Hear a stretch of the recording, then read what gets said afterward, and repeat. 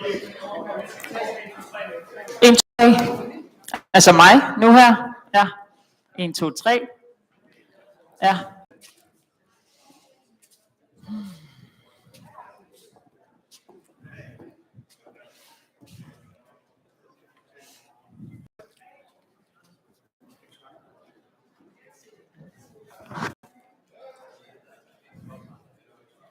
Alay.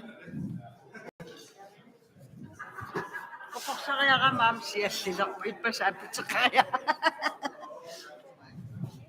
Para kapilin ka nitong. Ako yan.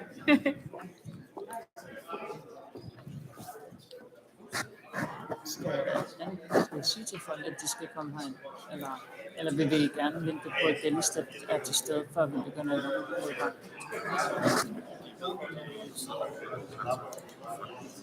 Okay.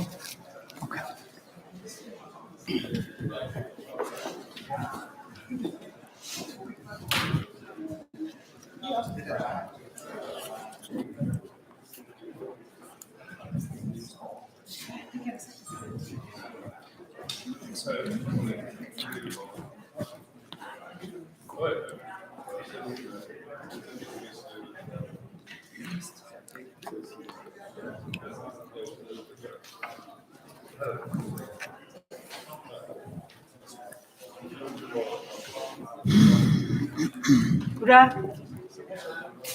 No, pizza kan sila milpi. Okay. What? No, kan ipesok si.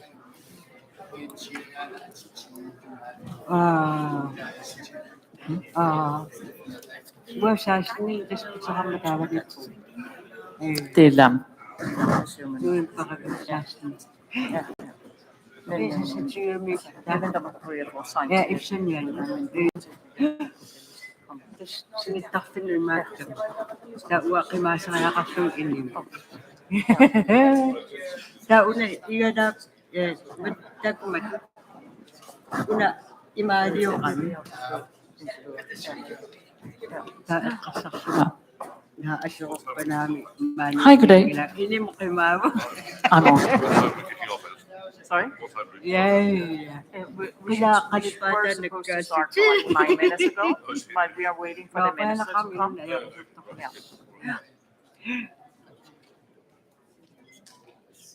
Okay.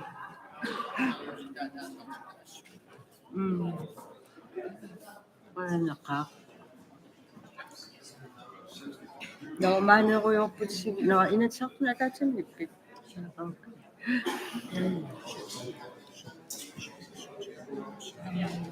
No. That's Mission.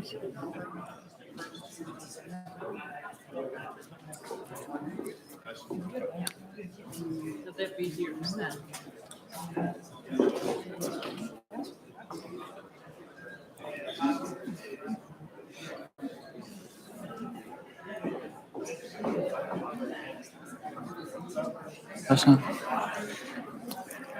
Una mikrofon i rörelse.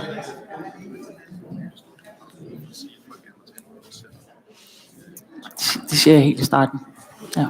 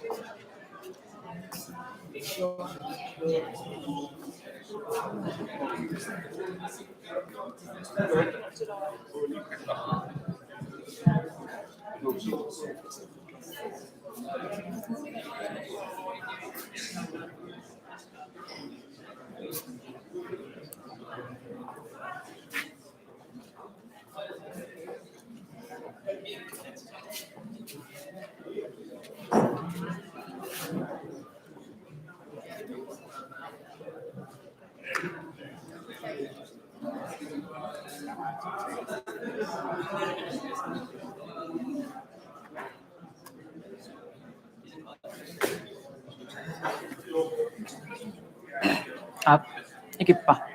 Ne pikittuaako se on idamassakin?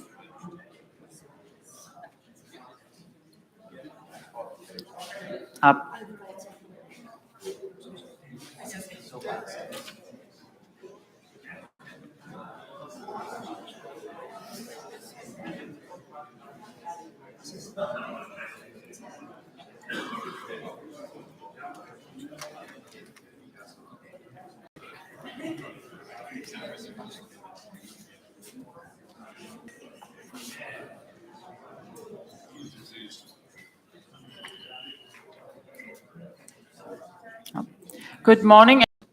Welcome to the Green Future of Maritime Operations Conference, arranged by the Government of Greenland, the Ministry of Agriculture, Self-Sufficiency, Energy and Environment, and the Nordic Energy Research.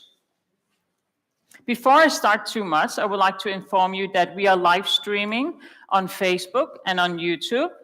If there's anyone here who doesn't want to be shown on social media, you can choose to sit over here by the interpreters. Then we will not be showing you too much on screen. We will also be filming. There's another film crew as well, filming during the whole conference, because they're going to edit a short video of the whole conference. But their main focus will be on the speakers and the presenters during the conference. So, but if you wish not to go on the social media, please let Merete know. Where is Merete? Oh, I can't see her right now. Yeah, but either you go to me or to Merete and tell me that you don't wish to go on social media. Then we will make sure, Merete, she's standing there, over there, so let her know if you don't want to go on social media. Wonderful. And I would like to inform you that there's interpretation during the whole conference from English to Greenlandic and from Greenlandic to English. And yeah, and I know the first speaker will be held in Greenlandic. So it would be nice that you go and get the headsets over here before the first speaker. I hope you guys have enjoyed your... Okay, I'm just going to wait a little bit.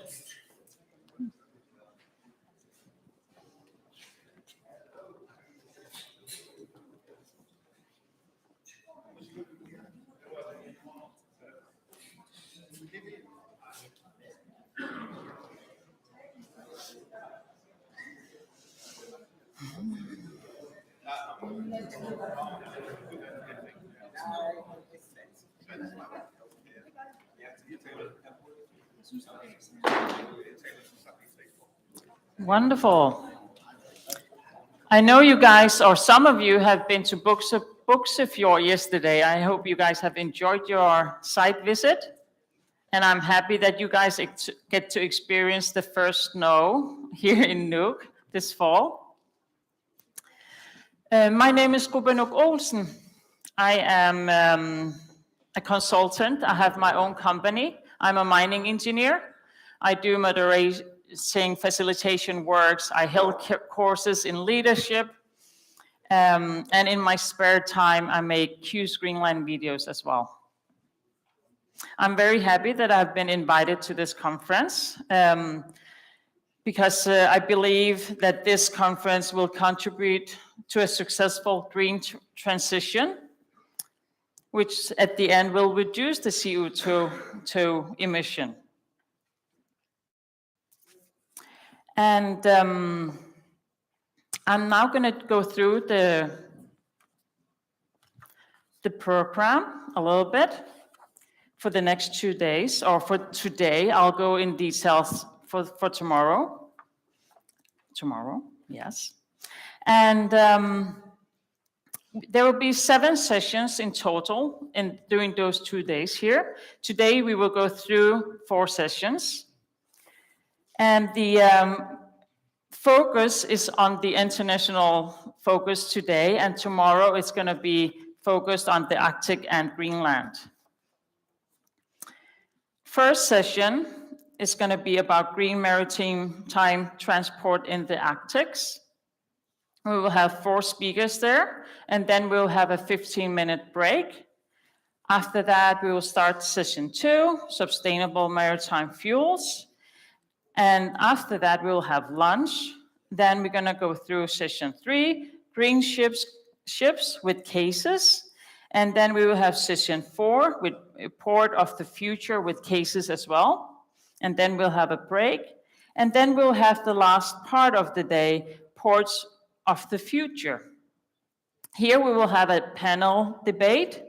And at the end,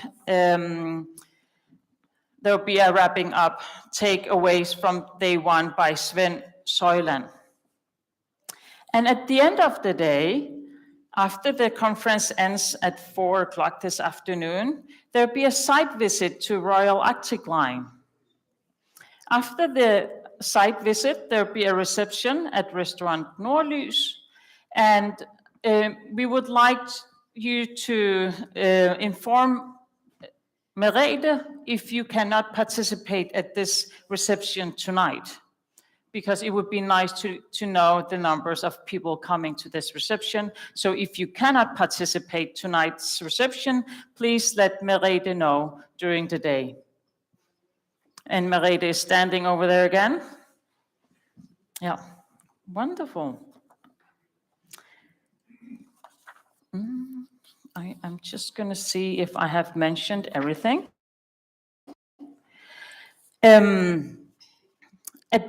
After lunch, there will be a list of participants. Right now, we have been gone through the list who has arrived and who hasn't arrived and so on. So there will be a list available for you of the participants physically here. And all the presentations will be available online on Nordic Energy Research webpage. So when the presentations have been shown on PowerPoint and so on, they'll be online available for you. Wonderful.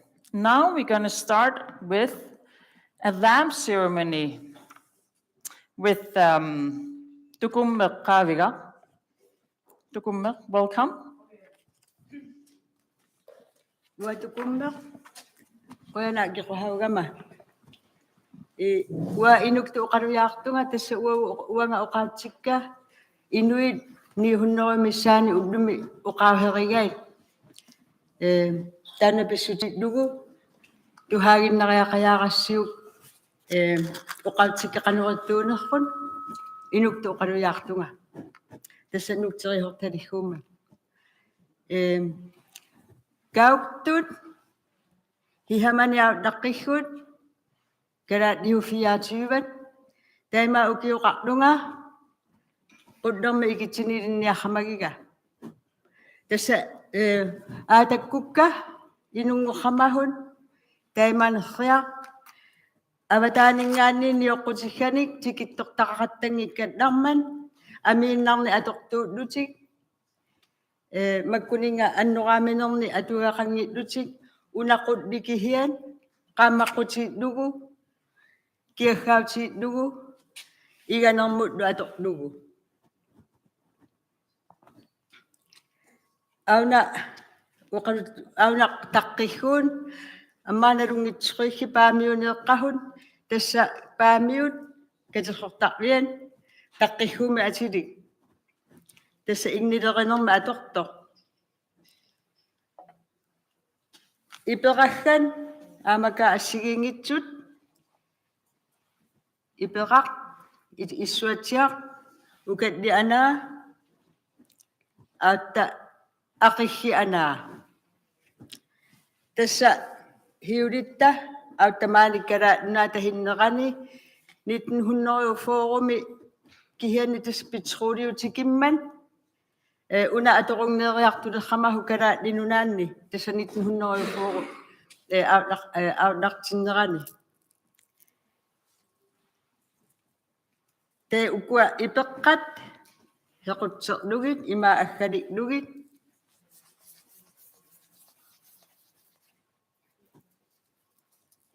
Akadik kadak lugit, ima ikakatakay.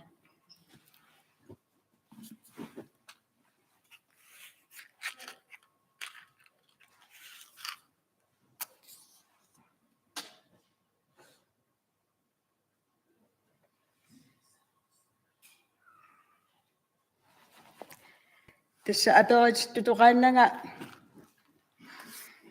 kano innidiyo katakamaha amma ikakitsyak lugihen ni.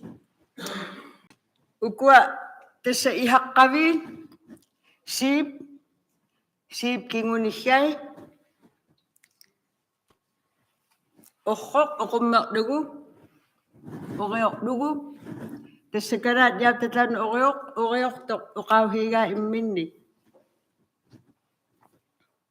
Ang mak, ingnot, uyakak.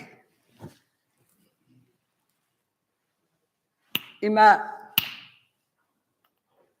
diok dugu inna dekpat, teya amakwa ikuat dekpat, hupok dugu,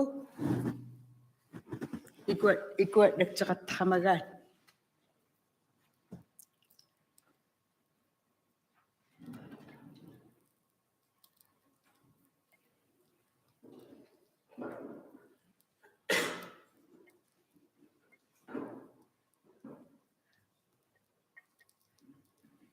Tasa ipera kanu takisi temagani au takut na kanu angisi temagani tahu na inu imini au yang katara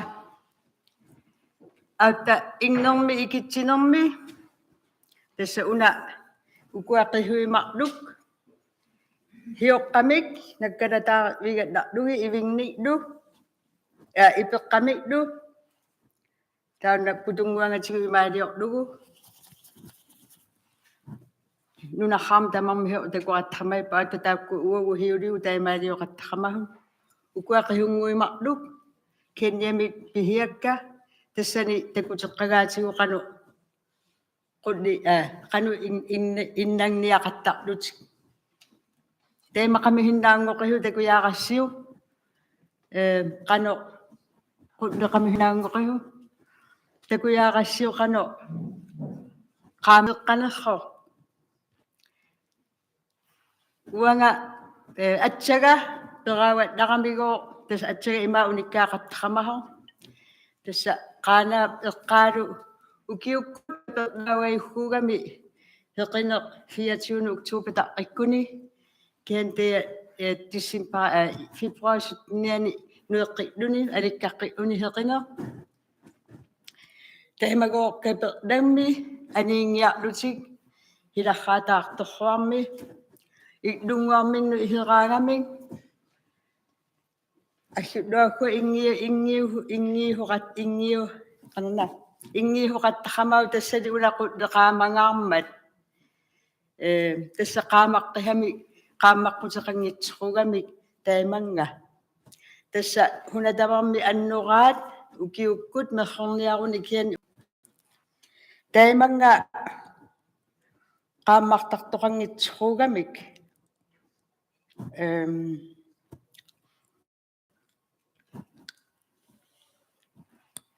Yo dito sa nga ko kamaktakto akatad po una nga doon ni tamate ko hinango lugo kientes tema nga kamaktakto ang itsko kami aw na kamaktakto diya katamagaun akihu ikit lugo Naawinana meqqutihuga ai kataqaneriga tassa auna qaammartartoq iluan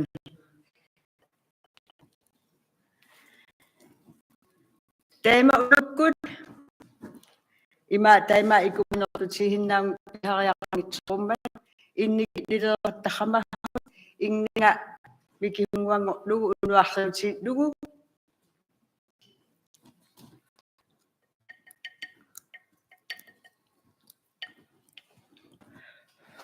Upuqalaaqaanne qamiangitsuqummat ikummarisiarpeqinayammat tassa auna unnuarriut taima iteruni autta taima ipeqaleqqiqlugu ikeqqiqlugu tassa inna autta taqwaarineqaqattaqamaho taima manermik umingeqqihamik kinnermut taannamihullugu ikitlugu ikumatinguhaarlugu aamaortinguhaarlugu nakarneqaqartaqamaho taqwaariqlugu inner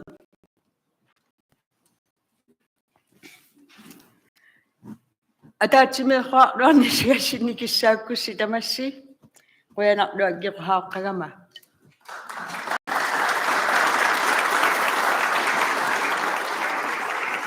Tukumma. Buena kudo. Naadakkasusqarfimmingaanit aamalu Nordic research. Nordic Energy Research mingaanilu bissat. App. Ikin idissavara.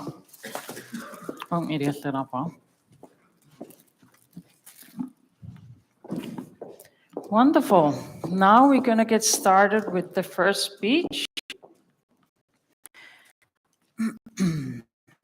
Thank you so much again to the Gumba. It's so beautiful and nice to see the lamp being turned on. And I haven't learned it myself yet, but I'll soon learn it in few weeks, actually. Yes, our first speaker is our Nalakka Suisok, Kelistetlun, Minister at the Minister for Agriculture, Self-Sufficiency, Energy and Environment. Kelistet is a member of the National Party Inuit Ataqatigiit, and he initiated his political career in 1979. Besides being appointed as a helicopter pilot, and lately he has been working as a search and rescue pilot. And I have known Kelistet since I was this big, because he's a friend of my father's. Welcome, Kelistet.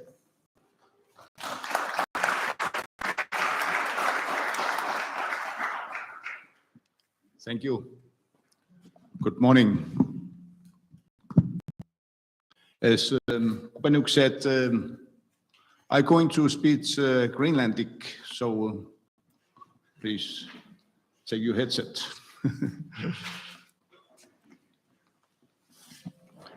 Ullaakkut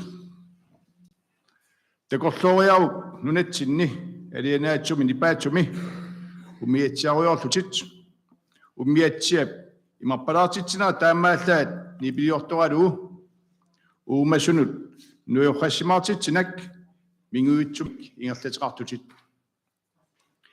teqorluoriaruq asimiillutit samani atinni umiatsiat angallatut nipiliornerannit tikisimaneqarnak pingortistamiisinnaалlutit аама teqorluoriaruq umiarsuoruissuit nunatsinni angallattut talisимасуллу силааннармик мигутситамик пеққиннангитсумик аниатитсигатик маанителернissaat кисалуан teqorluoriaruq икумматиссамик аваттааниит писиниартарнерпут унитсиллугу намминеерлута икумматиссамик мигуитсумик иммитсиннут пилерсилерсиннаагутта иммаккул ангалланнеқ тамаккиисумик мигутситсивиунгитсумик ингертитигутсигу нунатсиннут балуннаатеқависсумик илуақутаасуссамик умиатсиаққаниит умиарсуарнут мигутситсингитсумик ааллаавилиммик ингерлатеқалерсиннааппут ақуутеқалаат сарфалертут Umiatsiat umiarsuillu ikumatissamik mingutitsuungitsumik ingerlatillit уллумиккут инериартортиннеқартут сиунissami алулернерасигут нуаннаутигаа сиунissami мингуитсумик ааллаавеқартумик иммаккут ангалланнеру тунатсинни инериарторфиунissaaник сиуннерфеқарнерпут тусарлиуллугу маана исумасуоқатигиниссамут киллуақусиннаагасси манна исумасуоқатигинеқ the green future of maritime operation nimik таагуутеқартитарпут наалаккерсуисут Nordic energiforskning ама kommuneqarfsammersoq suleqatigillutik петерсаавиугараат наалаккерсуисуни сиуниусимаорпут нунатсинни иммак ангалланнеруп сутиу таматигут мингутситсингитсумик ааллавеқартумик инериарторфиунissaa сиуттооқатааффигалуу инериартитсеқатааффигиссагиппут нунатсиннумми аннертуумик сунниутеқарлуартумик нассатақартуссаамат аватангиситсиник мингутситсингинерусуқалиссаақ сиутуми нетитиллуни мингутситсинеқ балуннаатинамисиккартуалқалиссаппат таманна аатаа иммаккут ангалланнеру мингутситсингивиннерусумик титсеқарлуник пилерпат писиннаамат кисалуама нуссиссарсиутигинну нунатталу анигасақарнеран юамусиссаммат иммитсиннут пилассорсиннаанерулернissиннут аамалу инериарторнарму мингутситсингитсумик ааллаавеқартумик benefit from higher self-sufficiency. иммитсиннут пилассорнерулернissarput наалаккерсуисуни игаатеқарпут Self-sufficiency is highly Kumatissak prioritized by mingutsitsingiitsor national government. namminaarluta To be able to pilersitattaa produce our own sulittamanit fuel for our ships and small ingertataasuni vessels, kumataasunilu pilernissaa and ngisauissuangitsumi sulissatsingiitsor nunatta igulluarfiunerulernissaanut ааllaавиуллуартусса илagaat kumatissak miarsuuissuit imarpikkoortaati kumatissalu uammut ilassaalaumaa maarnissaa ilassaautitsin ilaao the production of green fuel for ocean-going ships can at the same time become an important export for Greenland in the future. The government has already initiated a process to ensure investments for some of our major hydroelectric potentials. This can lead to us becoming one of the world's biggest producers of power 2 times, which can also be used for green fuel for ships. For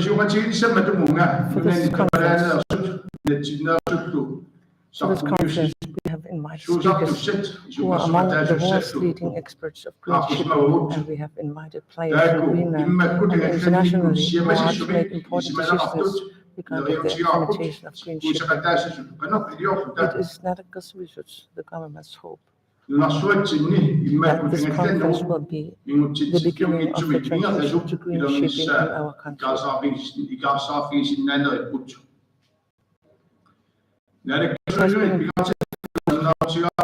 have international application in this, and I would like to thank those who have traveled far to be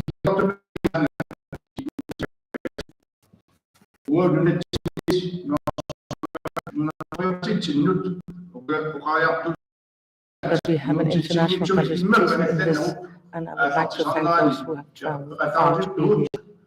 We would like to send a message to the rest of the world that Greenland contributes to the perfect framework to launch green shipping and where solutions can be tested on a large scale. What makes Greenland suitable to establish one of those so-called green corridors for green shipping is the combination of the possibility of affordable green electricity.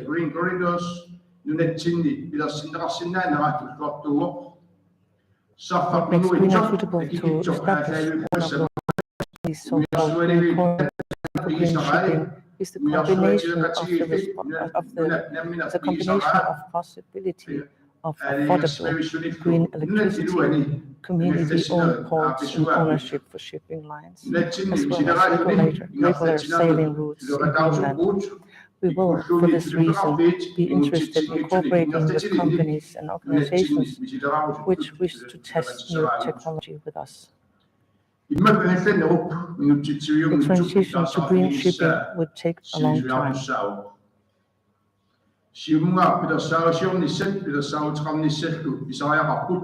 It will require long-term planning and major investments.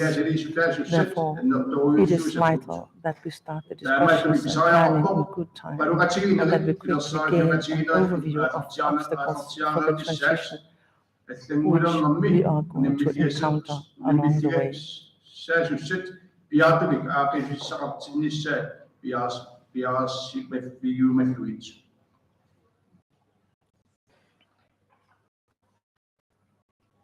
On the second day of this conference, we will especially focus on different types of vessels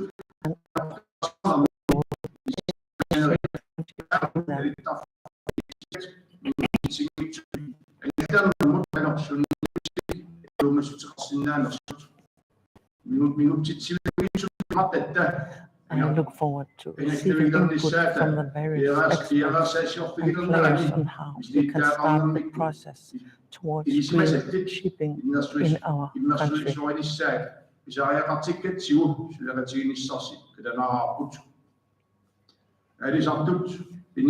A strong cooperation between the ship owners, fishermen, and municipalities and Nordic government is important in order for us to succeed phasing out fossil fuels from our small vessels and ships. We must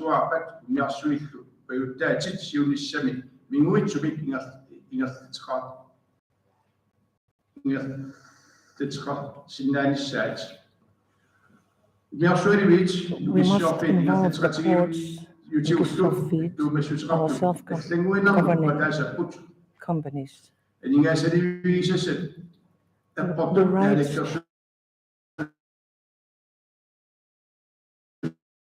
and trust in cooperation and a dialogue throughout Greenland.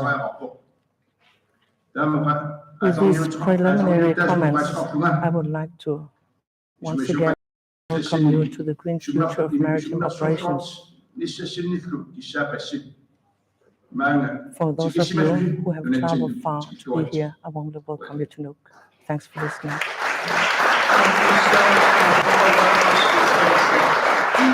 Thank you. Now we have another speaker.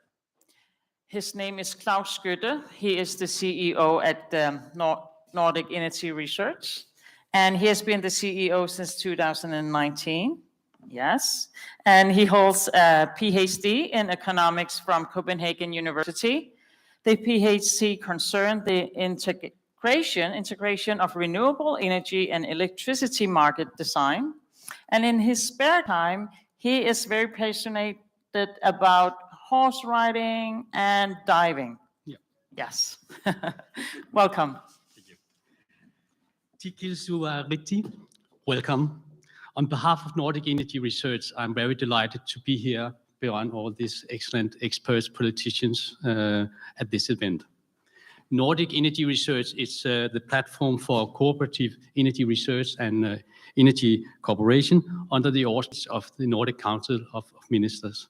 This is the main official Nordic cooperation, which involves Denmark, Finland, Iceland, Norway, Sweden, Faroe Islands, and Greenland. The Nordic countries have a vision of becoming the most sustainable and integrated region in the world. The Arctic area is a unique challenge and has opportunities in connection with this green transition. Since much of the Nordic territory, both on land and at sea, falls within the Arctic Circle, the Nordic region is strongly involved in issues that concern this unique and harsh, but also vulnerable area. So you may ask, can we as small countries lead the green transition? Yes, we can. The individual Nordic countries are relatively small. However, as a region, we cover the northern hemisphere from the west, the border of Canada, to the Russian border in the east. The Nordic region is the 11th largest economy in the world, making it comparable with Canada. And all Nordic countries are located by the sea, and together, my friends, we have the largest maritime fleet in the world. So therefore, it's obvious to look for Nordic solution for maritime operations.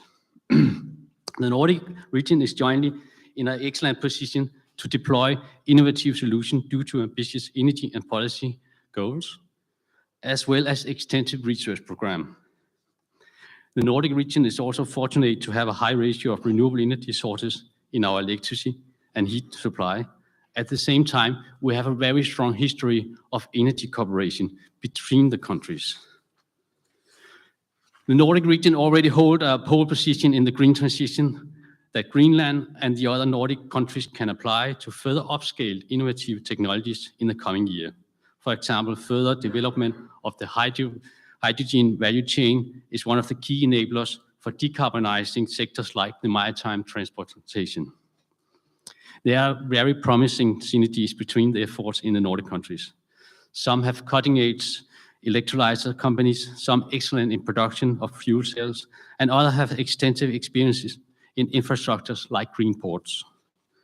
The Nordic governments already are working closely with private sector to boost the introduction and have also supported many innovative pilot and demonstration projects in the recent years.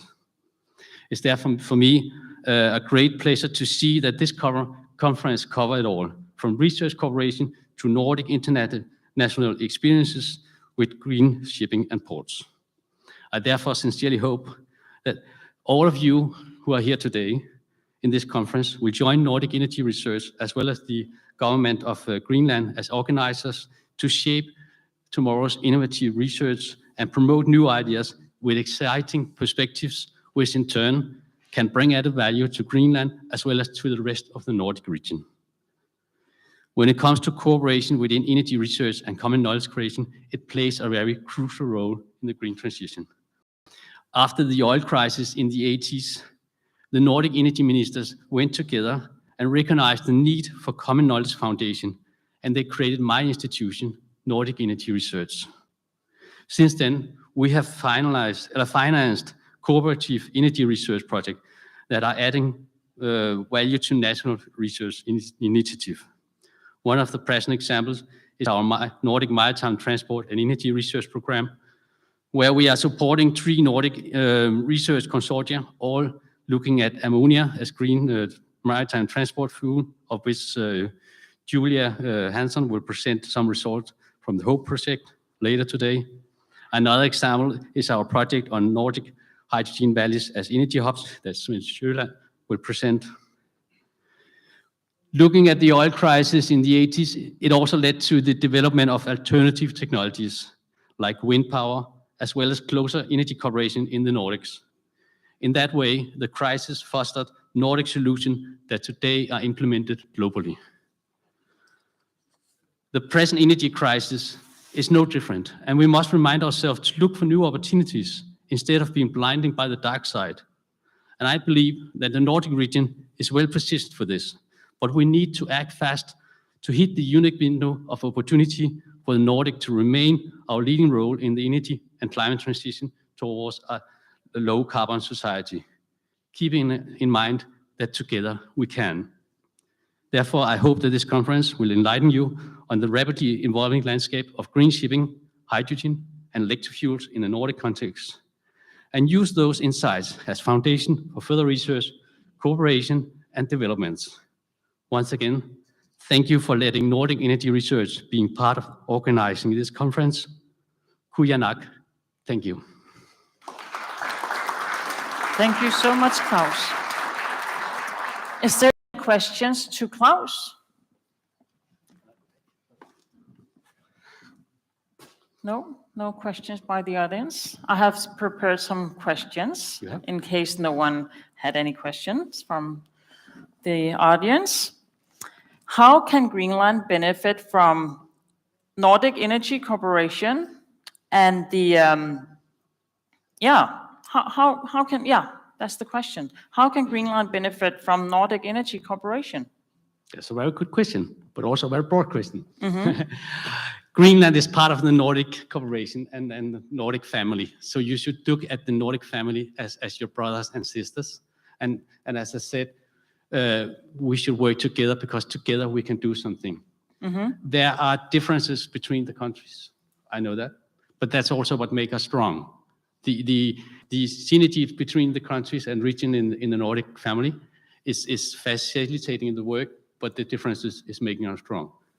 And when we come to such a large change that we have to do with green shipping or just from renewables to carbon-free society, none of the countries are too large to do it by itself, but together we can do it.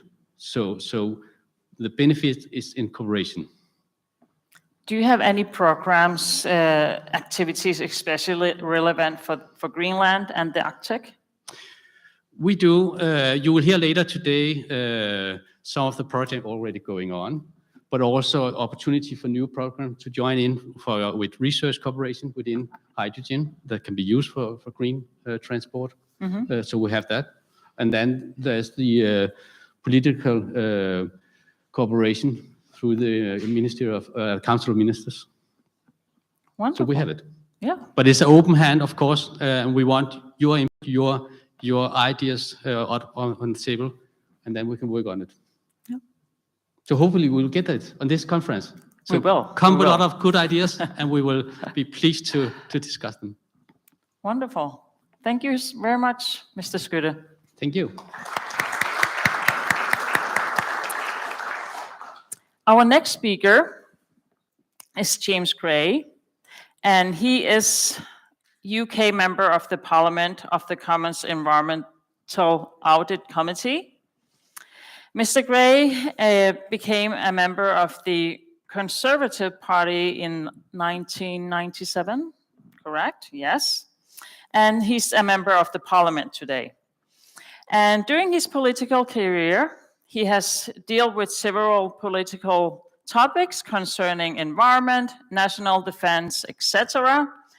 Before he became a member of the Parliament, he worked at the shipping company P&O as a shipbroker for the Baltic Exchange. And we only have James for a very, very short time, as I could understand, because you're leaving right after the session. Yes. Welcome, James. Well, thank you. Is this thing turned on? It is turned on. Good. Well, Madam Chairman, ladies and gentlemen, can I first of all just say thank you very, very much for having me. It's a great honor to be here. It represents, I think, determination by the United Kingdom to develop as strong a relationship as we can with Greenland. And I bring you warm good wishes both from the Speaker of the House of Commons and from the British Parliament, the British government, who are pleased that we're here and pleased that we're talking to Greenland and pleased that we're here on a visit. I have with me 9 parliamentarians from both the House of Commons and the House of Lords who joined us at the back of the room. We've been on a trip from the all-party parliamentary group for the polar regions to Greenland for 2 weeks. We were all over the place and seen a great deal of life in Greenland. And we're determined to continue that interest in Greenland when we go back to Parliament. So I hope that many of you, if you're in London at some stage, will come and see us and will talk to us about what's happening in Greenland. I'm particularly delighted to be joined by Anna Morin, who joins me on the Environmental Audit Committee of Parliament, which is the committee which examines environmental matters. So this conference is extremely timely because on our committee, we're currently considering the whole question of green shipping and how we can move towards a CO2-free shipping world. And our report will be concluded later this month and will be published during the month of October, November. And therefore, your deliberations here are extremely timely. And if you'll let me have copies of whatever the conclusions might be, we'll certainly try and make sure that those conclusions are included in our report later this month. So it's a very good time indeed, and good that we're able to be here. And thank you so much for it. And thank you particularly to the Minister and to Klaus for your commitments to green shipping. It's really great to hear that commitment from people here in Greenland, which we can take back and put in our report when we return home. From a personal reason, I'm also delighted to be here because in my own constituency of North Wiltshire, we have a town called Malmesbury, and the people of Malmesbury, from the Moravian church in Malmesbury, were the first people to be here in Nuuk. They came here in 1730, and the church, I think, which they built, is still down on the waterfront. I think I'm right in saying, I'll be correct if I'm wrong. But the Moravian church is still here in Nuuk, so I'm absolutely delighted for that reason to have that personal connection with Nuuk. Now, during our travels in the last couple of weeks, apart from anything else, we've seen the urgent necessity of doing something about climate change. We've talked to hunters who said that the ice used to come in September, now it comes at Christmas time. We've seen the glaciers retreating. We've seen the ice shelf moving more fast than it has been for a very long time. We are more than convinced of the need to do something about climate change. And to those people, I meet them sometimes at home who say, oh, I don't believe in all that. I just say, well, I have seen it. Climate change is for real. It really is happening. We can see it every day here in Greenland, and we've got to do something about it. And doing something about the shipping industry is an important part of that. You will, I think, know that shipping, aviation and shipping are the two biggest contributors that we can do something about. UK aviation is responsible for 7% of our CO2 emissions. Shipping is responsible for 3%. Now, aviation we might be able to do something about. The secure aviation fuel, SAF, is something you can do quite easily. You can bring in new aviation fuel, you can deal with aviation to some degree, you can change the way that planes fly, you can change the distances, and you can change all kinds of things, and you can affect aviation. Shipping is much harder, not least because at the moment the worldwide fleet is heavily reliant on fossil fuels, but also because it's a free and independent market. If you're a ship owner in Liberia or in Greece or in New York or in Tokyo, you have to be able to do the same thing as the best of us. In other words, it's no good us doing it if they don't. If we land up with a small part of a competitive market doing the best thing for the environment, but the others not doing it, it's entirely pointless. So the shipping industry as a whole has to come together and to agree that we must find a way of reducing CO2 emissions from shipping. We realize, of course, that's extremely difficult. And there's a huge capital cost involved in doing it. The cost of either converting existing ships or building new ships is vast. And as I'll come on to in a moment, the cost of changing shore operations equally is extremely high. But we need unanimously to agree about what it is that we're going to do. Now, it was a year ago just now that the UK government adopted absolute zero shipping. That's a commitment that we're going to go to quotes, an absolute zero target for international shipping emissions by 2050. That target has to be agreed by the International Maritime Organization, the IMO. And of course, that's going to be quite difficult because quite a lot of members of the IMO don't want to agree to it. But the IMO are working very hard towards that zero commitment. The problem is that the demand for shipping is increasing over the next 50 years. And the IMO are predicting that CO2 emissions from global shipping will increase by 50% and could amount to 10% of global emissions by 2050 if something isn't done about it. A recent Manchester University report concluded that if we are to achieve net zero by 2050, the shipping industry needs to be 1/3 of the way by 2030. And right now, there's no prospect whatsoever of that occurring. Our current predictions are that by 2030, we'll be in the same position as we are today. We won't move forward at all by 2030, but I remind you that Manchester University said we have to have achieved it by 1/3 of the way to 2030. Right now, that target is looking pretty difficult. So we're in a pretty difficult position, and that's why the British government, amongst others, have been doing quite a significant amount to try and address it, at least with regard to the British fleet, and I think hope to lead by example with the fleet in the rest of the world. So we came up with 10 things that we're going to do, and I hope that some of these 10 things may be of some interest. I'll just touch on 2 or 3 of them. First, we have to improve fleet efficiency. Slow steaming. We don't all have to go at 14 knots. Slow steaming. Ship hull design. The hull design in some places is really quite bad. We must improve ship hull design. The UK have some of the best maritime engineers in the world. I hope that we will be able to improve hull design. Energy efficiency. We must do more with energy efficiency with regard to our ships. We must have on-board renewable energy. The ships are steaming along with tons of wind. Let's get some wind on board the ships. Let's get some solar power on board the ships. So that's the first thing, is improving fleet efficiency, and quite a lot, I think, that can be done without too much cost.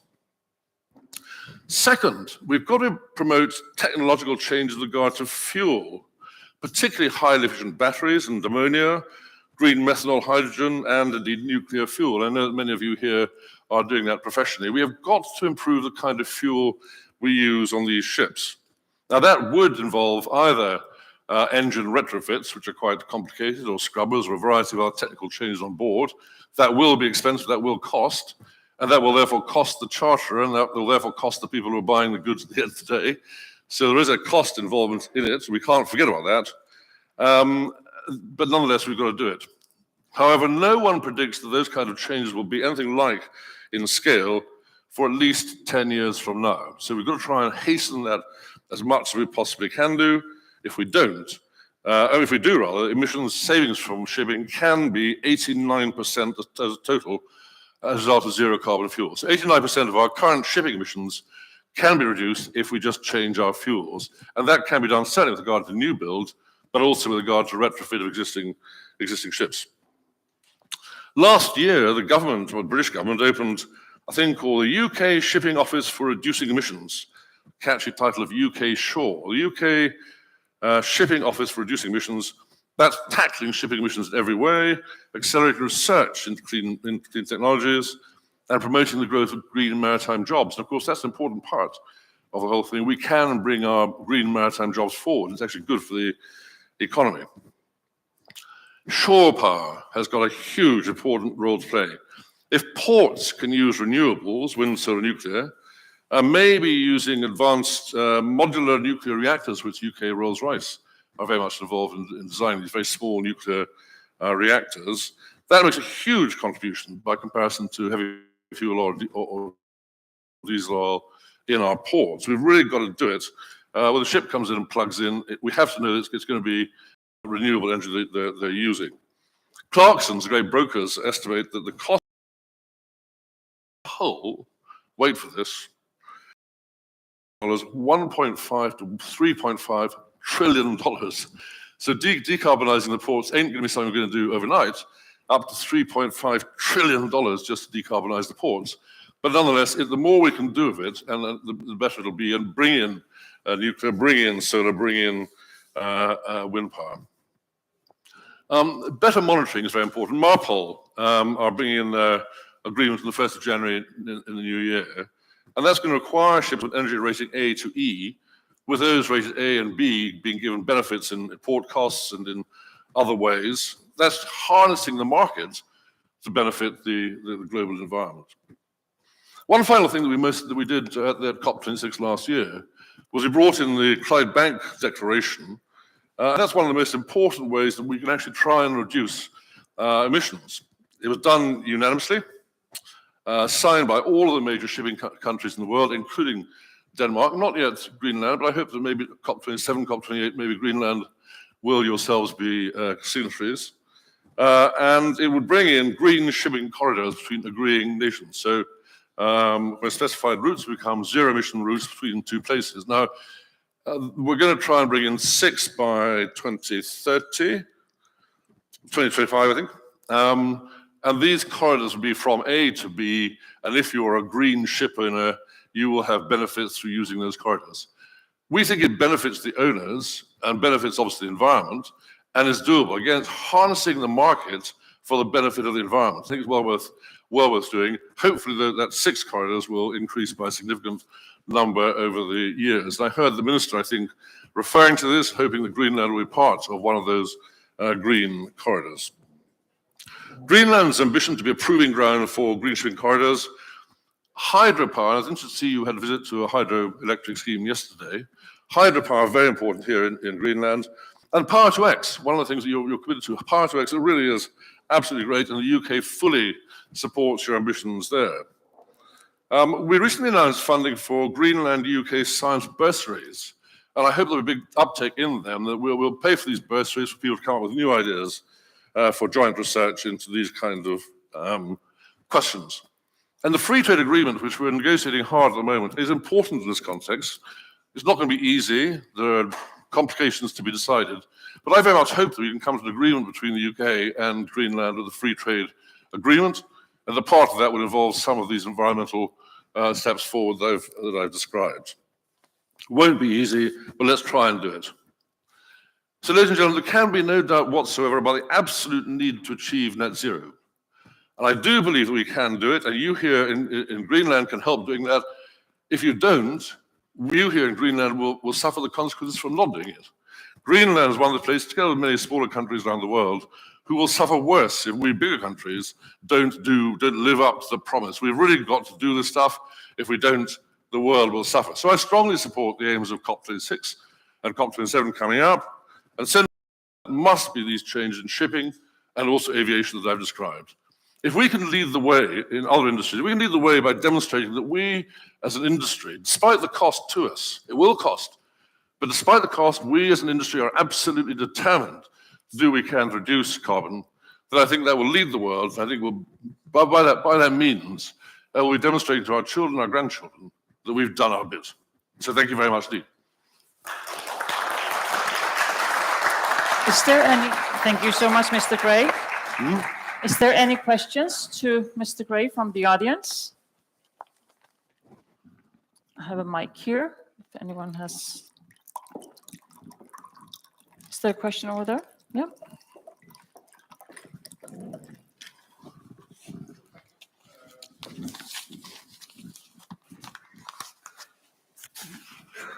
Oh.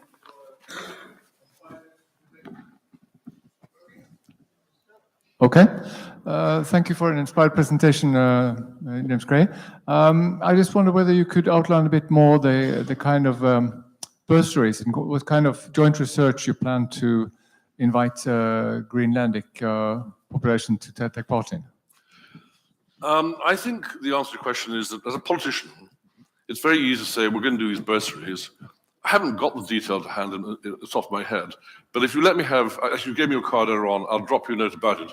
I think from memory, I think it's 8 bursaries for scientific students to look into some of these initiatives. But the precise details, I must admit, elude me offhand, but they're easily found out.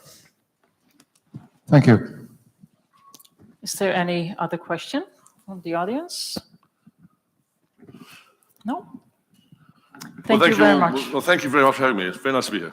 It's nice having you. Oh, I do apologize to everybody. We're catching the 11 o'clock plane, so I hope you don't mind. We're going to shoot off and disappear. I hope that's not rude. But if you do have some documentation at the end of the conference, it'd be very nice if you wouldn't mind sending it to us. Yes, we'll do so. That's great. Yeah. Thank you very much. Thank you. Yeah. Wonderful. And our next speaker, before we have a break, is Jakob Haugaard.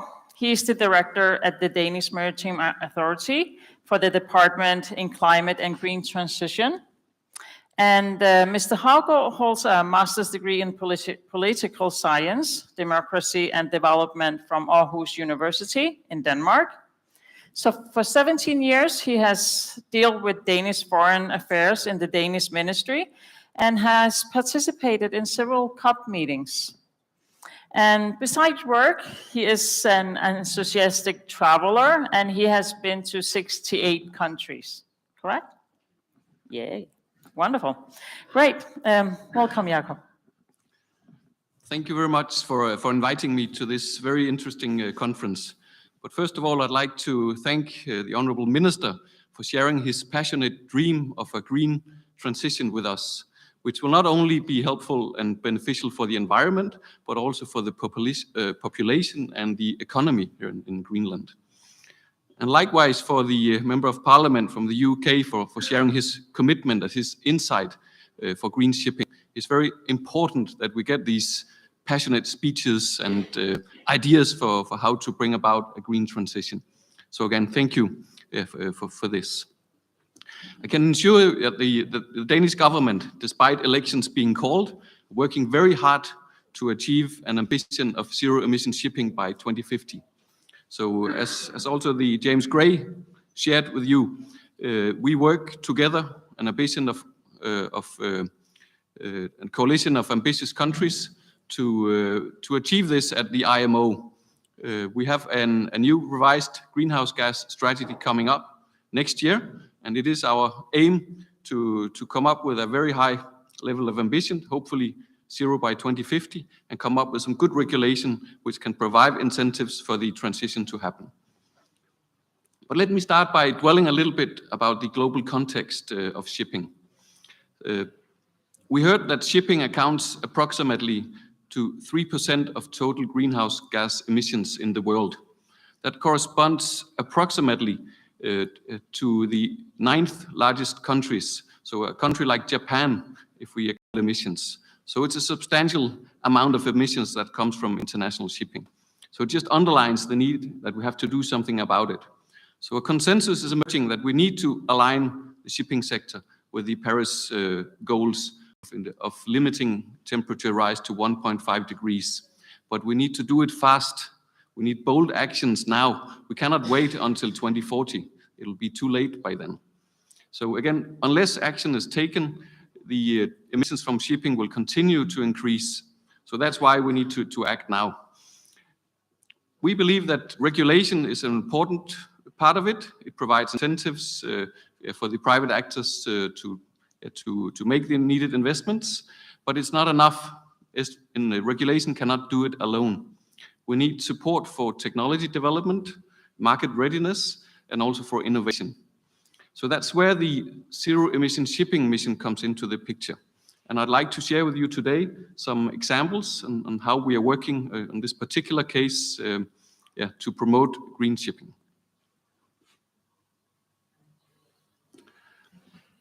So the zero-emission shipping mission is a private-public partnership. It's of a group of ambitious countries and ambitious private sector actors. We share an ambition of green shipping, that we by 2030 have zero-emission vessels as a choice for ship owners. So that's the overall aim of the coalition. Currently, we have 14 members. We recently had Australia and the European Commission to join the initiative, and we are open to work with more or less any actors and countries. So that's the basis. We have members from 4 continents, and we have a core group. Denmark is leading the core group together with Norway, the US, the Maersk Mc-Kinney Møller Center for Zero Carbon, and the GORM. But other countries are members as well, and they perform different tasks. UK is member as well, and we have a good collaboration on green corridors and Clydebank Declaration. Well, as I said, the overall ambition and goal by the mission is to make sure that zero-emission shipping are the natural choice in 2030. But that's also a big ambition. So how do we operationalize it? How do we turn ambitions into action? That's the big question. Before mentioning some of our specific goals, I would like to mention that we believe that 3 elements are key to achieve this success by 2030. First of all, we need shared ambitions and political will to change the course. And that's more easier said than done, because one thing is to come up with high ambitions and commitments at COPs, etc., and conferences like this, but another thing is to turn them into action. But I mean, it's a requirement. The second element is that we need to change the way we work together. For centuries, or at least decades, linkages between the energy sector, the shipping sector, the governments, etc. And private sector has also worked more or less in silos. At least the companies that compete with each other do not share technologies and developments. So this has to change. We cannot afford simply working in silos anymore. So we need to share the experiences, share our lessons learned, and work together on promoting innovation and technology development. And that's the essence of the zero-emission shipping mission. So these were some of the important steps. Thirdly, we need to demonstrate that zero-emission shipping is viable, because if you cannot see it, it doesn't exist. So that's why we in the shipping mission aim at coming up with different pilot projects, demonstration projects that can be replicated at scale. So again, that's the essence. We need to show that, yes, it is possible. So these are the 3 kind of drivers of change that we're working with in the zero-emission shipping missions. So again, the valid question would be how do you turn it into action then? What do you do specifically? And we work across the entire value chain. We work on ships designs, we work with alternative fuels, and we work on infrastructure, bunkering infrastructure. And we need to make sure that we have innovation across the entire value chain. That's important. And we cannot work in silos. So that's the idea. We have some specific targets under these three pillars, so to say. The first one on ships is that we want to make sure that by 2030 we have at least 200 ships, ocean-going ships, that can use alternative fuels. And they primarily use these alternative fuels because it's pretty easy to buy an engine, a dual fuel engine, but another thing is to primarily use these fuels. And they will be expensive, more than 100 to 200% more expensive than the current fuels we have today. Secondly, our aim is to make sure that by 2030, at least 5% of the fuel used in ocean-going shipping is used by alternative fuels. And we believe that by having this amount, we'll reach a tipping point. We know 5% doesn't sound of much, but studies have shown that if we reach that goal, we could very well have a tipping point and inspire others. Lastly, we have an aim of having 10 ports at 4 different continents ready to have zero-emission fuels available for shipping. So again, we need to make sure it happens. We need heavy investments in ports, which will be important to facilitate the new green corridors. So these are the overall aims we have in the shipping mission. Well,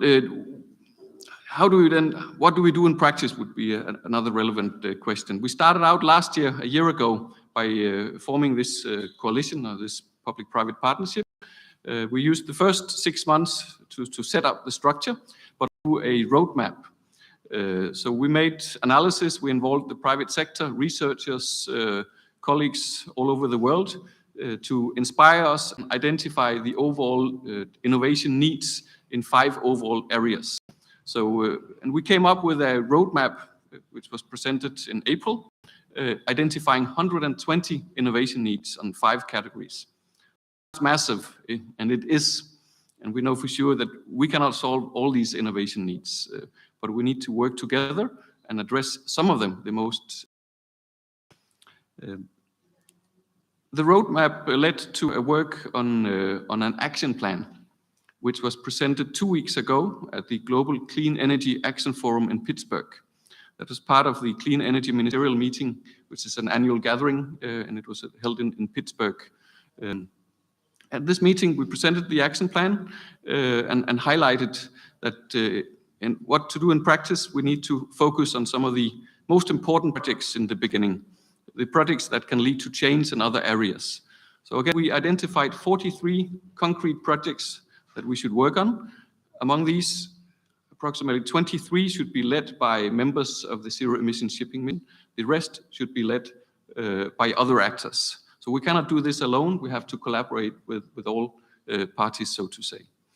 So the task now is to get started with some of these concrete pilot projects and demonstration projects to inspire others. It will take time, we know for sure, so we shouldn't be too optimistic that we can make a few years. So it will take at least 10 years to get started. But again, by 2030, we should have some tangible results. That's our idea. 2 weeks ago, we also presented our first program, which is called For Future Ports.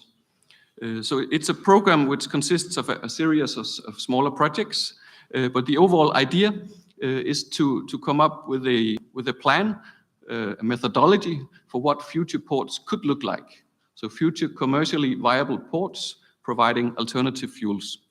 Because right now we have an idea of green corridors, but we don't know what is required to get there. So again, we will come up with a blueprint, a toolbox, studies and mappings that can inspire decision makers, be it politicians, investors, researchers, and others, to follow a plan to make sure that we have the right infrastructure in place, we have the right decisions, we have the right resources to have ports ready for green corridors in the near future. We will present the first concrete mapping project together with our partners, and we're very excited to get started with this work because we need to get some traction. So again, by sharing these experiences, it's our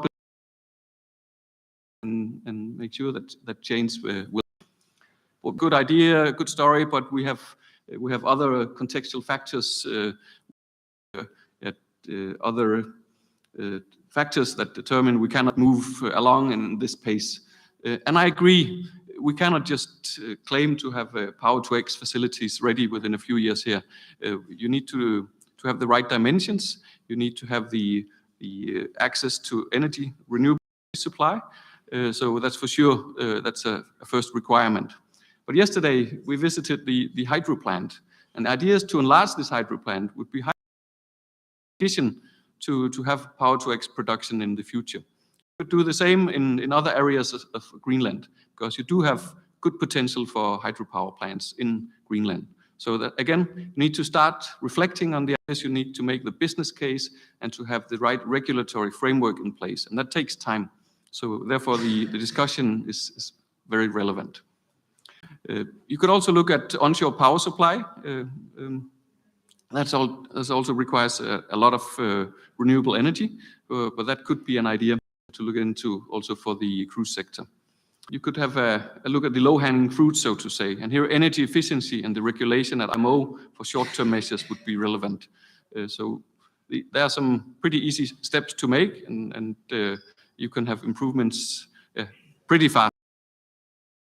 Measures adopted by.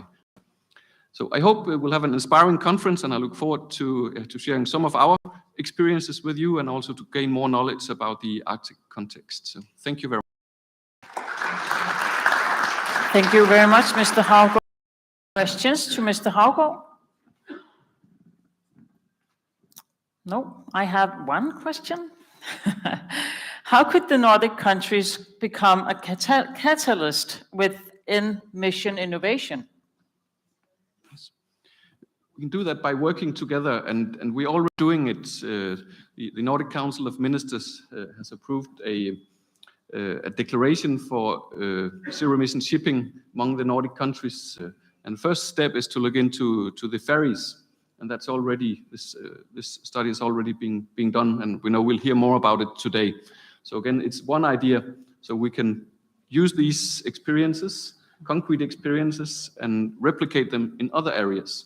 So again, by being first movers, by being innovative and finding solutions, we can share them with the rest of the world through mission innovation. Wonderful. Thank you very much. Thank you. Yeah. Now we're going to have a 15 minutes break. We will start again 10:15. Thank you.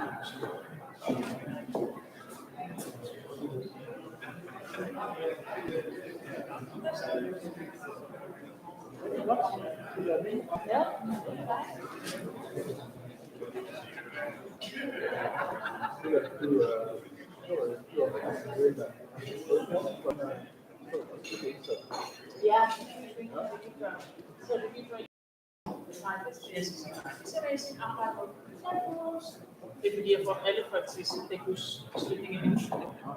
Så alle, man skal halvdelen af folk der, de ved, hvad det er, skal. Hvad siger du? Ja, det er bare så sjovt, at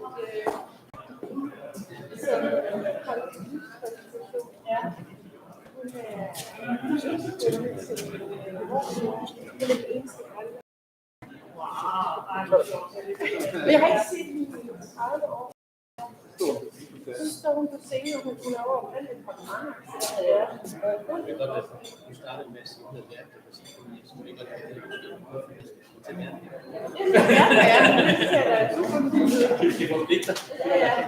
Men du har faktisk det meste Grønland. Så det var bare meget sjovt. Jeg tænkte, ja, præcis. Jeg tænkte bare, at hun også kunne være lidt om tilfældigt. Så det var bare sjovt. Så jeg blev nødt til, jeg siger jo ikke med, at vi skal have tale, men jeg blev nødt til at sige hej til hende. Så det var...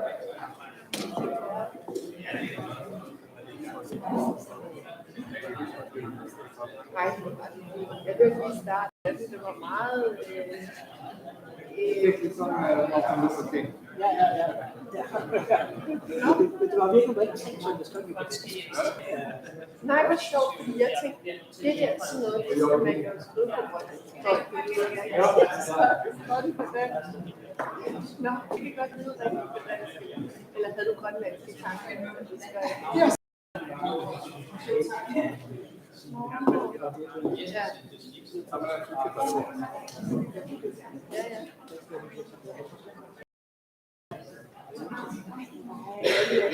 Jeg kan kun lige høre starten. Det er hvad du kan kopiere. Jeg vil også gøre det lidt nemmere for mig at læse.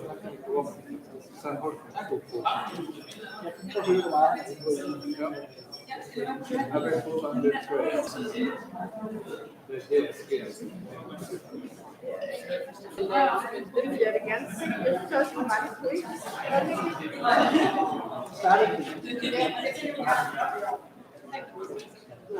Delia, jeg Virker nu? Ja, fint.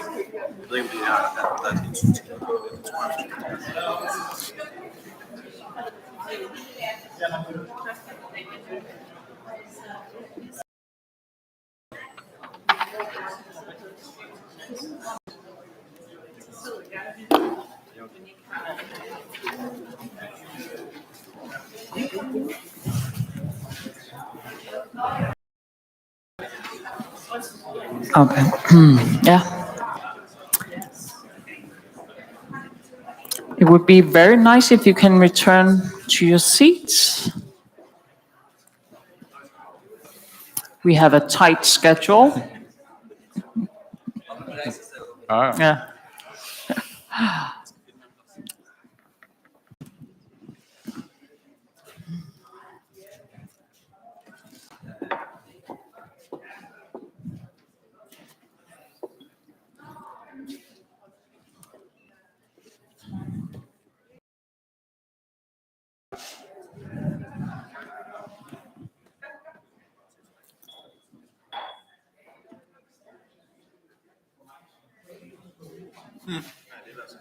Jeg trykker på prøve at få sammen. We'll start up again. Can people find their seats, please? Yeah. We are now starting up session 2 about sustainable maritime fuels. And our first speaker in this section is Sven Søyland from Norway. He's a senior advisor at Nordic Energy Research, and he's one of the reasons why we have this very nice schedule. I've been collaborating with him the last couple of weeks to get ready for this conference. And Mr. Søyland is in charge of the transport research program at Nordic Energy Research. He holds a master's degree of philosophy in criminology. He has worked at Hong Kong University as well at United Nations. Today he lives in Oslo with his wife, children, and their dog. And I'm actually curious what kind of dog you have. Welcome, Sven. Thank you. So, what kind of dog? It's a mixed breed. It will fit in anywhere in the world. It looks like a street dog. Anyway, thank you for this opportunity to address you. And I am really excited to be at Greenland. I had the opportunity to visit the power plant yesterday and go through the fjords. And my only regret is that I didn't arrive ahead of time as my boss did. So with that, I will start my presentation. So Nordic Energy Research, it was briefly mentioned what we do. This is a picture showing the various types of transport research programs we have been undertaking over the years. We spent many years working on electric vehicles until we believe that that's a mature market. We don't need that much research anymore. And for the last 6 years, we've been working on sustainable aviation, first with sustainable aviation fuels, drop-in fuels that is, and lately also with electric aviation. And finally, for the last 2 or 3 years, we have been going into maritime transport. Yes, so this is a bit of a repeat from Klaus's presentation. So under the auspices of Nordic Council of Ministers in Copenhagen, but based in Oslo, and we fund research and development, and we also contribute to policy making. So the policy landscape that the maritime transport is within is governed by the Paris Agreement, by EU for most of the Nordic countries, and also actually for Iceland, although we're not EU members. And as mentioned by James Gray, Clyde Bank Declaration are giving a sort of direction. And what happens at IMO, where they have to agree on international policy frameworks, mission innovation is mentioned for us. And we also have regulations that govern emissions in certain areas. And I'd like to highlight for you that in Norway, we have several fjords that have been named World Heritage Fjords. And they 26, in certain areas, the emissions have to be cut dramatically. So that calls for a transformation of the cruise liners to adapt for that. Just a fond memory from Glasgow, where I listened to Karlstad Lund presenting his vision for Greenland. Very inspiring. And I'm really happy to see that you are taking a lead, and Greenland as well. So, briefly about our programs, completed programs, electric vehicles, and we founded Nordic Electric Vehicles a few years back. It's now a conference with more than 1,000 participants. We have worked on aviation fuels, and we also have had one of our flagship programs called SHIFT. And Julia, who's with us today, was actually part of SHIFT, and she seemed to get money from us all the time. Don't understand why, but Nordic Maritime Transport and Energy Program. Julia had one of those programs, the HOPE program, later on today. We are halfway there. It's a very exciting program because it is a good mixture of theory and research, and they look really into the engine room on how to use hydrogen and ammonia. So it's not the lofty visions of it will all change and it will all be ready. It's actually looking into transforming existing or introducing fuel cell engines on ships. And finally, oops, black screens, there you go. Yeah, so this was the scope of the maritime program that we have running. We opened up we were fuel agnostic, so to speak. But it happens that all the applications came either in hydrogen or ammonia, which I think turned out very well. We had a workshop. We had a workshop in Malmö about a year ago, and no, less than a year. There was a lot of interesting interactions between the consortia. Yeah. So these are briefly the description of the projects. Kahema, which combines a combination of ammonium and hydrogen in conventional engines that are somewhat modified. And Aegir, using ammonia in fuel cells. And finally, HOPE, that look at how to use hydrogen fuel cells on RoPax ships. Collaboration with Stena Line, I believe. So this is a picture from the workshop. So we had 2 workshops, and we will have a final one in March next year, when the 2-year projects have been concluded. And finally, I'd just like to highlight a call that is out now, live, closing in not too distant future, end of October. It's hydrogen, Nordic hydrogen valleys as energy hubs. So why do we do this call?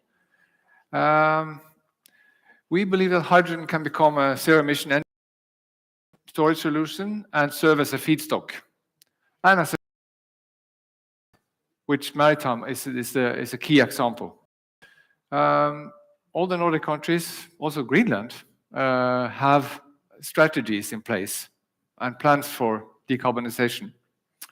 There are research programs going on, and there are industrial projects launched.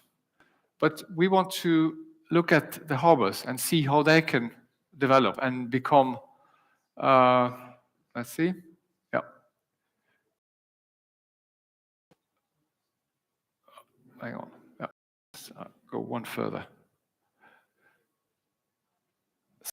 Basically, what we want to look is how we can use the renewable energy to produce, and then use that energy for converting into e-fuels, and then finally getting into the end users.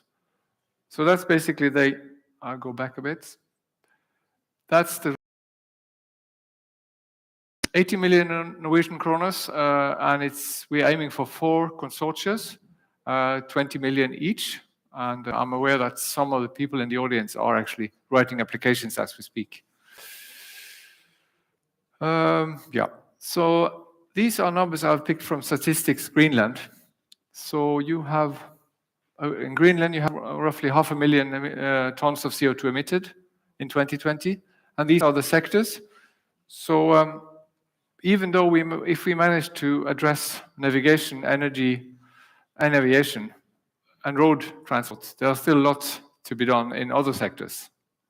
That's my takeaway from these numbers. So, why Greenland? Well, you have a mixed fleet. You have a ship docking here. You could easily become a hub for fuels. So the question, what we're going to look into today, and we have speakers addressing which of these types of ships will be most suitable to transform and transition into zero-emission fuels. And then also, how can Greenland become harbors that have shore power with less pollution and a much better air quality? So which ship types would you be able to handle? Small or large? That's something we should we hope to get to learn more about at this workshop. And please don't be shy. I have prepared, or you have prepared a question. Can you stand up when you speak, because so everyone can see? Yeah, thank you. Like, this area is very new to me, but I got interested in these 6 kind of opportunities that you are looking at, fuel-wise. Which ones are the most successful until now? Well, they draft different types of range and so on. So out of experience, I can tell you that in Norway we have about 70 ferries operating fully electric nowadays. But we also are, there's also experiments with hydrogen and ammonia. In my opinion, I think ammonia should be quite promising once we overcome some technical issues and safety issues, because it's such a common commodity. It's so commonly traded in large volumes, and we know how to handle it. And also, it's easier to make one place and move to another place, so to speak. So, in that case, I have a bet on ammonia. But then again, for shorter distances, you might use hydrogen directly. And for the existing fleet, you might settle for biofuels. Some of the smaller fleets, a conversion to fuel cells or new engine types is not likely to happen.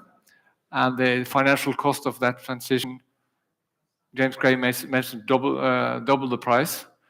I think that price will go down, but still it is a significant investment for, say, a Jolle-fisker, for instance.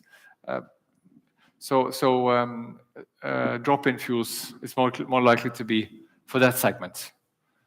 So it all depends on what type of ship you're looking, what kind of range they're going to have, and so on. Other questions? No? Wonderful. Thank you. Thank you very much, Sven.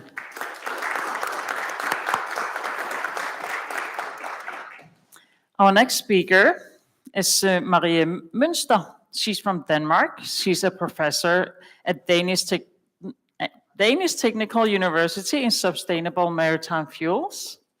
And Dr. Münster holds a PhD in Energy System Analysis of Waste-to-Energy Technologies and has since 2012 worked at DTU as both a senior researcher and as a professor. And in 2021, she won the Equality Prize for the Danish Engineering Association, IDA. And in her spare time, she likes hiking and diving. Welcome, Maria. Thank you very much. Thank you. A great honor to be here, and thanks for the invitation. I feel a little humbled by the many interesting speakers that has already been and will come after me, but I'll do my best. And I'll also, so I guess the common prejudice if we have a professor from a technical university is that we need some confusing slides, and I'll also give you that so that you don't feel disappointed. As mentioned, I'm a professor in energy system analysis at the University of Denmark. This is trying to solve on a daily basis. So the idea is that we will have more variable renewable energies coming in, more renewable energy in general, but the challenges we have a lot is with the variable renewables. And in order to ensure that we have flexibility enough, we need to look at flexible consumption, we need to look at storage, to look at how we can link these different sectors so that we utilize energy efficiently and have a good smart sector coupling. So this is what I'm working with. I do mathematical modeling of large-scale energy systems, and I'll show you some examples today. So first, the project I'll focus on results from was called Maritime, and it focused on developing roadmaps for a green transition in the global long-range maritime transport. We were several parts, and Maersk and OMT, DFDS, and Copenhagen Economics, and a private called Toben. So this is the homepage. Please go in. All reports and presentations and stuff are there. A lot of data if you want to know more. And scientific articles will come. and the slides will be given after, so you don't have to. So this is kind of how I see alternative fuels. We have the fossil fuels, and then we have a range of alternative fuels.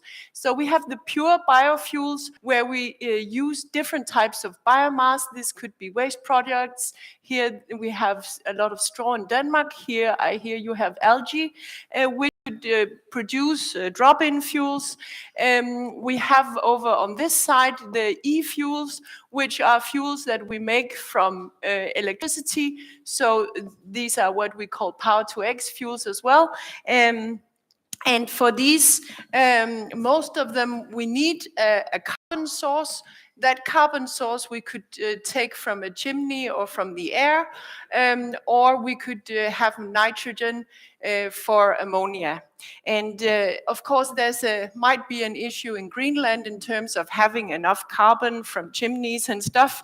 But ammonia, you can take the nitrogen from the air, and there's much more nitrogen in the air than carbon, so it's cheaper. And then we have in the middle what I call e-biofuels, and that is where we take some carbon, but we boost the fuel with more hydrogen. So it's kind of a mixture of the two, and I'll show you a bit about what our estimates of the costs of these different types of fuels are. So in this project, we started over here looking at what could the plant investments and efficiencies be of different types of, particularly we focused on ammonia and methanol, and then we looked at what could electricity sources and prices be different locations around the world. And that gave us some ideas about the green fuel prices we could achieve. Then we looked at what are the inherent emissions, also depending on the electricity sources. We looked at what can we really assume that the maritime sector will have of availability of biomass, because everybody wants biomass, and it's a nice storable fuel. And then we looked at what are the shipping demands in the future, what is the current stock, and then we combined looking at what could the total cost of operation be for a ship owner if that ship owner was to change to an alternative fuel. We added emission caps with different scenarios for how far do we need emissions to go down, and this resulted in some roadmaps that I'll show you results of. So starting by what does it cost to produce fuels? Or a good solar resource or a good combination. We looked at China, Esbjerg, and Northwest Africa. Then we modeled a plant in these different locations with different electricity supplies. And when I say we model a plant, it constitutes of desalination opportunity. We have electrolyzers, we have hydrogen storages, and then we have a flexible methanol or ammonia plant. And then we have the possibility to capture either nitrogen or CO2 from the air, producing either methanol or ammonia. We also looked at what could we gain from using excess heat. What does that mean in terms of income, or selling oxygen? So this is how we see the plant. And some of my colleagues look at it at much more detailed level, but this is how we see it in combination. You can get electricity via resources, and that is an off-grid solution, or you can buy completely electricity from the grid, or you can combine these two, and this is actually what we found was the cheapest solution. The cheapest solution is that you get energy that you have yourself, and then you complement with electricity from the grid to have as many operating hours as possible. And this is one of the reasons why Greenland can be competitive, because you have a renewable energy resource which is available all year round, while these renewable resources are not. And let's take a simple example and say for solar PV, you have power half of the time, which means that your plant has to be twice as big in order to capture the power when it's there. So actually, if you can operate the plant, because electrolyzers are really expensive, and these are how we produce the hydrogen. So if we compare the emissions of the different fuels, you can see that if we use electricity from the grid with the global average from 2020, you can see that it can be difficult for these green fuels. Here we have methanol from point source. We have the methanol with some hydrogen added. We have direct air capture methanol. We have ammonia. The gray ammonia, of course, is the worst, where we use natural gas and just emit the CO2 into the air. The blue ammonia and the green ammonia is competitive if we're using the blue ammonia, where we capture the CO2, most of it, and put it into the ground. And then we have some pyrolysis oil and some liquid biogas over here. And then we have the normal fossil fuels over here. So the point of this being that if we have our own renewable energy source, we are down here in emissions. And if we buy electricity from the grid to produce, then we are at a much higher level. So again, the point being, we have to be very careful using electricity from the grid with the emissions on the grid today, and pretend that we are producing green fuels. So these were some of the cost prices we came up with. And what I want to highlight to you is that the biomethanol prices are going up, because we are expecting biomass prices to increase as the world has an increasing demand for biomass and there's an increasing competition, whereas the pure e-fuels are decreasing over time because we are expecting efficiency to increase, and we don't have this dependency on the fuel, i.e. the biomass. So we simply have to use electricity to produce the fuel. And you have over here ammonia, green ammonia with the green color. These prices on blue ammonia were prices back from 2019, so I can tell you that is not the level they would be at today. Of course, they would be much higher, illustrating the problem on depending on natural gas. So these are the results, and this is what I promised you, a confusing slide, and it's very confusing, but I'll take you through it. This is just showing how much electricity do we use from the grid, what is the optimal mix today and in the future, and we end up with around 50% of the electricity coming from the grid. And this is now using the IEA forecasts for the emissions related to global electricity. But up here we have a high biomass availability, we have a medium biomass availability, we have no biomass availability down here, and we go from the current IMO target of a 50% reduction in emissions by 2050, a 70% and a 99% emission reduction. And what I want you to focus on is firstly the ammonia with dark green. All the different scenarios have quite a lot of ammonia, particularly in the beginning when we expect it will be the cheapest fuel. Furthermore, I could maybe highlight that there's quite a lot of methanol up here where we have a lot of biomass. But in particular, I want to highlight to you this red color, which is a gap. And the gap says we cannot solve this problem. With the cheapest fuels we found, where we are buying some electricity from the grid and there's still some fossil fuels in the grid, we cannot solve this problem. If we don't have biomass, we cannot deliver the very green fuels if we buy electricity from the grid. So what we did was then look at this off-grid solution where we are not buying electricity from the grid. This means the fuels are a bit more expensive, but we can then avoid the problem in the end of the period. we still have a problem in the beginning of the period over here, and this has to do with the existing ships and what fuels they can use. So when we don't have any biomass, we don't have any drop-in fuels, and then the existing ships have a problem. So this is kind of the learnings that we took.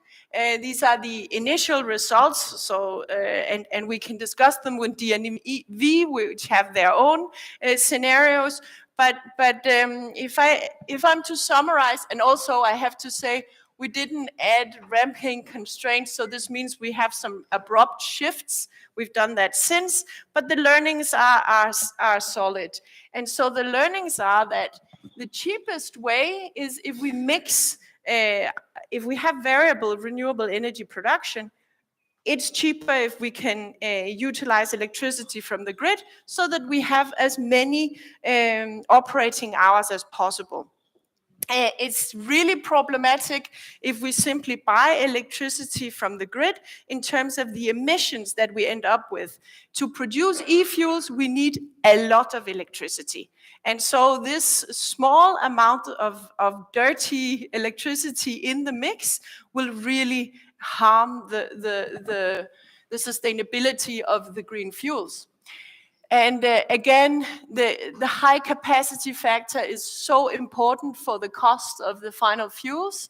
It's quite important if we can make an extra income on selling byproducts such as oxygen and heat. Basically, we see that the biofuels may be cheaper at first, but we believe that ammonia will become cheaper in the long term. And we really have to avoid using black electricity for green fuels. So in terms of the innovation needs, we were looking at, well, how much ramping up of the capacities do we need for these different technologies?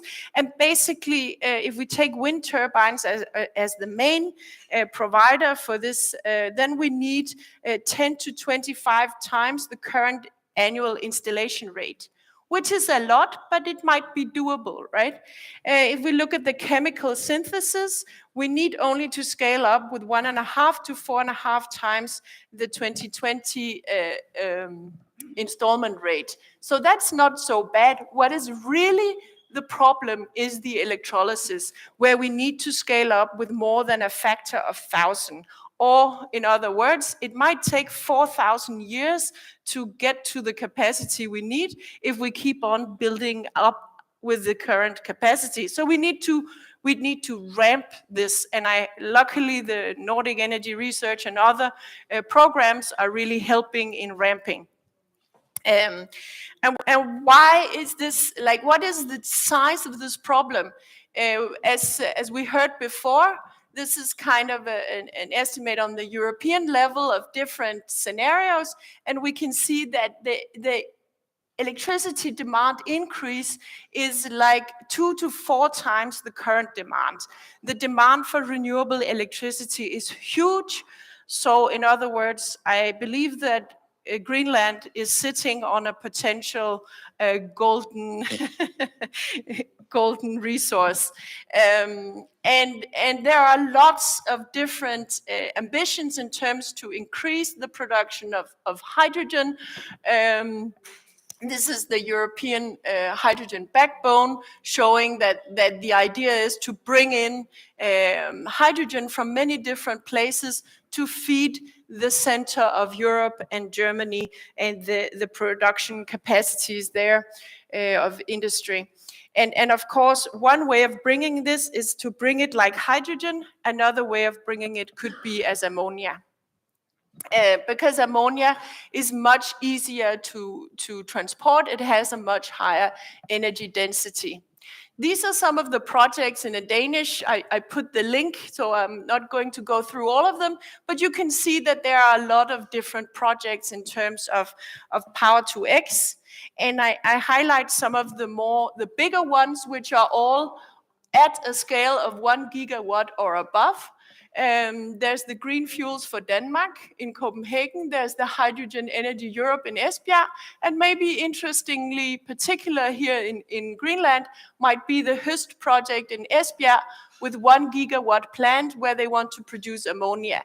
And if you look at the partners in this project, it's quite interesting that they are securing 2 markets. They are looking at the agriculture and they are looking at the maritime sector. So they are hedging themselves and ensuring that they can immediately sell the ammonia they're producing, even if there are no ships using ammonia. And in the longer term, they will have the Maersk and so on as and DFDS as off-takers.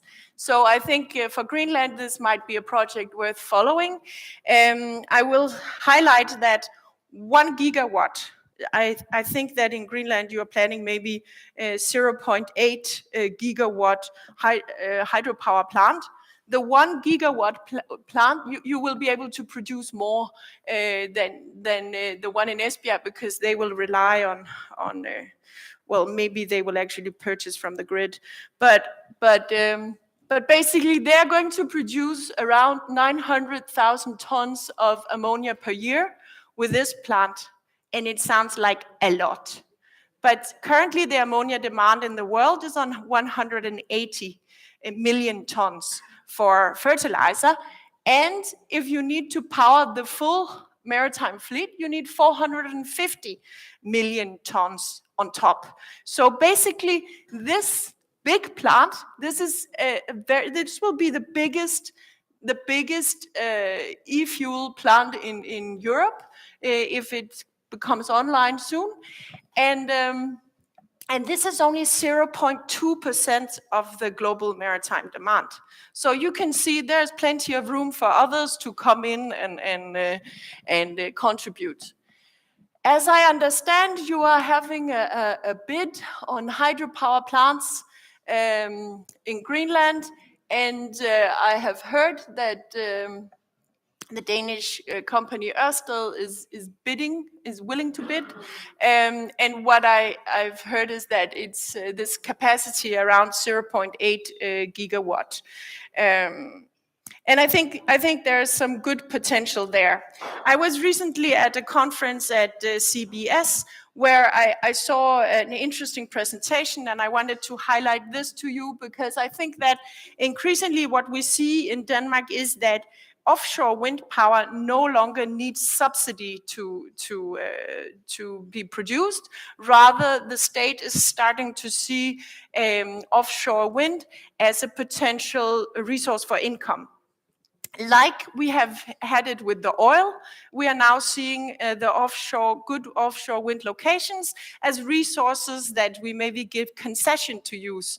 And I thought it was interesting that these 2 colleagues, one from Oxford and one from CBS, Anupama Sen and Turaj Jamasp, has been looking at 5 different roles of the state in terms of kind of handling renewable energy resources. They're focusing on offshore wind. I'm trying to tell them they should focus on Greenland and hydropower, but I encourage you to contact them. So they're talking about the landlord, the custodian, the entrepreneur, the fiscal state, and the regulatory state. These are all different roles that the state can take in terms of how you handle this resource. And what was a wake-up call for me is that because Norway took a proprietary regime in order to handle their oil, and also I hear because the Norwegian oil is a good quality, but still, they earned twice as much as the UK, who only did some taxation. So I think that in order to ensure value creation in Greenland, you need to make sure that the fact that we may expect increasing ammonia prices is taken into account, and that you ensure that you get value for Greenland out of your precious resource that you may be giving concession to people to use. So I took some slides from some of my colleagues who could not be here, but who are also working with Power to X. And this is first my project, which is looking at power to gas in Europe. This is the homepage. Please go look. We have a lot of interesting results in terms of feasibility of power to gas projects and the demands expected and so on. I got a slide on the Ægir project from Anke Hagen, who is my colleague working in DTU Energy. In this project, they're looking at using ammonia in fuel cells in order to drive ships. So that's really interesting. Please have a look at it. And then my colleague, Henrik Lund Fransen, also from DTU Energy, is looking at green ammonia for shipping. And his specialty is looking at solid oxide electrolysis. And I'll not go through all this because, but please contact him. And then he's also involved in the HÖST project, where they're looking at ammonia plant operation, configuration, and electrolysis development. And what we see a lot of places is that at the current state, the alkaline electrolysis, which is not so efficient and produces a lot of heat, is the cheapest. But we are expecting that this may change, and the solid oxide, which can be much more efficient, may come in and take over. Yes, and then he's also in a ammonia production project called Reforge. So if you are interested in some of these more detailed technological development projects, please contact these colleagues of mine. That was my presentation.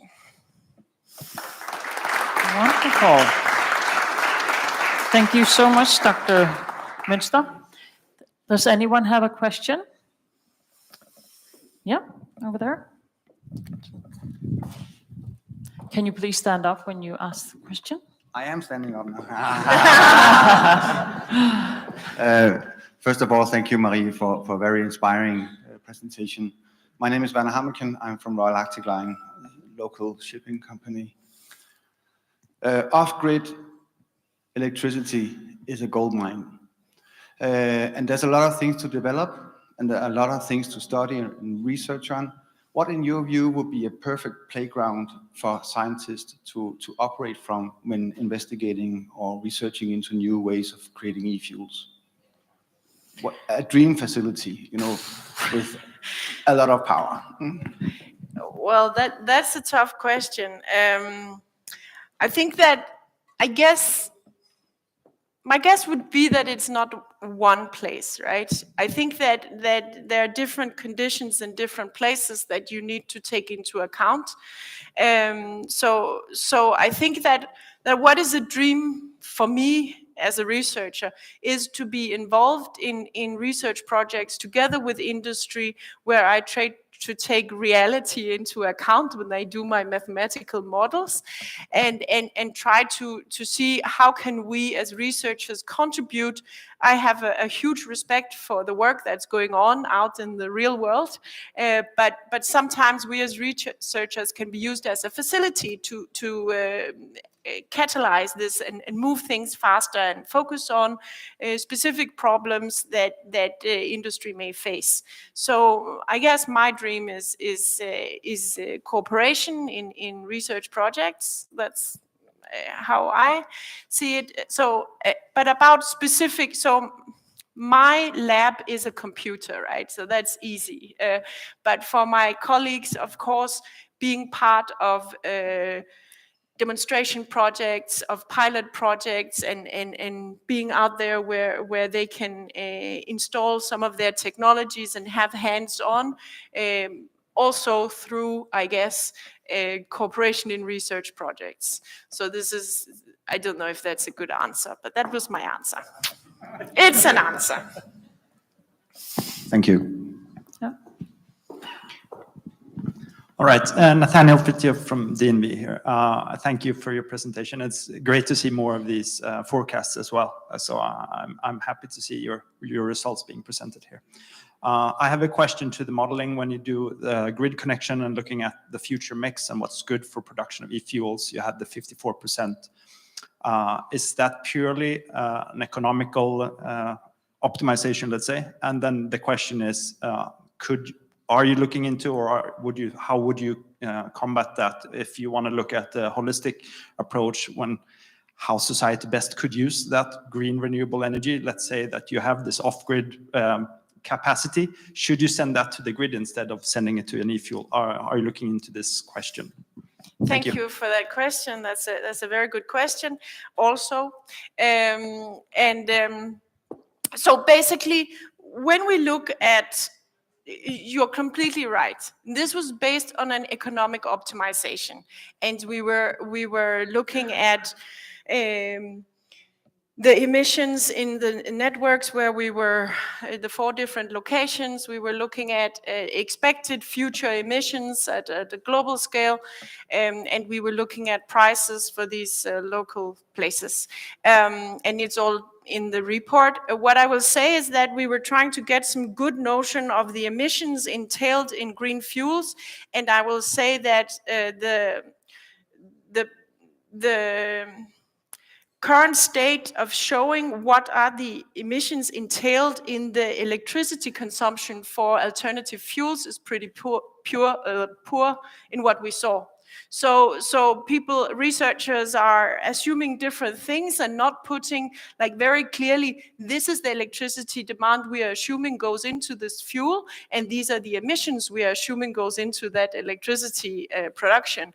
And I think that's a weak point in many LCAs of green fuels. When it comes to the holistic optimization, this is what I do normally in my life. I work with a large-scale energy system model that looks at the Nordics and the northwest of Europe, where we are looking at sector coupling. So we are saying there are these resources available, we have these demands, how do we cheapest fulfill these demands with the resources given? And what we can see is that the availability of biomass is key. So if we have biomass availability and it's pretty cheap, then this is the first place we go to produce green fuels. The power to X is the last place we go because the power normally can be used very efficiently through direct electrification. But this is not the case in Greenland, where we have a huge renewable resource without any connection to the grid.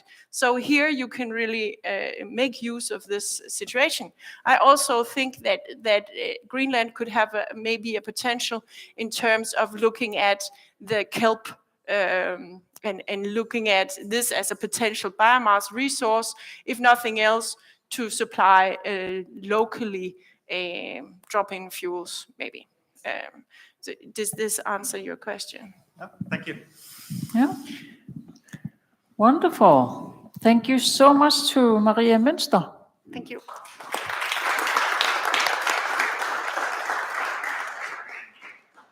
And our next presenter is Julia Hansson.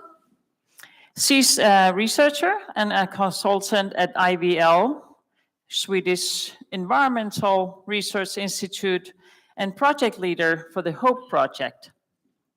Dr. Hansson holds a PhD on the topic Perspectives on Future Bioenergy and Trade in an European Policy Context from Chalmers University in Sweden.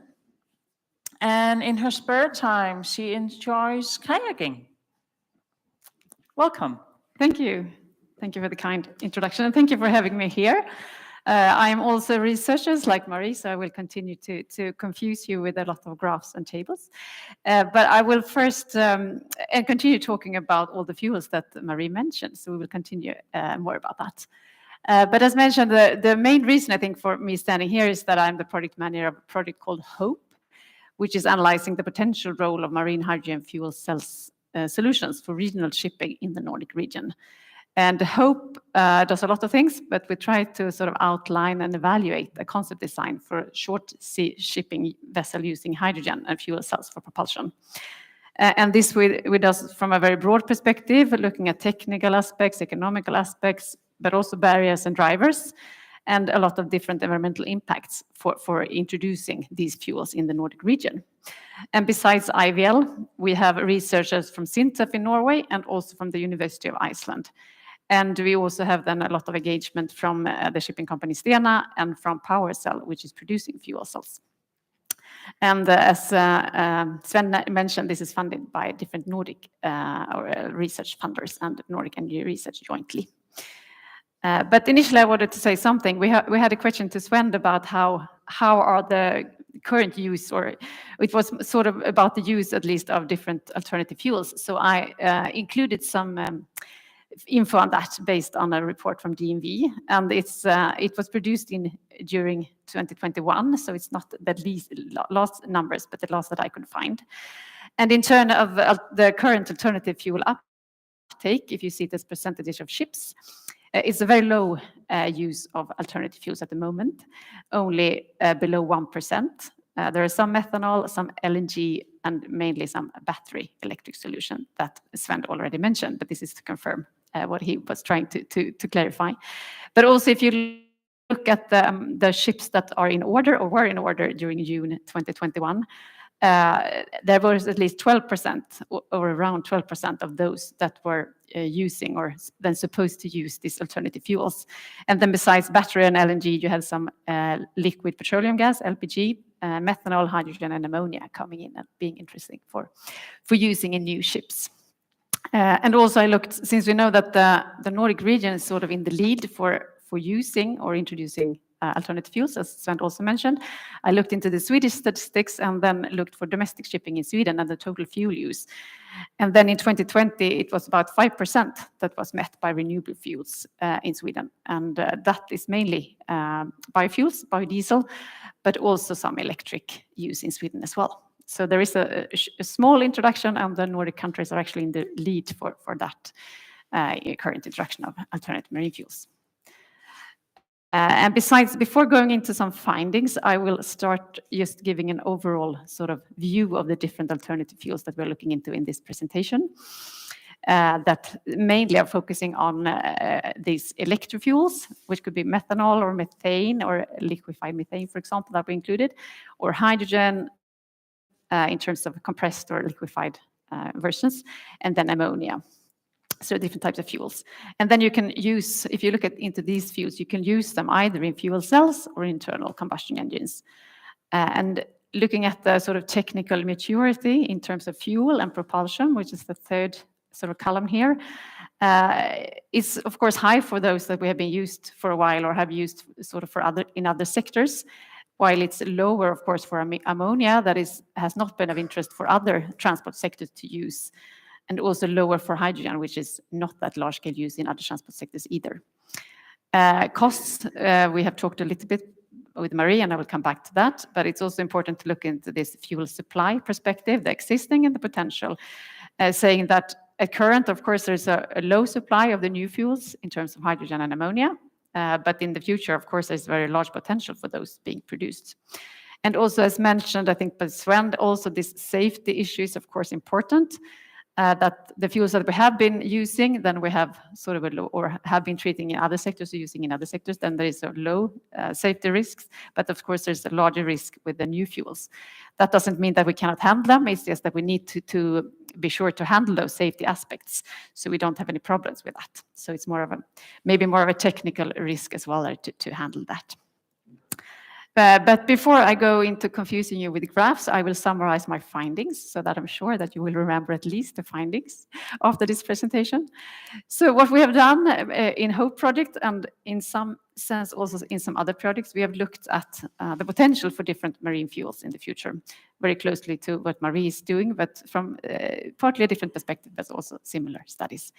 And when we look at the global long-term perspective, then hydrogen in some form, you could call also sort of ammonia and electric fuels, since they are also using hydrogen, as hydrogen, then it appears to be a very cost-effective solution for reducing the shipping sector's greenhouse gas emissions. That means that we will likely need these fuels for reducing the transport or the shipping sector. And also we see that maybe it's not only one solution, it could be several solutions and for different vessels and different segments that will use different kinds of these fuels.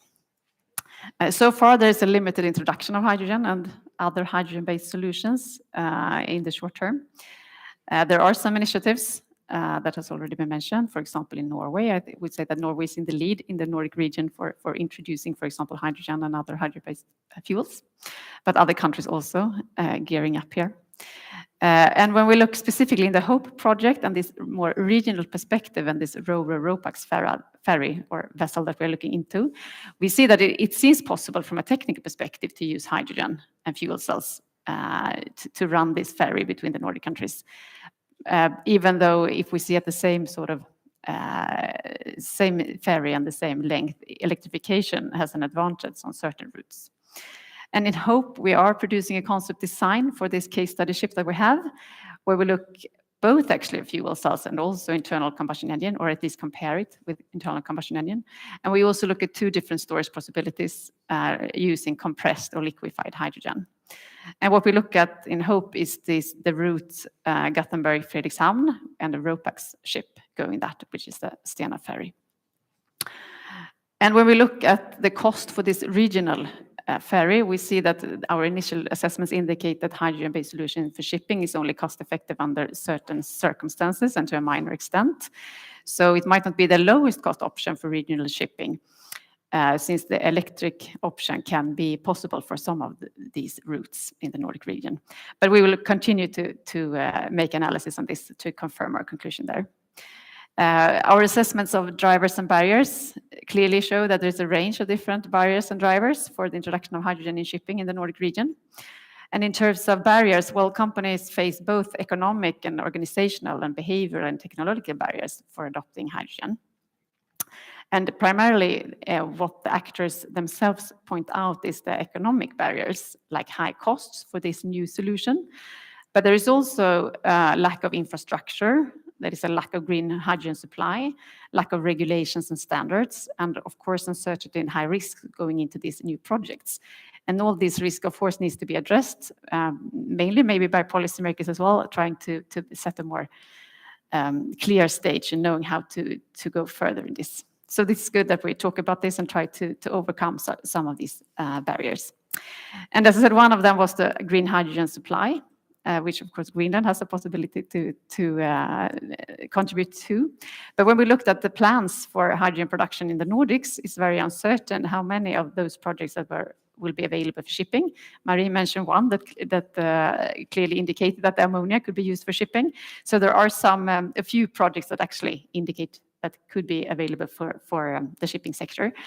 But if you see there is a lot of projects for renewable hydrogen in the Nordics, and the most of them are looking into other application areas. So, but maybe there will be a change in that in the future. And also what we can see in our discussions with looking into barriers, of course, there is also this bunkering infrastructure and how to distribute the fuels. As of course, that's a very extensive task to continue with in order to secure that this will actually happen, and for the shipping sector to actually be able to use these fuels. You don't only have to produce them, you also need to distribute them and to be able to bunker them on the ship. And in order to do that, linked to bunkering, for example, of course, you need to have guidelines and regulations, and they are, of course, under development. Sometimes they take time. But also it's important to actually have these projects testing both hydrogen and ammonia and the different electric fuels and test them in parallel. You cannot only wait for the regulations to be there because they must be sort of tested out as well. But one key finding, I think, is also that the policies are very crucial for the potential for different marine fuels and who will have what market and how they will proceed. And also linked to policies, details in the policy design can be very crucial for the prerequisites for different fuels, not the least for hydrogen solutions, since there are different hydrogen-based solutions and their conditions. So, for example, it could be details about the greenhouse gas performance and how you specify that. And we've also made some assessment linked to the greenhouse gas reduction potential for different fuels, and it is interesting to see that it's very possible to substantially reduce the greenhouse gas emissions from shipping by introducing these new fuels for shipping until 2030, and even more for 2050 when we have even lower greenhouse gas emissions in our systems. But for fuels such as ammonia and methane to have low climate impacts, it's also very important not only to focus on the CO2 emissions, but also to focus on other greenhouse gas emissions such as methane and nitrous oxides, because they also have problems with those emissions. So we should have a broader perspective there. And we should also look into other environmental impacts, not only focusing on the greenhouse gas or the climate impact if we want to be sustainable in the future. So they were sort of my findings, but now I'll go more into explaining how we ended up with these. And looking into, if you look at the potential for different fuels, Marie presented one scenario, and I will present shortly a few more scenarios on how it can look in the future. We made a study a few years ago when we looked into the Nordic region and the role of different alternative transport fuels, actually for several sectors, but I will focus on the shipping sector. And we looked into specifically Sweden, Norway, and Denmark in that study.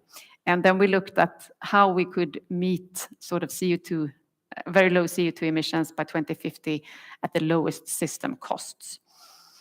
And then we ended up with this for the fuel use in these three Nordic countries in 2030 and 2050 for different scenarios. We made a combination of different scenario runs where we played around with the biomass potential and how much carbon capture and storage you had, and also the cost for different technologies. But what we could see as a sort of a main finding was that we saw biofuels being introduced in all cases, and biofuels is here the green and the blue, liquid and gases. We didn't see any hydrogen in that study, but we also didn't, I mean, that was a few years ago, so we didn't have maybe the most optimistic costs for hydrogen at that case. And electric fuels, we only saw being introduced if we limited the carbon capture and storage and limited the biomass supply potential. But also using the model that we used, our colleagues continued working in another Nordic project and in a Nordic Clean Energy Scenario project, where there's a report you can download and see more about different sectors and how they perform, or are expected to perform. And they looked into hydrogen use, and then they saw some hydrogen use actually going into shipping, which is the darkest blue in the top here, going into navigation with shipping, even though it's not the largest part. Most of the hydrogen went into other sector, for example, in the aviation sector. But looking from that study on the shipping sector, they saw an introduction, of course, getting rid of some of the fossil fuels, but introducing some hydrogen, which is the red in this picture, and in the sort of base scenario, which is the C and N, the first scenario here. But then they also saw an introduction of what they sort of clumped into or lumped in together, the synthetic fuels, synthetic natural gas. So they are gas in gas form, but they could be based on hydrogen or bioenergy, sometimes combined with carbon capture and storage. So it wasn't possible to see if they what they were actually produced from, and to what extent they were hydrogen-based, and to what extent they were bioenergy-based. So in the HOPE project, we will continue working on that model, trying to sort of update some of the assumptions and see if we can come up with new, more detailed findings there. And Marie also mentioned the DNV made scenarios. So here I've luckily included some of the DNV scenarios. They have made at least 30 different scenarios for the introduction of different marine fuels. And I added some numbers for the sort of the range for the introduction of blue ammonia, electroammonia, electromethanol, and biomethanol. So there is a very large range in the different scenarios, going from 0 up to 87, I think, for the most, and 27 for electromethanol. And then they have the average. I added the average for all of the scenarios. And also in their forecast to 2050, DNV produces some numbers in terms of the introduction of electromethanol, being fairly slow in the beginning, we can go in larger in 2050, and even more for the ammonia, being slowly introduced in 2030, but up to 35% in 2050. And another scenario has been produced from the EU, and this is only the EU. The DNV was the global, and now we go to the EU perspective and linked to the Fuel EU Maritime, which is part of the Fit for 55 package. Some policy proposals being discussed within the EU, and they have produced, linked to that proposal, they have also included a scenario on how it could be in the EU, saying that to the 2030, there will only be some biofuels and a little bit of electricity introduced, but then to 2050, we see a large introduction, a lot of biofuels, but also some hydrogen and other electric fuels being introduced, and to a small extent also ammonia, what they see. And of course, I mean, this is just a lot of different scenarios. It's different to forecast what will actually happen, but it's more easy to say something about why or what it will depend on, and what will actually, how it will look and what it will depend on. So the future role of hydrogen and ammonia, as well as other fuels, will depend on the development of hydrogen-based solutions. Of course, their costs and their emissions, etc. It will depend on their actual greenhouse gas emission performance. It will depend on the availability of sustainable marine fuels, since they are low cost. It will depend on, as Marie introduced, this expansion of low carbon electricity generation. How much can we produce and at what costs? It will also depend on the hydrogen demand in other sectors, because that will also influence sort of what we can use in the shipping sector. And it will also depend on the introduction or implementation of carbon capture and storage, and also carbon capture and storage linked to biomass production or biomass combustion, because then you can capture sort of the carbon from that, and if you store it, you can end up having sort of negative CO2 emissions, meaning that you might be able to not reduce as much as you're needed in other ways.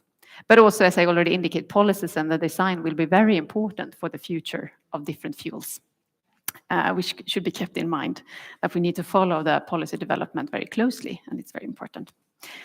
Then going back to also what I said about the costs being important, what about the possible cost for different marine hydrogen-based solutions?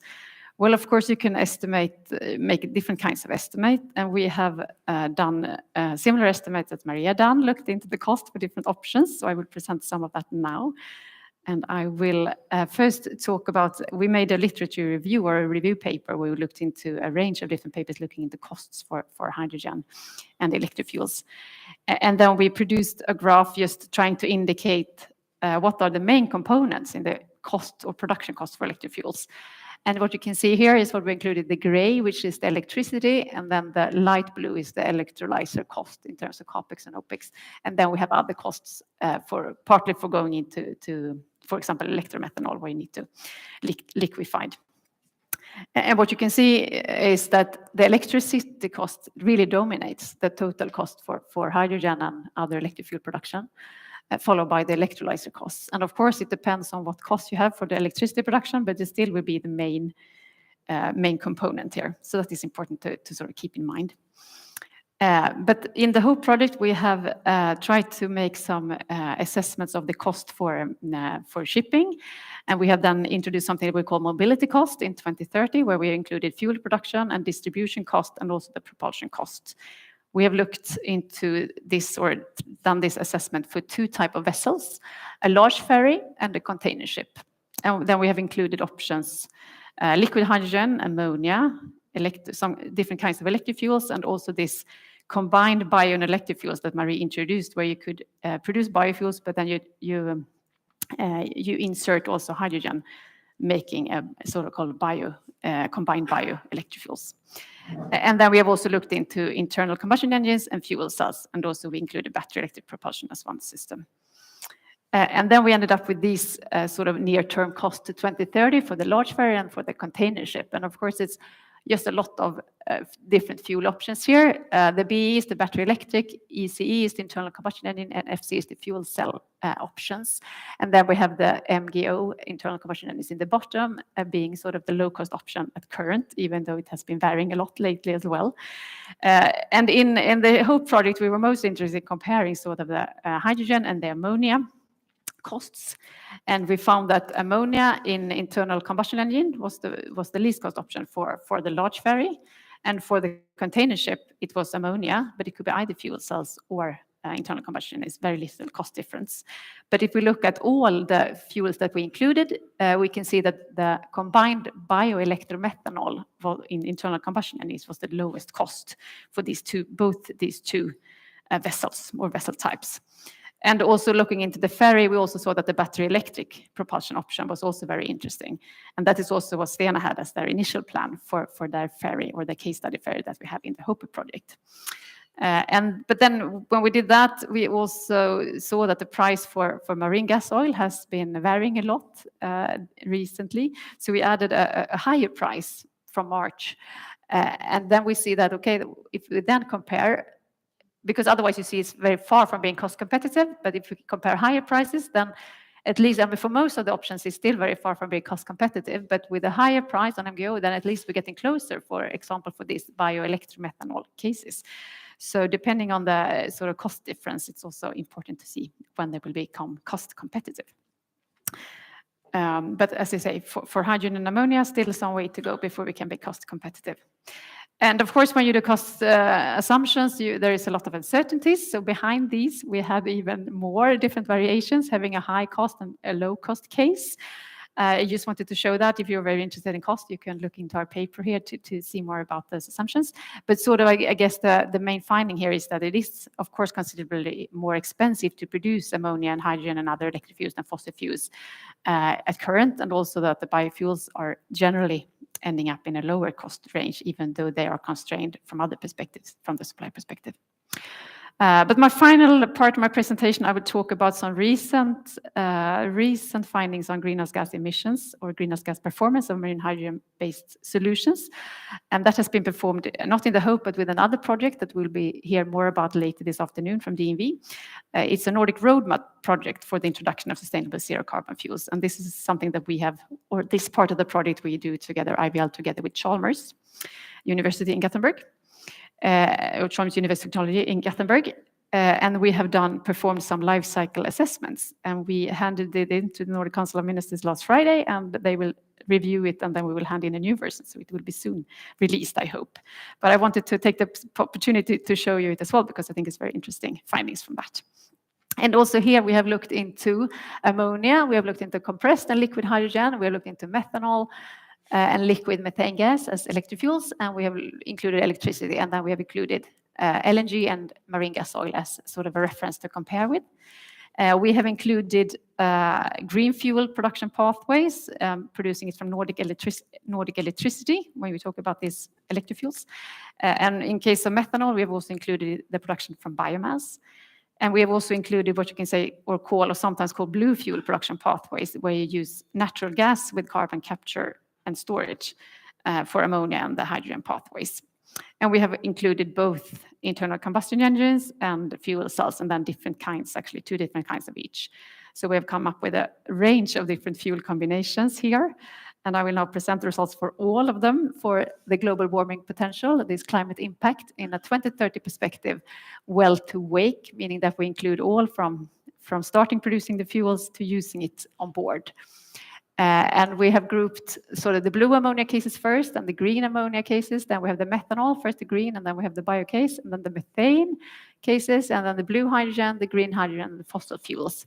And the total impact from well to wake is the dots, the black dots. But we have also produced the result, if you would like to see it, per the emissions coming from the production of the fuels and from the operation and the use of the fuels on board the ship. But the dots are the total impact from well to wake.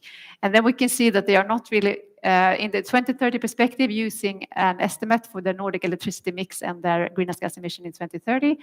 We do not reach really zero carbon emissions, even though they are low or lower than the fossil fuels. They are not zero carbon. And we also see that in a 2030 perspective, it's only the biomethanol that could be said to be sort of zero carbon. But you can also see that the green chains seem to perform better than the blue pathways here.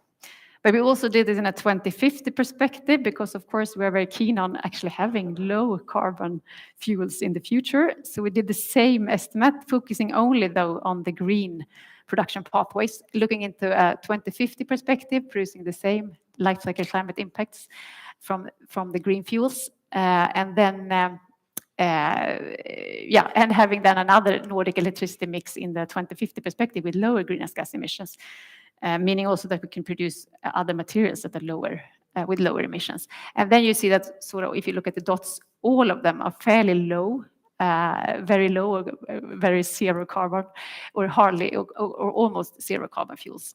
And we looked specifically into the impact from the emissions of methane and the nitrous oxide from ammonia and from methane, which is the lines, the black lines under the dots, in order to say that if we assume lower emissions than we had assumed in the first case for these then you can reach low also for those options. So it seems very promising. And the main conclusion here is, I guess, not that they are performing somewhat different, rather that they are all performing fairly well in a 2050 perspective and also in the 2030 perspective. But in the 2030 perspective, it's important to keep in mind that the emissions still need to reduce even further. But then to summarize this about this climate impact, well, of course, it's possible to substantially reduce the climate impact by introducing the fuel propulsions by 2030, but by 2050 even more. Then we could have what we hope for, zero carbon fuels. Blue pathways seem to have higher climate impacts than the green pathways in this assessment. And in a 2030 perspective, as I said, the biomass-based methanol options have the lowest climate impact, followed by the battery electric option, but then follow fairly closely by the green hydrogen and the green ammonia options also. Fuel cells seem to perform somewhat better compared to the two-stroke engines, which is better than the four-stroke engines. We actually looked at two different combustion engines. And also, what should be kept in mind is that these new fuels, for example, ammonia and also hydrogen in some engines, is sort of under development, and which means that we don't really know exactly how they will perform in the future, both in terms of climate and other environmental impacts. So we need to know more about their actual emissions. But it seems very possible to reduce fuel-related emissions for methane in terms of methane, but also for ammonia in terms of nitrous oxide. But this will, of course, come at a cost, because even if the engineers or the engine producers say that they will likely be able to reduce them, that will, of course, be at a cost. And in order for that to happen, it's very important that we regulate those emissions as well. Otherwise, there is no need for the engine manufacturers or the shipping companies to actually be so progressive in this area. So that's very important. And also to include other environmental impacts as well, which we have done in that study, which I will present at a later time, I think. And as final, not going through it, but I included some of our papers if you're interested in learning more details about what I'm presenting now. But by that, I end my presentation. Thank you for listening, even though it was intense. So, yeah, thank you so much, Julia. Does anyone have any questions to Julia? No, I'm just going to get the mic here. Can you please stand up? Yeah, thank you. Thank you. My name is Rasmus Wendt, and I work for the Greenlandic government. Could you tell us the price of electricity you have used in your calculations? Or in that one that we had here, we have, I mean, for the fuels that we use, we varied it for the different cases. Mm-hmm. And I will look it up because I don't really recall what we had in the base case at the moment, but I will check it for you so you get the actual number. Yeah. And it's not a very high cost. It's rather... Do you know approximately how much? No, but I will look it up because otherwise I will say the wrong one. But I will look it up. You will get it during lunch. Yeah. Over there. Can you please stand up so the screen can see you as well? They're recording. Thanks for a very nice presentation. I had a question or several, but in terms of you showed what if the natural gas price goes up, what does that mean? But I guess you didn't take into account that the biomass prices and the electricity prices have also gone up. So that would, again, move around the bar. Yeah, okay. And then in terms of your life cycle assessment, the first question is it a life cycle assessment or a well-to-wheel? So do you take the production of the wind turbines, for example, into account? Because I think that might give another benefit. I'm not sure, but that might give a benefit to hydropower rather than solar cells, at least.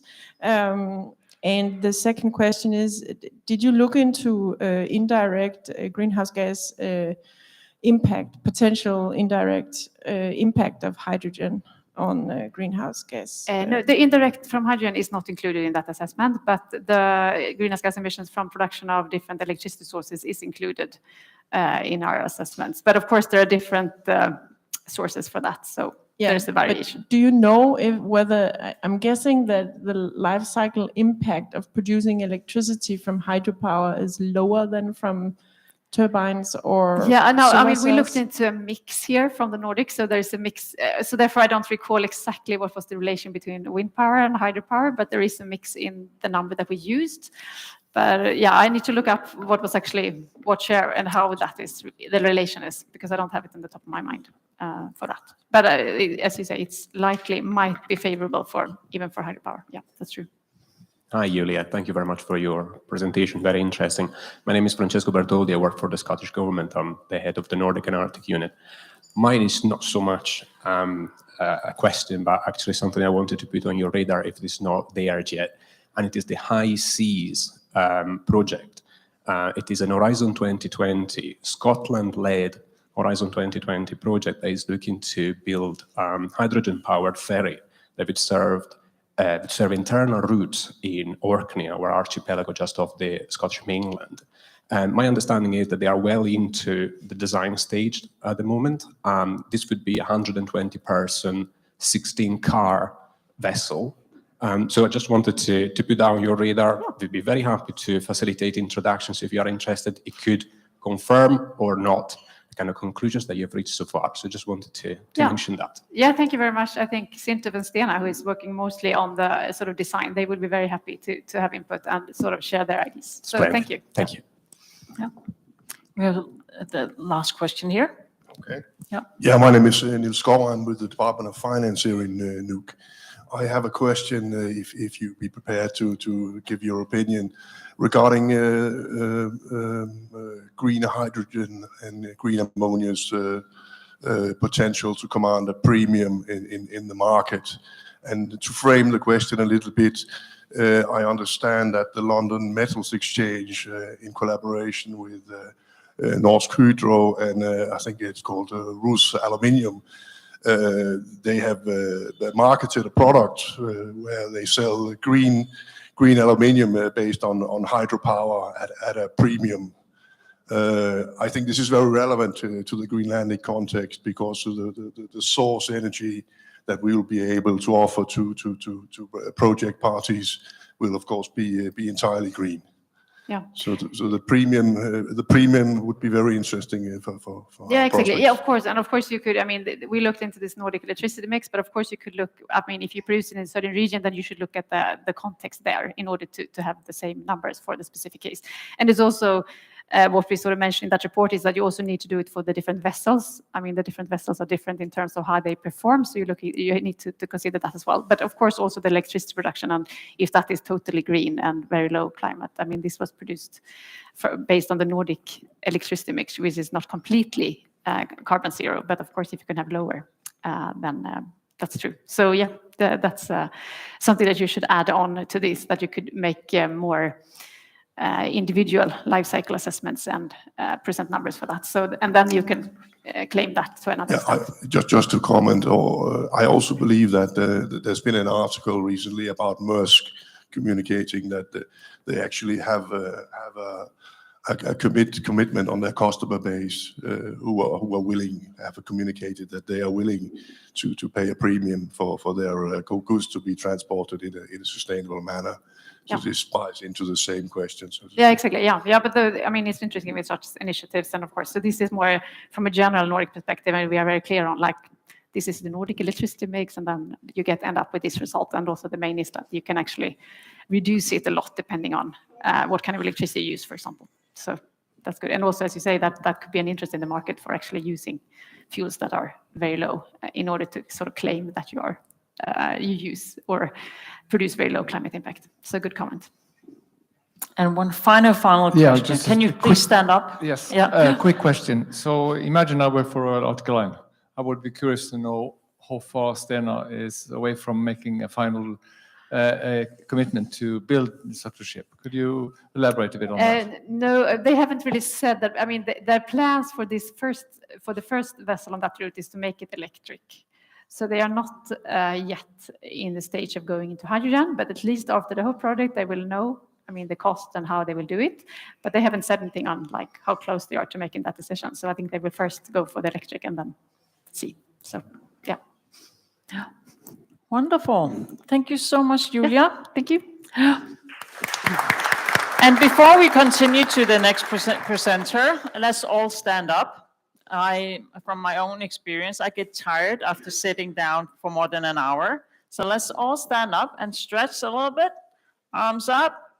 so we won't be that much tired anymore. And let's do 2 squats, 2. So you split your feet to the side and then 1 and 2. Yay, thank you.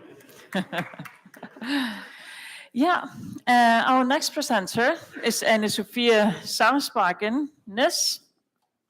And she has a master's degree in maritime system design from Norwegian University of Science and conducted her master's thesis on the topic conceptual design of ammonia-fueled vessels for deep sea shipping.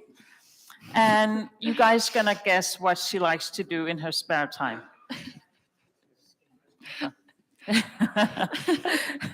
She actually does pottery. Yeah. Yeah. And she has her own little studio where she does her pottery, and she plays tennis as well. Yeah. Welcome. Thank you, and thank you so much for inviting me here to Nuuk. I'm very excited to be here. I've never been. I am going to talk about the Green Shipping Program, which is a public-private partnership program. So I will go through first some information about the Green Shipping Program and the vision and how we work, how we pilot and do the pilots and pilot studies. I will talk about the Service Center for Green Fleet Renewal, which is sort of our method for implementing scale for the pilot projects. And lastly, some of the more recent pilot examples. Okay, so as I mentioned, the Green Shipping Program is a public-private partnership program. So it means that both the Norwegian government and the partners contribute to funding the program. We're currently more than 100 partners in the Green Shipping Program from the whole Norwegian maritime value chain. And it's DNV who facilitate the partnership program. The Green Shipping Program, sorry. So the Green Shipping Program vision, it's nothing less than to have the world's most efficient, environmentally friendly shipping by profitable emission reductions with significant scaling potential based on the international position of the Norwegian maritime industry. It's to have sustainable logistics solutions as cargo owners want to achieve efficient and sustainable logistics solutions. Many or lately much of the initiatives in the Green Shipping Program has been from cargo owners, and it's important to make green markets work as well. It's green jobs, as the maritime industry can become an important green growth industry, and with thousands of new jobs, and increased competitive advantage by being first out with successful demonstration projects that can increase the competitive advantage, and also being the front runner in green shipping, and being an incubator for green shipping and green technologies to export as well as in Norway as well. So this is the current overview of all our partners. You may notice or recognize many of them. They are from all over the maritime industry. So there's cargo owners, shipping companies, ports, shipyards, suppliers of technology, fuel and services, as well as public agencies. So we started in 2015 with 16 partners and with 2 ministries, and it's now grown to more than 100 participants. So there's several competitors, clients working together. Yes, so I thought I would go through some of the motivation for the members to join the shipping program. You see that collaboration is a very big part of it. to meet different parts of the Norwegian maritime industry and to learn from each other. It's sort of a big learning program where we collaborate and sort of share our learnings from the different pilot projects to influence future policies and incentives. So as the ministries, Norwegian ministries are also part of the green shipping program, it's a really good platform to be able to influence the future policies and incentives. Competitive advantage again, yeah, and then also to be able to connect to the partners through the partner meetings that we have 4 times each year, where everyone meets up and share the status of the different pilots and get some refill on what's going on in the maritime industry. All right, so this slide will show how we work in the green shipping program. Most of the project starts with a pilot study where a pilot owner, it could be a ship owner, or it could be a cargo owner, it could be a financial institution, has an idea, and then it's presented to the different, or in the partner meetings. And the partners are allowed to share, to give, to be a part of the study. And then, yeah. So if the pilot study is successful, the pilot owner can then decide to implement the pilot study into a physical pilot. So then, yeah, so then the physical pilot is started. And lastly, we do try to do scaling. So then we have the Service Center for Green Fleet Renewal, which sort of helps with that, to apply for funding and to assist in advisory services on how to realize the projects. And of course, everything is also fueled by dialogue and cooperation. Yeah, this is the 44 pilots that started in the green shipping program. 14 of them has been realized or are under realization. It's these green ones. As you can see, and also the light blue ones are maturing. This might be something that's not yet ready for implementation. And also these turquoise ones are just started or, yeah, in progress. 7 years ago, it was, or when the green shipping program started, it was usually the ship owner who was the pilot owner.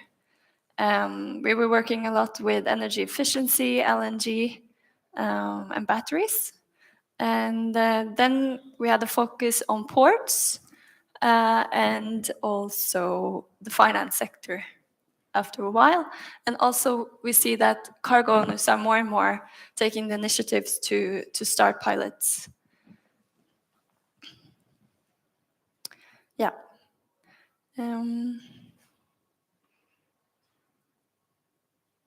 Okay, so then let's look at what we try to do to implement or to scale each of these pilot projects. The Service Center for Green Fleet Renewal is under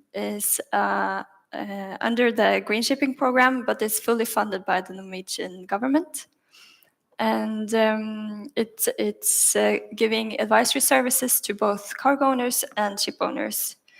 And yeah, so then if you look at the slide and let's say the fuel is the public and private funding that powers change, and the engine is the industry and business to drive the change. And then the Service Center for Green Fleet Renewal is sort of the lubricant to lubricate the machinery. And then we have the bridge, which is the government and parliament to set the direction. So some information about the Service Center as well. It was established in 2020. And as I said, it's fully financed by the Ministry of Climate and Environment and Government in Norway. Yeah, and it's administrated by DNV, and the clients is cargo owners and shipping owners. So it's there to give advisory services both to cargoes and ship owners to towards green shipping. The projects currently in the service center is 39 ships in 22 different projects. And some of them started as pilots, some of them have gone through some other way. Most of them are based on hydrogen and ammonia. And most of them is actually driven by cargo owners. So then we help with tenders for them. Only 2 of these projects are actually initiated by ship owners. Then I will give you or share some of the pilots, some examples. First, an ammonia deep sea bulker. So it's part of, it's quite recent pilot. I think it started last year. Yeah, so ammonia is, as several has mentioned today, a possible fuel for greening the shipping industry. And the pilot owner of this pilot, Grieg Maritime Group, has experience with ammonia and see the opportunity to be among the prime movers in using ammonia as fuel in deep sea shipping.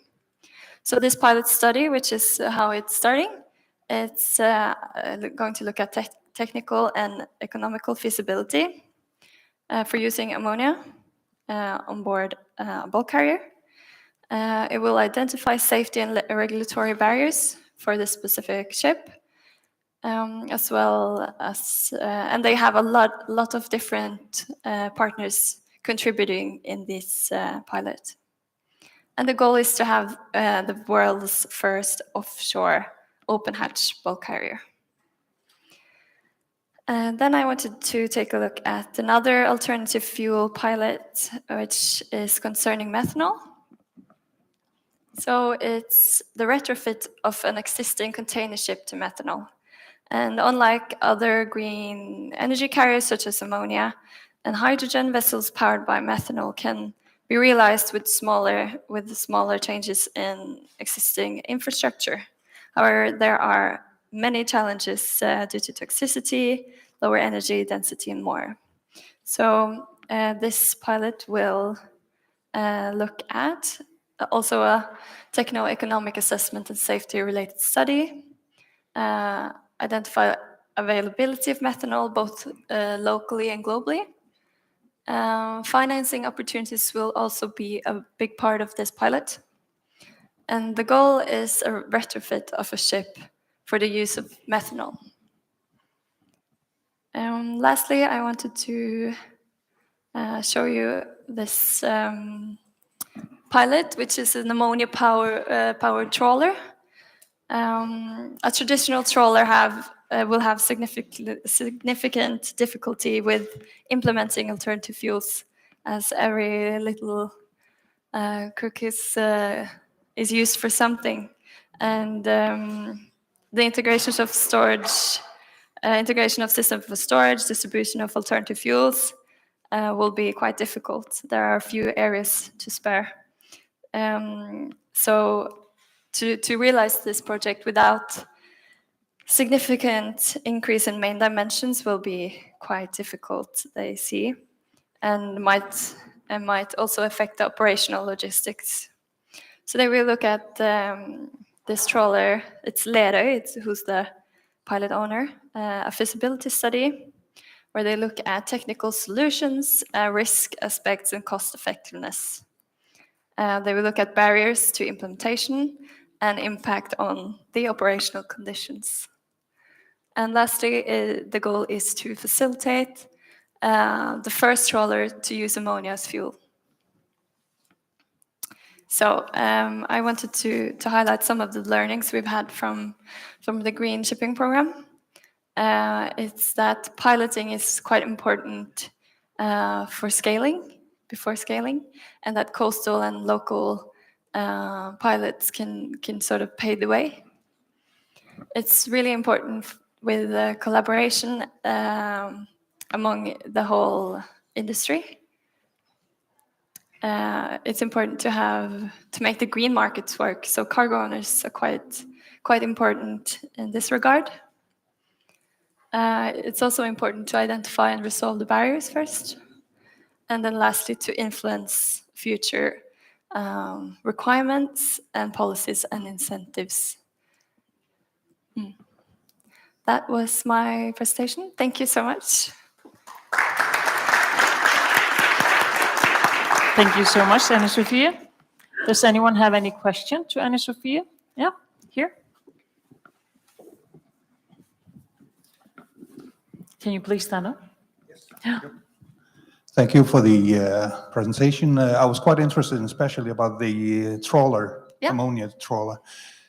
In your opinion, isn't it something, because I take that it needs a different sort of engine and storage for the ammonium, that maybe it's more new buildings of ships that's actually going to carry the use? I think in this pilot it's absolutely a new build. That's the case, yes.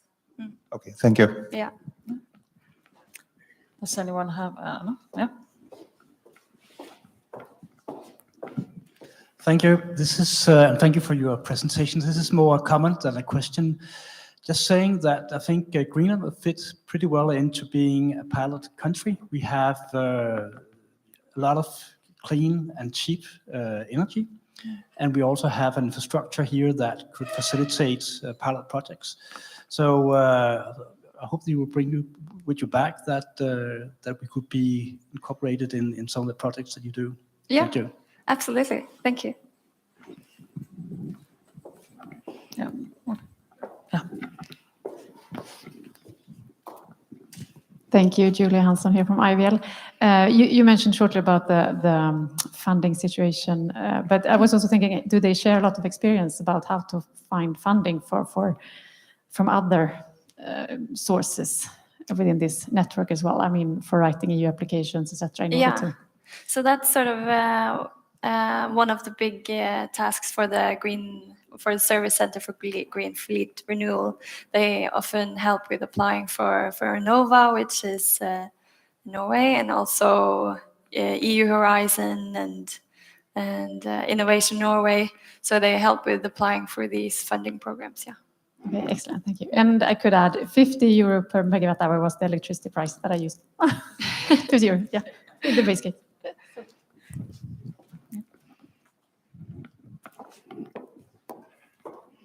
Yeah. I have a question on the willingness to pay extra premiums for the cargo owners. So do you have any idea how that will look like in your cases? Normal, and I would also like to pose that question to the Greenlander ship operators, because I mean, you sell shrimp and other seafood around the world. Do you sense a willingness to pay extra for greener transport? So you can ask first.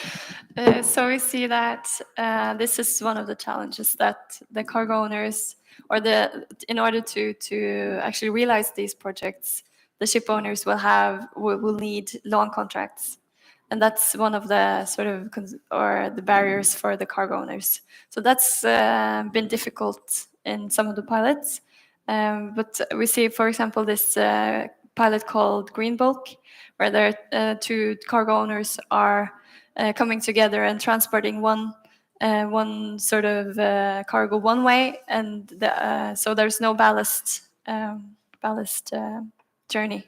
So that's one way that sort of the premium is not too high, or at least the business case is better. I think it's first of all, the pricing is already regulated.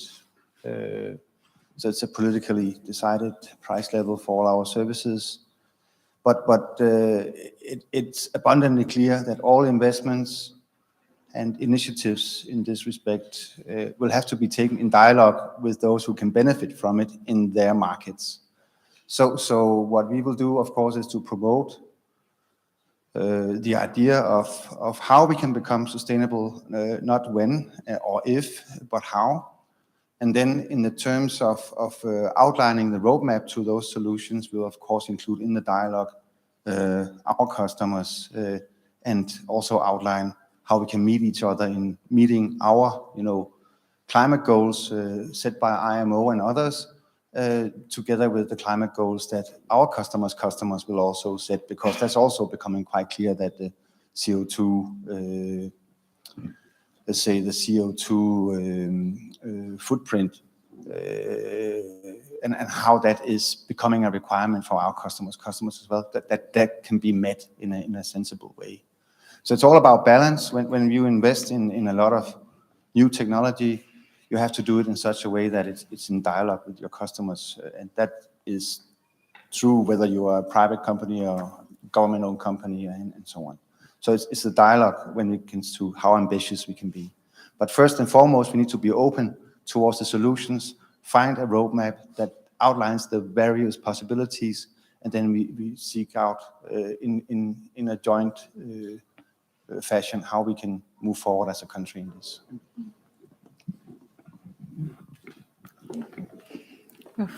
I think we have one final question here.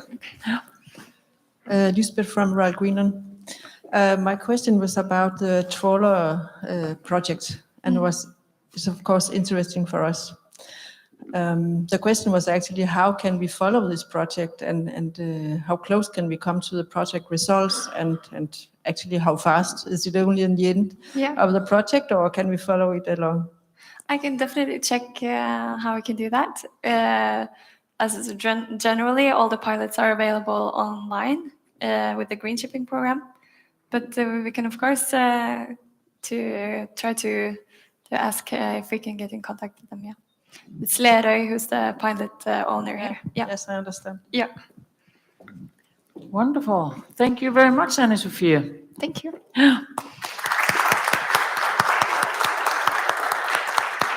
There's now a lunch break. We will have lunch out here, and I'm pretty sure the food is ready, and we have until 1 o'clock. Yeah, enjoy your lunch.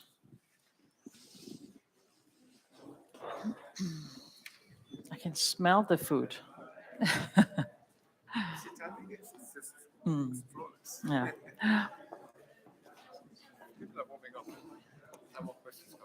Yeah.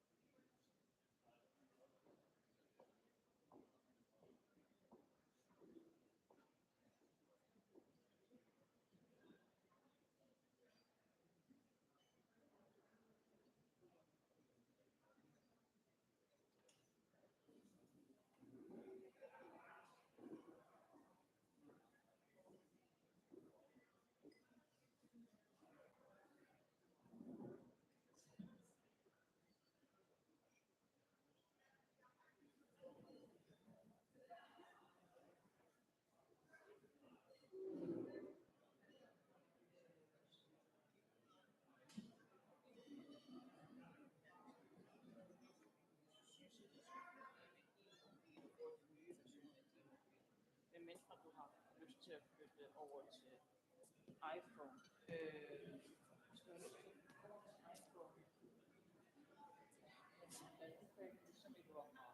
Vi ser i systemet, hvor billederne er opdateret og arkiverer og alt muligt. Så synes jeg bare, du skal beholde.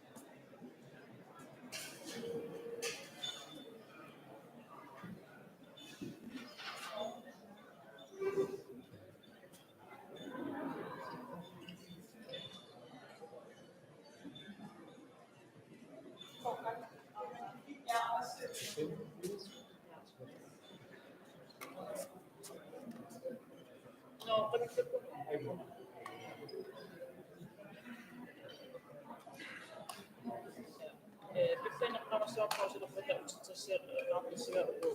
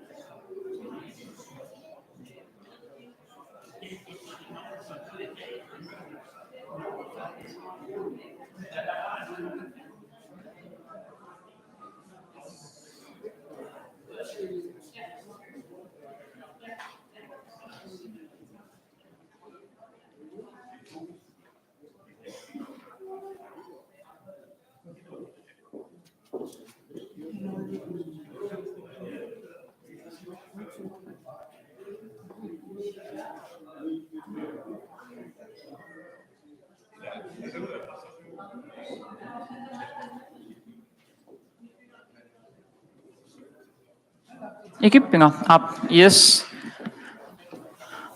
We are just about to start again. It would be nice if people can return to their seats.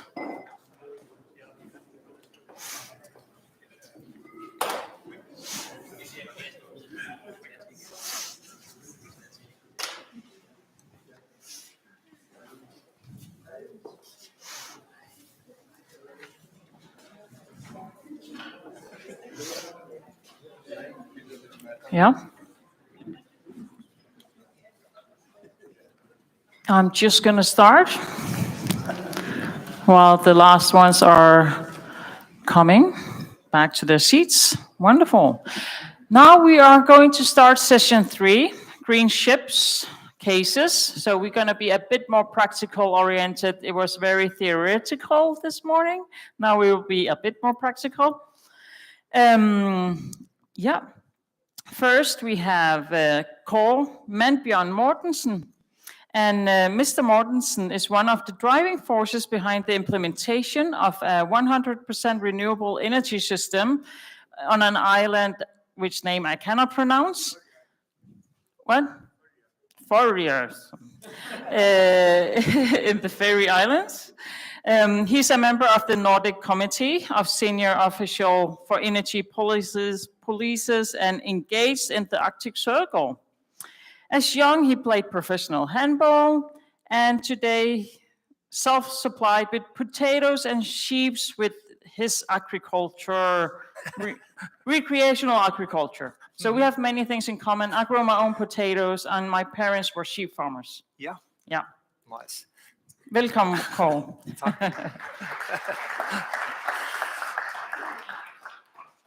Thank you. You can hear me? Yeah. Thank you for having me here, and it's nice to be in Greenland. I've been there once before, and it's so beautiful. And we have a lot in common. And I shall be a little bit fast. I have 20 minutes, not 17 minutes, you say. And they told me that I should come up here and talk about this emission-free aquaculture vessel. And of course, a ship is not, you cannot have a ship, somebody has to have the ship, and the ship has to have some harbor. And I have to tell you about the harbor and the society behind the ship. And I'll do that first, and then I come back to the ship, and then at last I maybe look into the future a bit. And this is, of course, it is not so theoretical, but it is in Faroese, so I can say what I want, you can't check me. But this is the energy flow in the Faroe Islands, not so difficult to understand. This is the production, and that is consumption there. And the red is, of course, oil. And then you have hydro and wind and biogas and incineration and some heat pumps, a lot of heat pumps, actually. But the challenge for us is to get rid of the oil. And our plans are to get rid of this orange color that is before 2030. That is oil for electricity production and oil for transport on land and heating and industry. We are trying that. But the ships, they are half of our oil use. We are using 150,000 tons of oil per year in the shipping sector. And that's really a challenge. But I move forward here. I'll not use too much time about it. This is very interesting, but I move forward. And we have an energy policy in Faroe Islands, and we want to get rid, as I told you, of the oil consumption before 2030. And these show what we are doing. It's heating, transport, industry, electricity production. All these shall be almost zero in 2030. But this box here is the Maritime. We have no plans for that as yet. What we are going to do is to increase our share of renewables in the electricity production. And we are going to electrify all the society. The transport on land, we are in progress there, and the heating of the houses, we are switching away from oil burners and towards heat pumps. That's also really good progress in that.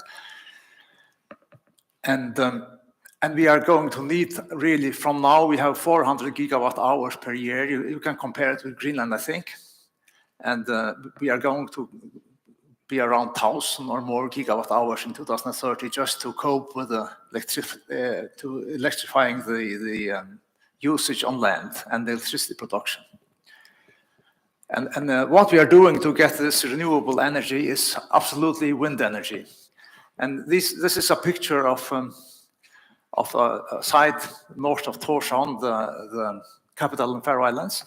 And these mills came in 2014, and these two parks came here in 2022. And they are huge and Faroish. They are 25 megawatt and 18 megawatts. That's really a lot in Faroe Islands. You can multiply by 100 if you are in Denmark or Norway. So you know it's a big figure for us. And we have also plans. We are working on these 5 areas towards 2030. So we are not going to stop now. We are really pushing on, getting more wind up. And yeah, these are places around the Faroe Islands. And I want to mention this because we are in a maritime, environment maybe. And in Faroe Islands, there are some experiments with tidal energy that are really interesting. I could talk a long time about that, but I just mentioned it. We're going to put this dragon up here in. There are 2 of them out right now. We're going to push one up that is 1 megawatt size and can produce the same amount of energy like a wind turbine of 1 megawatt, approximately 4 gigawatt hours a year. So it's really exciting. It's of course expensive because it's developing, but maybe that will be a source of renewable energy in future in Faroe Islands, maybe. But the wind we have and the wind is challenging. As what I write here, it is challenging. Challenges and solutions in the power system with very much of intermittent energy, that is energy that's fluctuating, and we need to balance it. And what we are doing is batteries, also huge batteries in comparison with the windmills. We need to match them with wind energy with batteries. So when the wind energy goes up, the batteries go down, and when the wind energy goes down, the batteries goes up, and then you have this very fluctuating wind energy and batteries. They are giving a stable output here to the grid. And this is really functioning, and we have been learning this the last 6 years, I think. So we are good at it now. But this is to stabilize the electricity in minutes and half an hour. But we also have periods where we have too much wind energy, and we need to store it. And one way of storing it is pumped hydro. And we are working with this project in Vestmanland, a big project, really big project, and it will be finished in 2027. Then we can pump water up when we have surplus energy and take it down again when there's no wind. So that's the system. And what I say here is that even if you have batteries and even if you have pumped hydro, there will still be a lot of surplus wind energy that we cannot use. And then we need some flexible users, as Marie talked about this morning, and an intelligent grid to get it work, everything. And here I just called three projects that we are working with right now. That is, I'll come back to them. I have them here, I think. This is our flexible user. You can store it in hot water, the electricity. You can store it in batteries, of course. And then,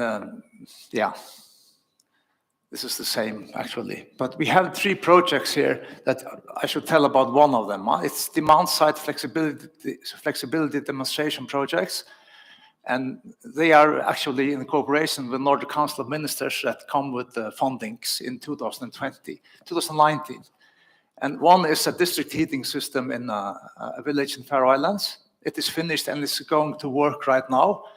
And one is all-electric salmon farming boat that I will go to tell you about. And the third is an electric boiler. But I'll tell you about the boat. The boat there was a bid, and we got 4 bids in for this tender, And this one is a 100% electric boat. It was the winner. There were also a 100% fuel cell boat. It didn't win because it was much more expensive to build, the double of the price of that one. So this was a company in Tórshavn, shipyard in Tórshavn, that won it, and they constructed it. They should construct it within 1 year, but there were some problems with the batteries, so it took 2 years. And then Corona and the war and everything was not so good for them. But now it's finished. This is the shipyard, Tórshavn. It's a big shipyard. They are also building big ships, really big ships, 1,000 tons also. But this is a small boat. It's 40 tons, I think, and not so much to tell you about. This is, what could I say from here? It is sailing 10 knots, yeah, and it is, what's interesting here? Nothing is interesting here. I'll go further here and show you the pictures from the shipyard. All work has been done in Faroe Islands, and I think it's really amazing that you can do that, but there's no problem for this shipyard. They made the ship and from scratch. And before they made it, of course, when they came with the bid, they had some drawings. The hull was designed to spare energy, and they got 10% energy savings compared to the other boats that are sailing and doing the same jobs. So they have a permanent magnet motor, electric motor, that's high efficiency, and all other things also. So they're really energy efficiency they are thinking, and of course electricity. And yeah, they built it here in Faroe Islands, and the price for the ship was the same as for the other boats they are building, the same kind of boats.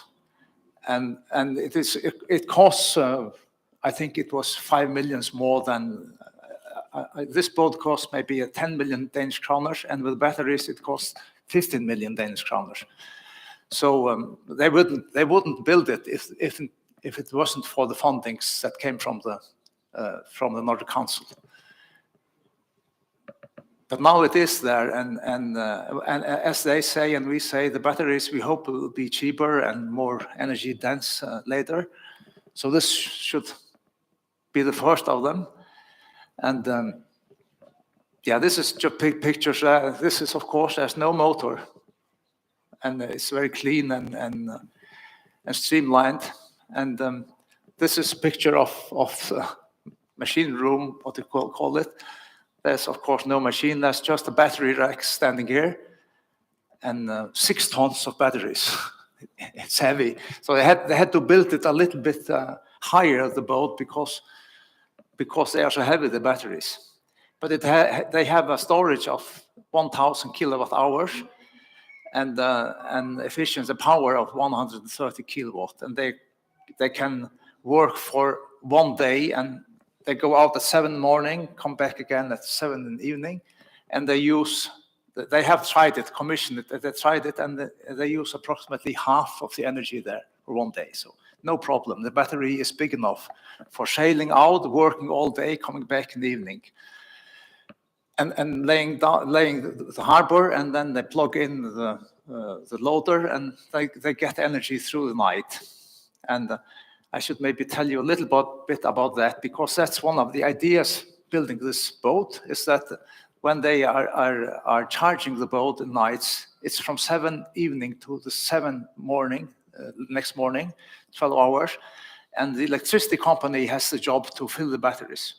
The only obligation they have is that it shall be filled at 7 o'clock in the morning. So they can fill it when there's much renewable energy on the grid. They can see the weather forecast, and in that way, the boat gets very cheap electricity. The electricity price is, I think it's 0.70 Danish kroner per kilowatt hour.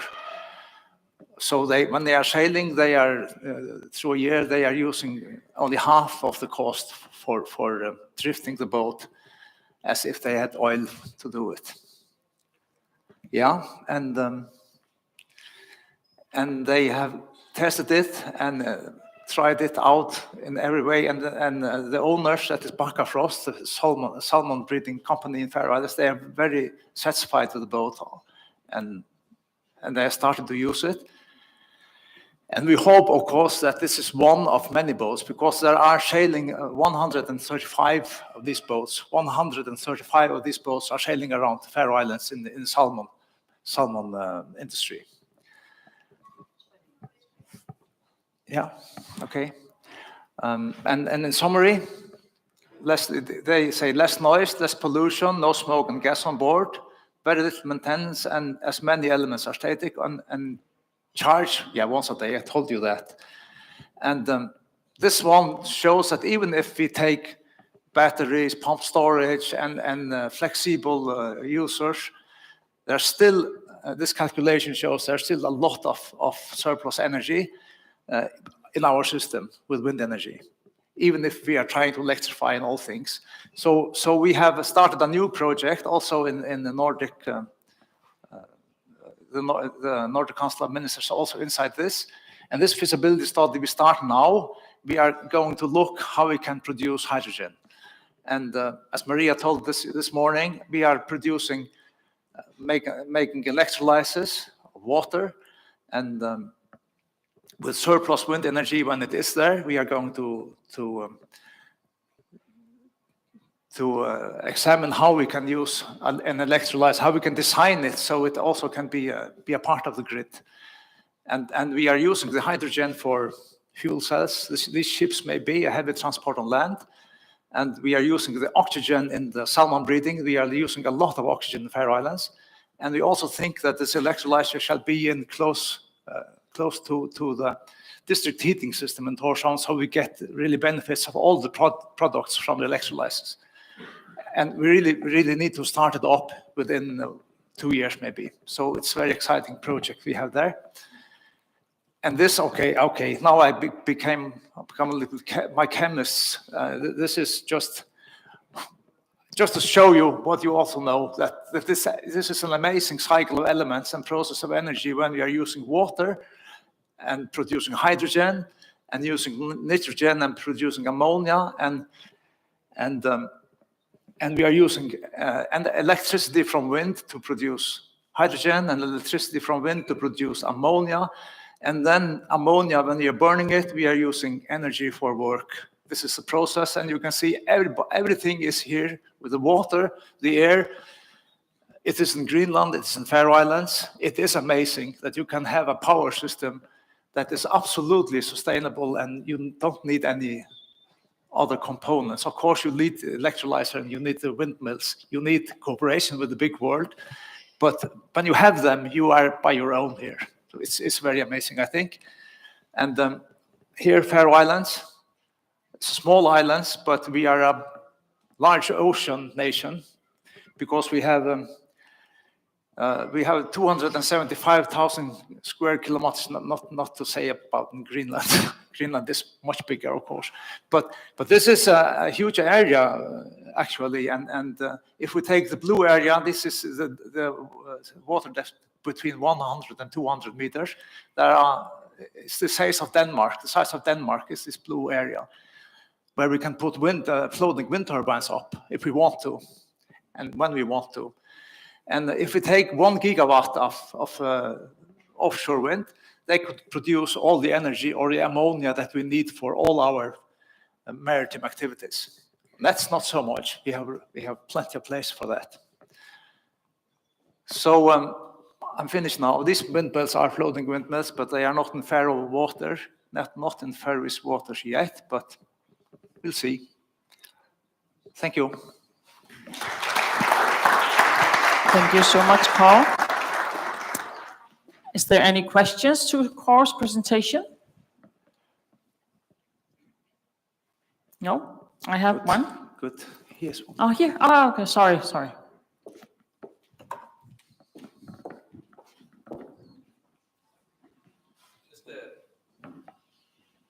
Just a simple question on whether you have experiences with electric water buses in Faroe Islands as well. electric water buses. You can hear that we have Electric not. ferries? I We even call them know. water buses? No, we have no, absolutely not. No, we are using traditionally boats and ships. This is the first of this kind, and I think not the last one. But buses, no.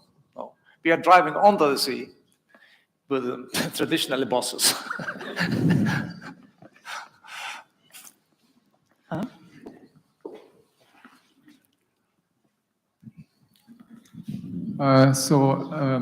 Sven Sørlund, Nordic Energy Research. This was a fish farming service vessel. Do you have any plans to go to other types of ships like small trawlers and so on?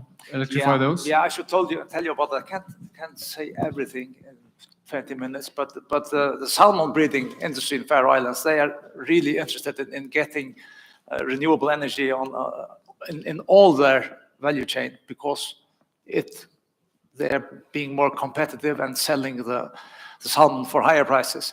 So when they have built through 2 new ships that they're really large, 10,000 tons ships, they are transporting the salmons from the seaside and into the slaughteries. They are built diesel electric. So they are ready, and also they have designed the ship so they are ready to put in maybe fuel cells or batteries when the opportunities are there. So they can fast change from diesel to renewables in the ships. So yes, we are thinking of such things also. Wonderful. Are there more questions? Yeah.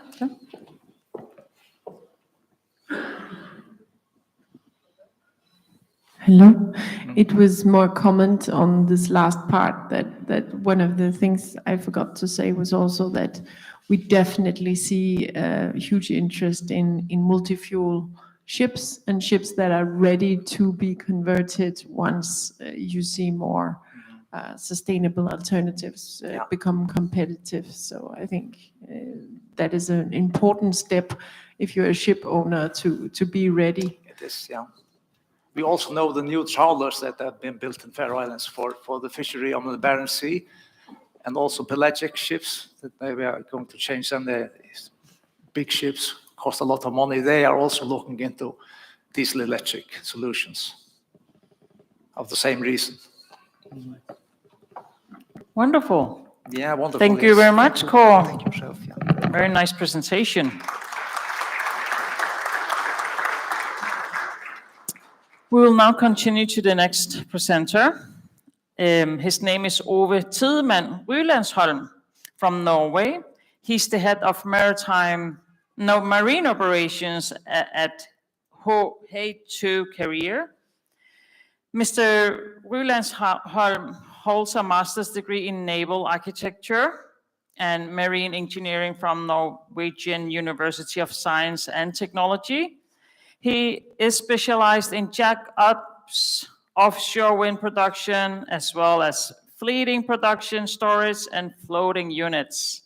And he is a quite strong man because he chops 20 cubic meters of firewood to supply his household bioenergy unit, and he loves telemark skiing. Great. Thanks for the introduction. Welcome, Ove. And for the invitation from Sven a few months ago. It's my first time in Greenland. I enjoy it, and I'm trying to be a humble guest as the first comer. I'm going to tell you about a new solution for large-scale production of hydrogen and ammonia. And I've taken the freedom to take a picture from the internet on Buxefjord power plant, which we visited yesterday. I realized it was somewhat more distance from the water up to the plant, but so sorry for the illustration. It gives at least an idea of how this can look like with our concept. So just as an overview first of the concept, we're taking green energy from wind, hydro, solar, whatever it is. And these can come from 3 different environments. The first one is the remote environment, which I think is kind of the Greenland situation. You have large potentials, but there's no export or no grid to export the power. That's scenario one.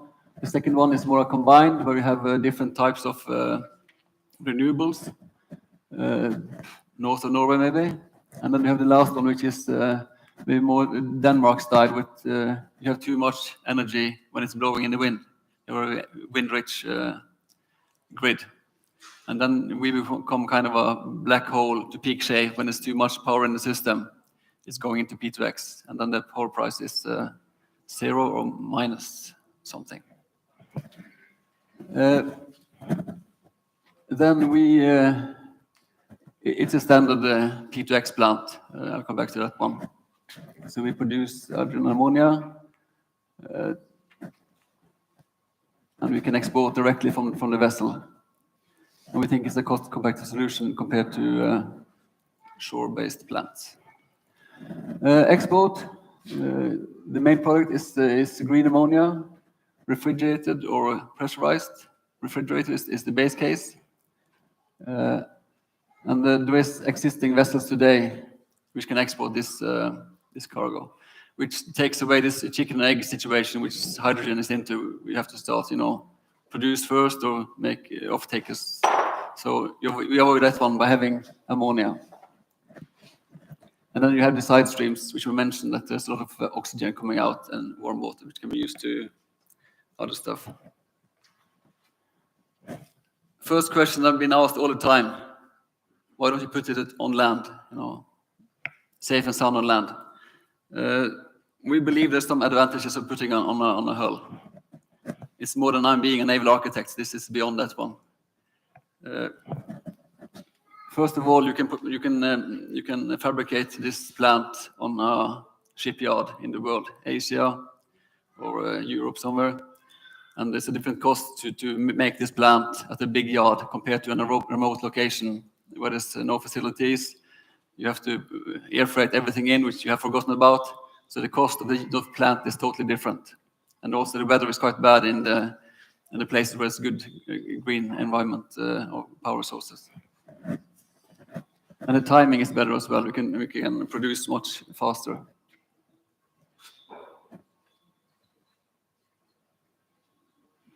Then we can use recyclable steel.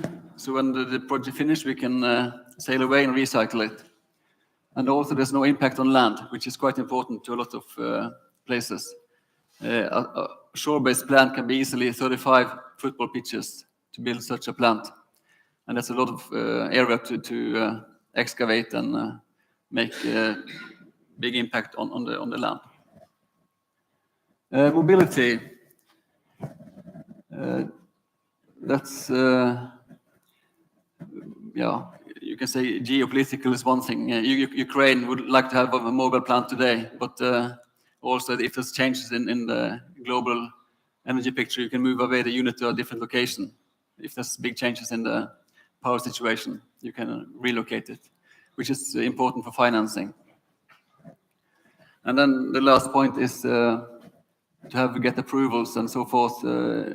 As there's no impact on land, it's easy to get approvals for these units. It's a shorter route to get going.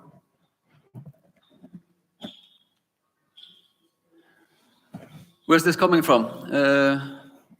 There's been made FPSOs shown on the left side here for almost 50 years. I also myself been doing this for 10 years, converting old crude oil tankers to add on process plants on top and go to remote locations and produce oil. Now this has become the standard in the North Sea at least, and also the rest of the world, that you make these units to produce oil. So in North Sea today, most fields are developed with this solution: ship-shaped hull and process on top. And in our company, we have a lot of experience with renewables, and especially installation of offshore wind. And then we also have some competence on electrolysis, which is important. And combining all this good stuff, we come to this fantastic solution of a plant to make hydrogen and ammonia. We like to stay in a calm location, in a fjord, sheltered location, so we can be permanently moved to a pier facility, like it's shown here. And we can export side by side to tankers. We take either a existing LPG tanker, which is ammonia compliant, and put the topside on top, or we make a new build, depending on the size of the unit. So going through an P2X plant, I guess not everybody knows how it works. You take the power first and you crunch it from the high voltage and down to about 1000 volt DC. This is the electrolyzing unit. It's the biggest part of the plant and also the most expensive part. And also close to 90% of the power is going in this unit. Then we have the nitrogen production unit, which is needed to finally merge together hydrogen and nitrogen to make ammonia, which is then put down into the tanks, chilled down to minus 33 degrees, which is like your freezer at home. It's quite low tech, so it's quite easy to store this as opposed to hydrogen, which is very expensive to store and handle.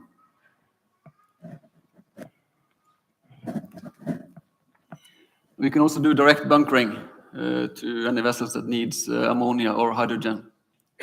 And we also foresee in some locations to supply local supply of hydrogen to trucks and local stuff. This is our business concept. We would like to build, own, and operate. So we start with finding green energy. Then we have to make an off-take agreement with somebody, and then you can kind of finance the whole thing. And then you design and your construction, and then you do operation for 20, 30 years, and then you decommission your vessel afterwards. So a bit about the ammonia market. It's been mentioned before today, this ammonia market, and just to mention is that we're not really depending on the marine fuel demand. There's enough other stuff to take to sell to. Today there is a market of 180 million tons, which is gray ammonia, which needs to be converted into green. And this is mainly fertilizers. So we're starting here, and then it's expected to come a lot more to power production, coal firing in the coal plants today. They reduce their CO2 emissions, no investments, just put it in and you get less CO2 coming out. Industry expected to need more, fertilizer expected to grow, and hydrogen carriers, that's typical steel plants, Germany, big plants, they want to get green, and they can have ammonia from transported in, and they crack it back to hydrogen to get the right temperatures in their process. And then the maritime fuel, 200 tons is an maybe, but the whole concept is not depending on that one because there's enough other stuff to begin with. Some examples of recent deals made on ammonia. So talk, there's a lot of ammonia they need, but this is these are things that happened the last weeks and months. So there's quite big volumes already being signed up. Japan, Germany are very keen on buying green ammonia.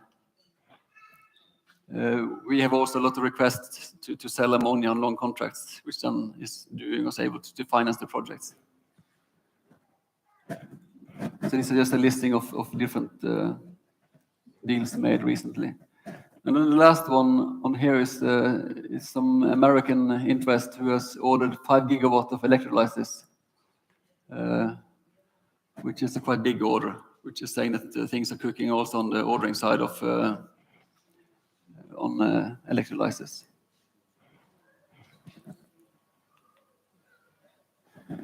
Then something about what's coming out on the side. It was mentioned oxygen, very popular for fish farming. Heat coming out, and of course hydrogen can come out as well. So, but what we see is that in those remote locations, it's difficult to use the heat for anything useful. because normally the renewable energy is in location with not so much people, so it's sometimes difficult to use the heat. Oxygen can be transported, it's a bit easier to use. Some projects that we are working with. This is the first one we had. It's in the Hebrides outside of Scotland. An island, no export cable, wind farm plants available, and the cable has been priced to £600 million, which is quite a big price. So we're looking into go in and taking the power directly from the wind farm and producing ammonia.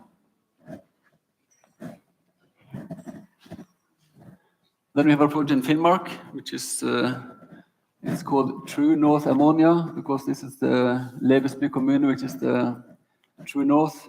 North Cape is an island, so this is the true north of Norway. This area, it's a small community with 1,250 people.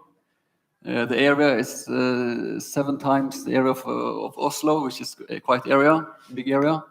And they have plans for like 2 gigawatts of shore-based wind power. So that's quite ambitious plans. So we hope to make something there in the near future. Then we're doing a study for Statkraft. That's we're looking into taking this concept into an offshore environment with all the waves and all the good stuff when you take it offshore with the motions, and which is there's limited knowledge on the electrolyzing side on putting in motions, and also the Haber-Bosch, the ammonia production. So there's quite some challenges to go offshore with lots of motions with this concept. But this is a study paid by Statkraft. They want us to look into it. And I think this is for the future when there's becoming too much wind power in the North Sea, Scotland with their 25 gigawatt plants. There will be too much power at some stage, and we can become a kind of a black hole, taking the surplus energy and converting it to ammonia. Peak shaving. So some examples of sizes. Our basic size is 200 megawatt, producing 153 tons per year. And this is the 100% capacity factor. That means it's kind of hydropower based. And playing with numbers, 1,000 ton per euro per ton, which is, right or wrong, but you can see the potential of income you can get from such a plant. And then the 2 bigger sizes, which is still within familiar hull sizes. This is like a Suezmax tanker. This is like a VLCC tanker. And you see that there's potential to earn money here if this is done rightly. And the ammonia market is steadily good, which time will tell. So I hope we can get moving with the unit here in Greenland. So that's all from my side. Thank you. Thank you very much, Tove. Is there any questions to Tove's presentation? Anna, yeah? Only simple questions accepted. Do you have any expectations of the return of investment of a unit like that? No, not at hand. Okay. No. Thank you for a nice presentation. The question on, does it not make any changes if you put such a boat in Arctic conditions, or is it exactly the same? Are you expecting that the processes do not care about low temperatures, or how does that work? We will have to take into account the Arctic environment, definitely. The good, like DNV and these have special codes for Arctic environments. So that's available codes you can apply to. So you might need some strengthening on the hull for the ice. Cold water is good for the P2X plant because there's a lot of cooling water needed. So if you have cold water, there's less cooling capacity needed, or bigger, smaller chill units, and also to keep the cargo on -33. It's good if it's cold outside. So yeah, there's some plus and minuses, but of course, yeah, in total, it's not so bad. From the first glance at it, we haven't really not dived deep into it, but we see no major obstacles. Hi, Ove, can I ask you what figures are you using when you are converting electricity to ammonia, the efficiency of the process? The overall efficiency is about 50%, you know, roughly 50%. Things are happening with the electrolysis technology every day. So you can either buy a very set technology with low efficiency, or you can go for the more high-end demonstrator stuff, which is higher efficiency. But like I say, 90%, close to 90% of the power go into the electrolysis. And there's a lot of heat losses, definitely. And then you use a bit more than 10% to stabilize it into ammonia. Yeah. Thank you for a very interesting presentation. It almost sounds too good to be true. So what are the downsides having this production facility on board a vessel compared to the onshore facilities? What about safety measures?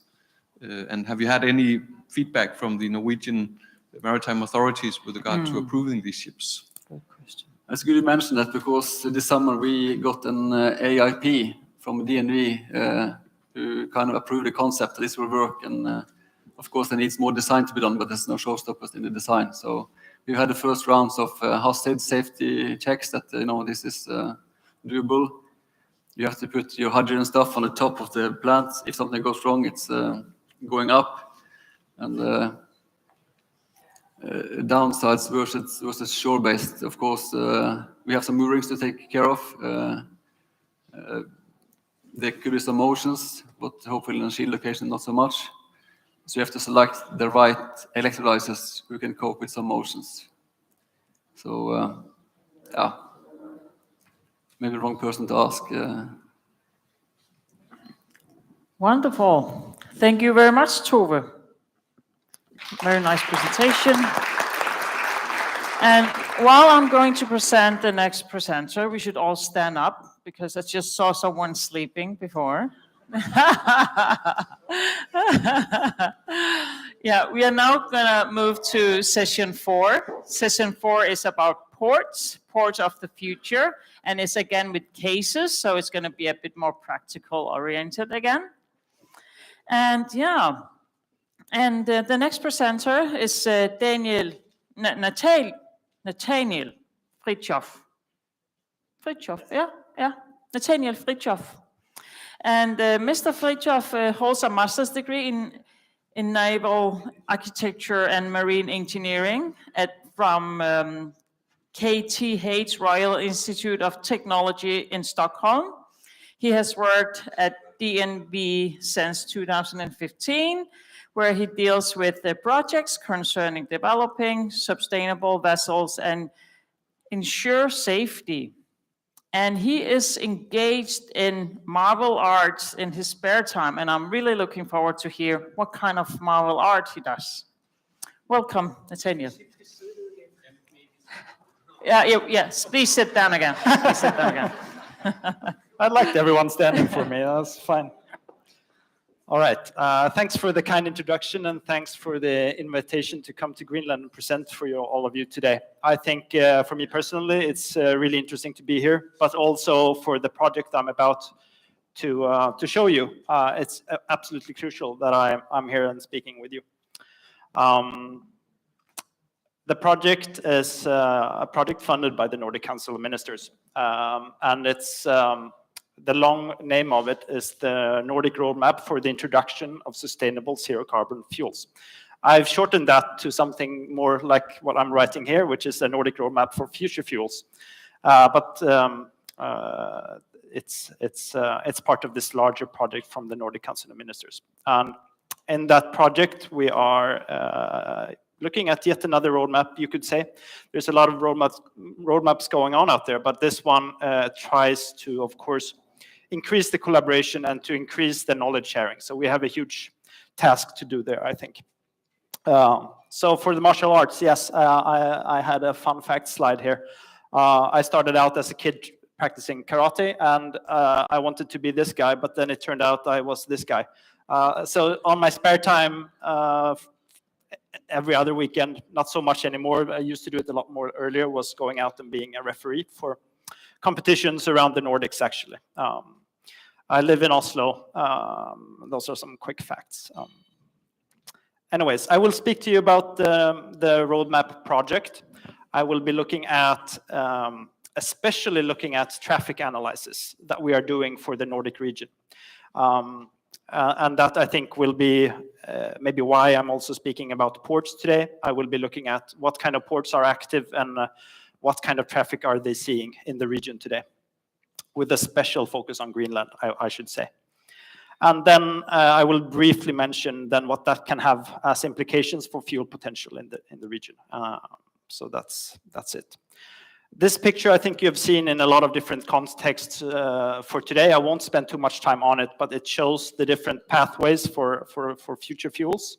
Of course, we have the pathway for the current fossil fuel family, but for each other fuel that we are bringing in, we're bringing new pathways, and all of these will have a new set of barriers that we need to overcome. Hence the need for a roadmap to kind of map out that barrier, the barriers that we will face, and then try to point at actions to overcome them. Typically, DNV is very good at looking at the ship. And I think something that's new for us as an organization is figuring out the full value chain and then engaging also with energy providers, ports, not the least, right? And this is something we try to spend more time on doing. And this project is one of those activities we try to do that through. So the project itself, it has two major components. And one of them is the technical deliveries that we're supposed to do, and we are doing them, and I will be presenting some of the results here today. It will be the first time we're showing it publicly. The project started out last spring, and we've been working hard over the summer to get some of the early results out. Only last week, you heard Julia mention that the life cycle assessment was handed in. So as you can see, we have a fuel scorecard that's for arranging the fuels that we are looking at, especially focusing on methanol, hydrogen, and ammonia. We try to make a KPI structure for each of them so they can be compared somewhat like for like when it comes to different barriers. The life cycle assessment, you saw some of the results from already, so that's very good. But then we have the regulatory framework, which is typical DNV food to work with. But of course, these new fuels, they lack when it comes to regulatory frameworks. And what we really want to do is to have a delivery from all the Nordic countries already for next year on ammonia. So we are working on a prescriptive requirement draft that can be submitted by all the Nordic countries to the IMO. So that's a very concrete result that we want to get out of this project, is to get some of those barriers out of the way as soon as possible. And of course, we will look at hydrogen as well, as that is one of our three main focused fuels here. And I could say a little bit about why those three fuels, and it's typically because we have the longest to go with these three fuels. So biofuels, much more easy to take into current infrastructure and current vessels. These three fuels have different amounts of obstacles that they will face. That's why we're working a little bit more with them in the technical phase of this project. Then there's the other component. Well, before that, of course, is the traffic analysis that I will be spending some time on today. And that is really figuring out what traffic do we have in the Nordics and what can we do to make that traffic more green, and what can we do together, especially looking at the cross-country barriers. So you have seen some of the work that Norway has been doing, but of course, a lot of the traffic in shipping is international, so we need international solutions. Then there is the other component, which is the collaboration. So we want to get talking with all of you. We want to engage with different projects that are ongoing, and we want to make sure that we can give everyone a voice and to share our learnings together. So we want to have a yearly conference starting up in the Nordics, and the first conference will be 15th of November. As you can see, DNV is not alone in this project. We have contributing partners that all do good work for us and for the Nordic Council of Ministers here. So we have Chalmers EVL that I mentioned earlier. They are working on the life cycle assessment. We have MIN Energy Solutions looking at different technical solutions and giving inputs to all of the work packages. We have Menon Economics. They are doing the KPI structure. That's a consultancy firm for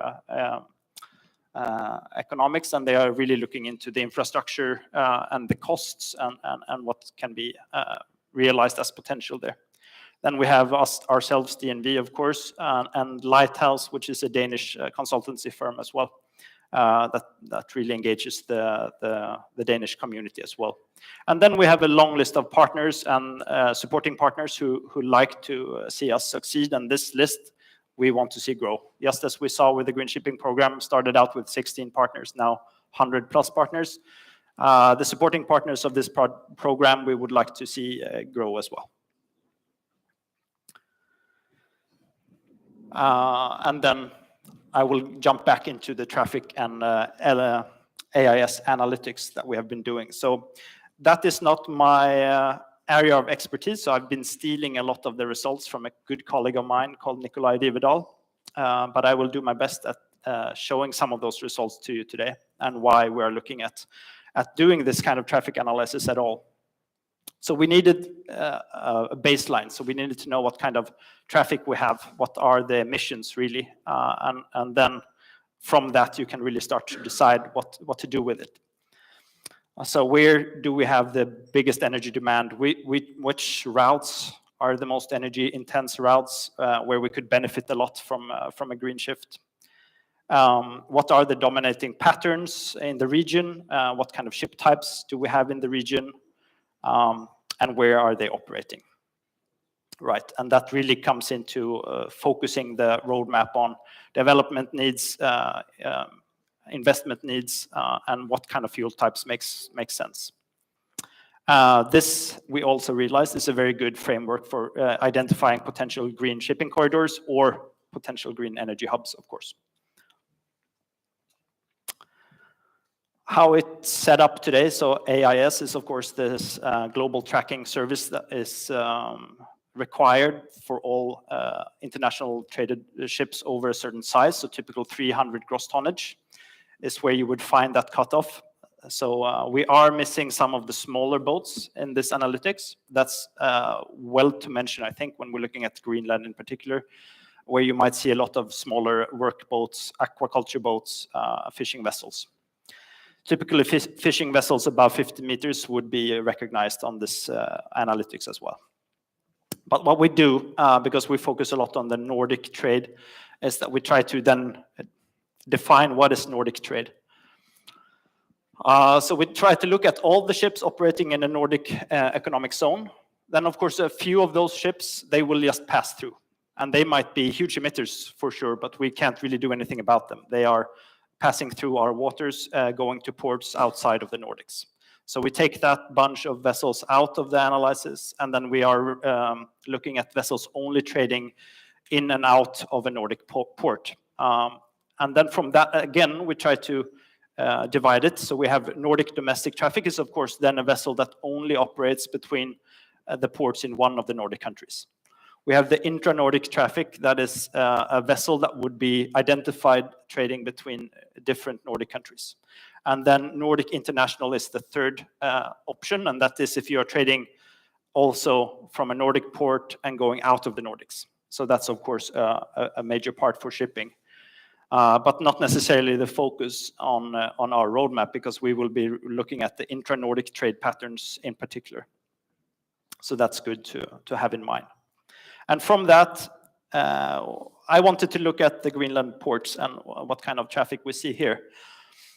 And this is some numbers I pulled out from the larger study. And it bears to notice or notify you now that, of course, we haven't done any Greenland-specific work yet in this project. So this is kind of experimental for me to pick some numbers out of the larger aggregate data set. But I think it's interesting to look at. And I hope I'm close to the mark on the traffic patterns.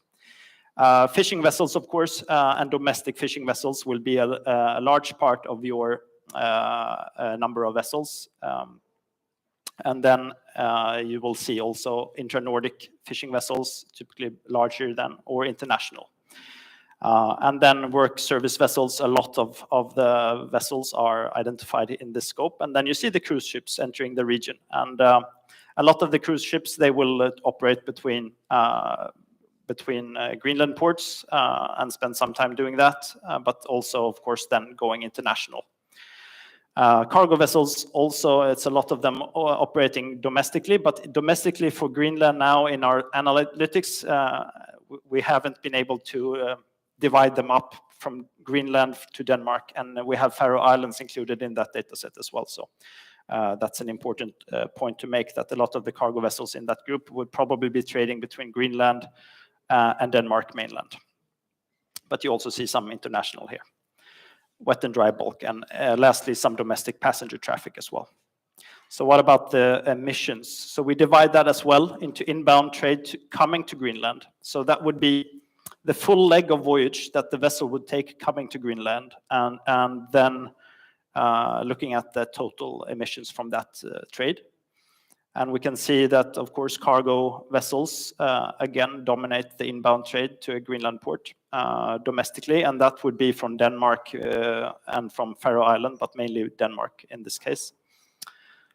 And then you also see that in the dark blue, you have the intra-Nordic trade, and for cargo, typically inbound is from Iceland. And then we have passenger as well, of course. Typically, we see cruise vessels coming in from Reykjavik being a major contributor on the inbound emissions. And outbound emissions, same thing, but leaving Greenland ports and going international or to Denmark. But then, of course, we see quite a lot of activity in the Greenland region, which is quite interesting. So, of course, that is something that could be worked on much more locally and maybe more easy to grasp. And here you see the typical offenders, let's say. It's the work service vessels, and that of that group, you would see a lot of aquaculture activity, fishing vessels, of course, and also cargo in the region, traveling between Greenland ports. So that gives you a little bit of a size difference between the different trades and what kind of vessels are trading a lot or emitting a lot, let's say, in the region. We also look at what, if you want to look really more in detail, you can look at that. So I mentioned it already. Iceland is a big part of traffic coming into Greenland, but also coming out of Greenland. You see Iceland on the top 3 list. We have North America, of course, represented, and Denmark, and we divided Denmark in different regions. So here you can see that Denmark region East is the one that's mostly trading here. So this kind of analytics really show you the potential for green corridors, for example.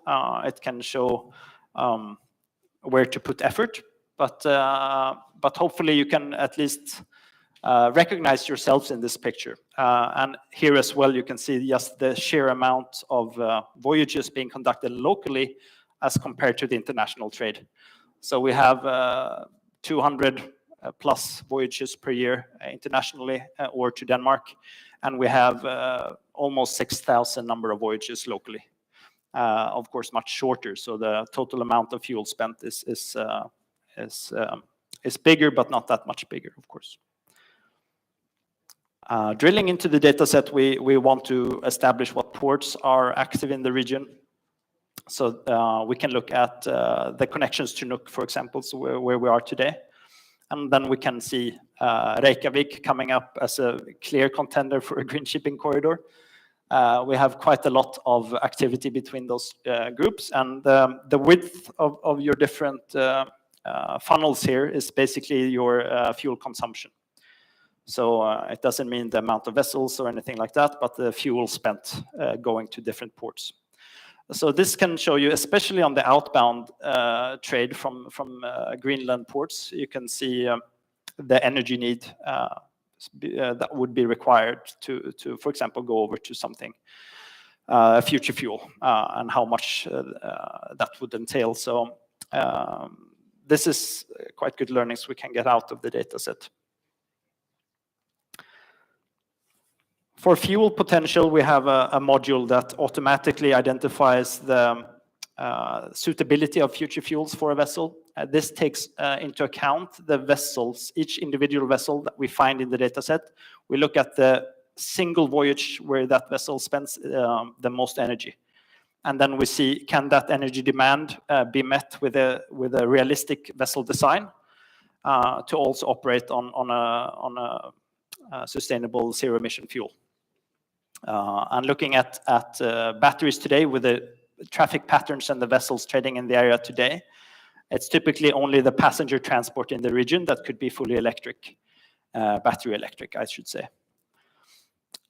This is not meant to say that it's not possible to get more electricity, battery electric vessels into the mix, but with the current trade patterns of vessels today, this is where you end up. Hydrogen can penetrate a little bit more of the markets we see, especially on the cargo side. You could start installing some hydrogen today with the energy demands that we identify in the region. For hydrogen specifically, we're looking at compressed hydrogen storage on board, which is of course quite volume intense compared to a conventional fuel. So that's why you don't see much more penetration of hydrogen into the mix here. And again, this is from today's sailing patterns and today's vessels or similar sized vessels. That could all change. Finally, we look a little bit at methanol. And this could as well be ammonia because we're only looking at storage space requirements on board a vessel of a comparable size. So that's important to mention. There will be for each vessel individually, there would be a lot of different concerns to look into. And I think that's where you would go to Anna-Sofia and the Green Shipping Program to look at pilot case studies. But this is on an aggregate data level, quite interesting to look at. And here you can see, of course, that either methanol or ammonia could really penetrate most of the segments in the region, considering today's sailing patterns. But we are still left with some quite energy-intense operations in the region, where you typically spend then a lot of time out of a port doing work or delivering cargo. So we still have some ways to go to make sure that we could get all of them over to a green fuel. So some preliminary findings from this traffic analysis looking at Greenland specifically, which hasn't been included in the main report yet. So these are my findings from stealing the results of my colleague. But basically we see container ships, fishing vessels and cruise ships in addition to aquaculture boats. They have quite demanding operations, all of them. And they have quite a high fuel consumption compared to other vessel types in the region. For fuels choice, we see that we are quite limited when it comes to pure battery electric operations. But methanol or ammonia could have the potential to penetrate most of the ship segments as of today. There's definitely a mixed trading pattern in the region, meaning that you have some vessels who only spend a very limited amount of their yearly operations in the region, but then you have equally quite a big group that stay in the region the whole full year and doing their operations here. But that also means that you have a potential to look at both local green shipping corridors between harbors in the Greenland region, or looking at the more demanding and international trade routes, especially to Denmark or to Iceland. And we see definitely as well, if you go back to that picture I showed you earlier with fuel consumption and different hubs, we see that Nuuk is definitely one that has a lion's share of the demand for energy, and that could pair well then with being a provider for future fuels in the region. And green shipping corridors, as I mentioned, both locally and to Iceland or Denmark, of course, but this is really just showing you a demand side, what is the current demand for fuels, and then you would have to look at a lot of other barriers to look at green shipping corridors in particular. But that was some of the results I wanted to share with you. We are, of course, looking for additional supporting partners in the project, and we would like to invite all of you to come to Oslo the 15th of November.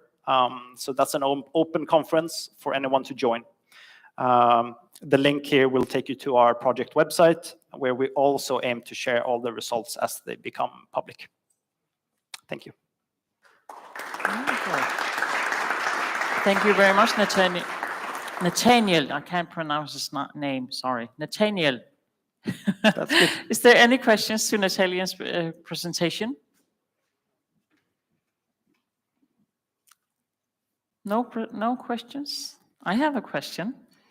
You mentioned that you mentioned a lot about Greenland, and what could become the 3 most important takeaways, lessons for Greenland from the Nordic Road project? Nordic Road project. I think that what we want to do is, of course, to identify partnerships needed to realize green shipping corridors, for example, or to realize a shift for future fuels. And I think we will come out with quite concrete guides for that as part of our project, but also to be part of the conversation. So I really invite all of you to come to our conference and meet all the other good partners that we have. So I think that's a major point where we can share the knowledge that we have already coming from Norway, but also from other countries in the region. So I think sharing and then being curious about the work that's being done in the other countries would be. Yeah. Regarding to your emission numbers, did you go to Royal Arctic Line's numbers to get those data? Or I was a bit curious whether the numbers were the same as your calculations. There will definitely be differences. They're different? I think. Okay. Because what we look at is, of course, only the data set that's available online. So basically all the vessels that have an IMO tag, those are the ones we are tracking.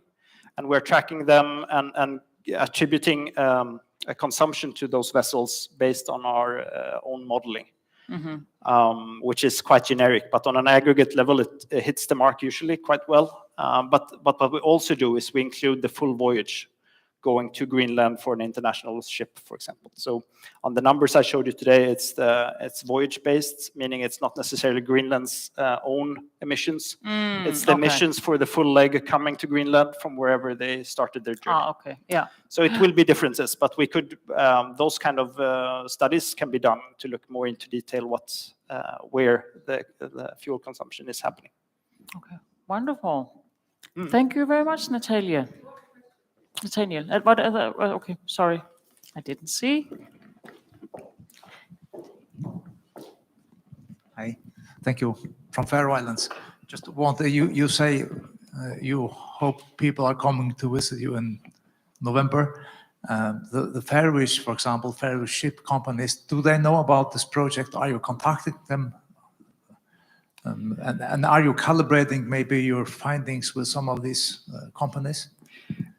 So we try to reach out to the network, of course, that we have from DNV's side, and we also try to make sure that the partners in the group contact their networks. And this is one of those activities that I try to do to reach out, right? So we could probably do a better job with that, but we are. It's a 4-year project. We're just starting out. But we also would like that these conferences live on, let's say, and can happen yearly. And we also aim to have them rotate around to the different Nordic countries. So hopefully we want to maybe in the future have a meeting in Tórshavn as well. I mean, I'm in the Nordic cooperation. I could help you with contacts and also get them involved because I think it's very interesting. Definitely. Thank you. Wonderful. Thank you very much. Nice presentation. We are now going to continue, and our next presenter is Lynn Inderstrand. Yeah. Mrs. Inderstrand deals with encouraging.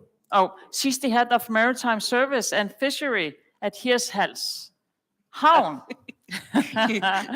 And she deals with encouraging collaborations and competence development of Port Hirtshals, and is therefore a driving force in sustainable transition. Yeah, and she has a skill that many of us don't have.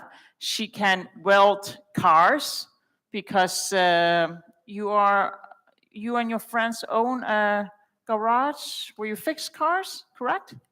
Yeah, we started out when I was 12. I got my first car. I like to drive up in the mountains in Norway, and it gets broken. I have to fix it. So it's easier to do it ourselves. So, and that was a good input, because I started out as a welder and a ship's engineer, and you need to know things like that when you're working with clumsy men. No, just joking. So, thank you for having me. It's been a really good day, and at the beginning of the day, we had all the wishes, what we want to do, and everything is going to be fabulous. And then we have some good theories, we have some more knowledge. So I think I'm representative of the guy on the floor, because the port where I'm coming from and I'm representative, we are an old port. So we started back in the 1800s, and we have been going on strong. And you know, lots of things that happen. So I like to say that we have cleaned up our port. And to kind of, before I start my presentations, sometimes some letters are missing. You just have to understand what I'm meaning, not always what I'm saying. But the red thread going through my story about our port now is that I have to ask myself and could say yes to 3 of these questions. It's like, is this bringing down the carbon footprint of the product? Are we looking into economic liability, and can it be held? Because there's only one one part to take the cost, and that is the companies and the consumers. And we have to take them into the equation, because if you only talk politics, then we won't get it done, because it's so cost effective to do these changes. And the next thing is this making us a strong partner? Will the things that we do make us good for our community, but also for the smaller community, for our nation, but also if we look into the international collaborations? So we are just a small part in this huge puzzle, and it's really important to be realistic. I mean, sometimes I want to be tall and slim and more beautiful, but face the fact, I'm always going to be small and stubby. So, but I could do the best small and stubby as I can be, but we have to be true to the project that we are working in. So, cleanup that we've done. Before, we used to be a yes port. That means that we would say yes to everything. And what we could see is that a good intention would stop us from making good money for the users of our port. So we had to start and say no, thank you. And that made us, in the beginning, that was kind of frightening, because as a port, we really want to say yes and help out. But sometimes you are also helping out by saying no, thank you. Because we have to support the companies that are in our port, and how can we make them stronger and better? So the people or the project or companies that we are inviting in has to be somebody in the chain. We have to look at the big picture and the big chain. So in that case, that we are working in so many different lanes, because we can't just do one thing. Because if we only do one thing, it will take so much longer, and you need to do one thing good to do the next thing better. So if you see those 2 pictures here, the one thing that stands out is the windmill. And it's always a question about where are we going to start so we can end up where we want to be. And for us, it came clear. Once we start cleaning up our port, we needed more energy. We needed more green energy. And as all the professors and smart people here today have told us, we need a lot of green energy if we want to produce new way of filling up our ships. Today in our port, we have batteries for our smallest vessels, fishing vessels. We have the big ro-ro vessels going on LNBG. Yes, it's a B there. But now the problem is a route that cost 300,000 Danish kroner is today over 1 million because of the gas prices. So even though we have taken that shift, there's wars and economics and so many things that can come in and really take a hit in the bow. So how do we handle this? And this is why it's so important to have the industry involved in the projects. There's so many good intentions that are being done politically and in all sorts of good ideas, but we need the companies to help out live through it. We can't kind of take the carpet underneath and like swipe it under the feet, because then it will die. And it's good to have money from all sorts of projects, but if it's the project that are keeping the project going, it will die as soon as the money goes out of it. And then we have to start again. And this is a waste of time.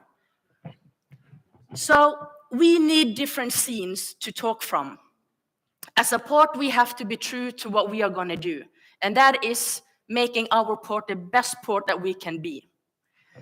So we have been thinking, how can we have different scenes and how can we be working together then making the right people doing the best? So we have been developing new companies, clusters. I can talk for ages for this because these are like babies of mine. But we have Hirtshals Service Group that are representative of 43 companies that are located in our port today. And these are companies that are repairing ships, taking in new technology, taking the old one out. It's companies that are producing products from fish, and we're working with them. How can we level up? How can we take the protein and move it up a chain?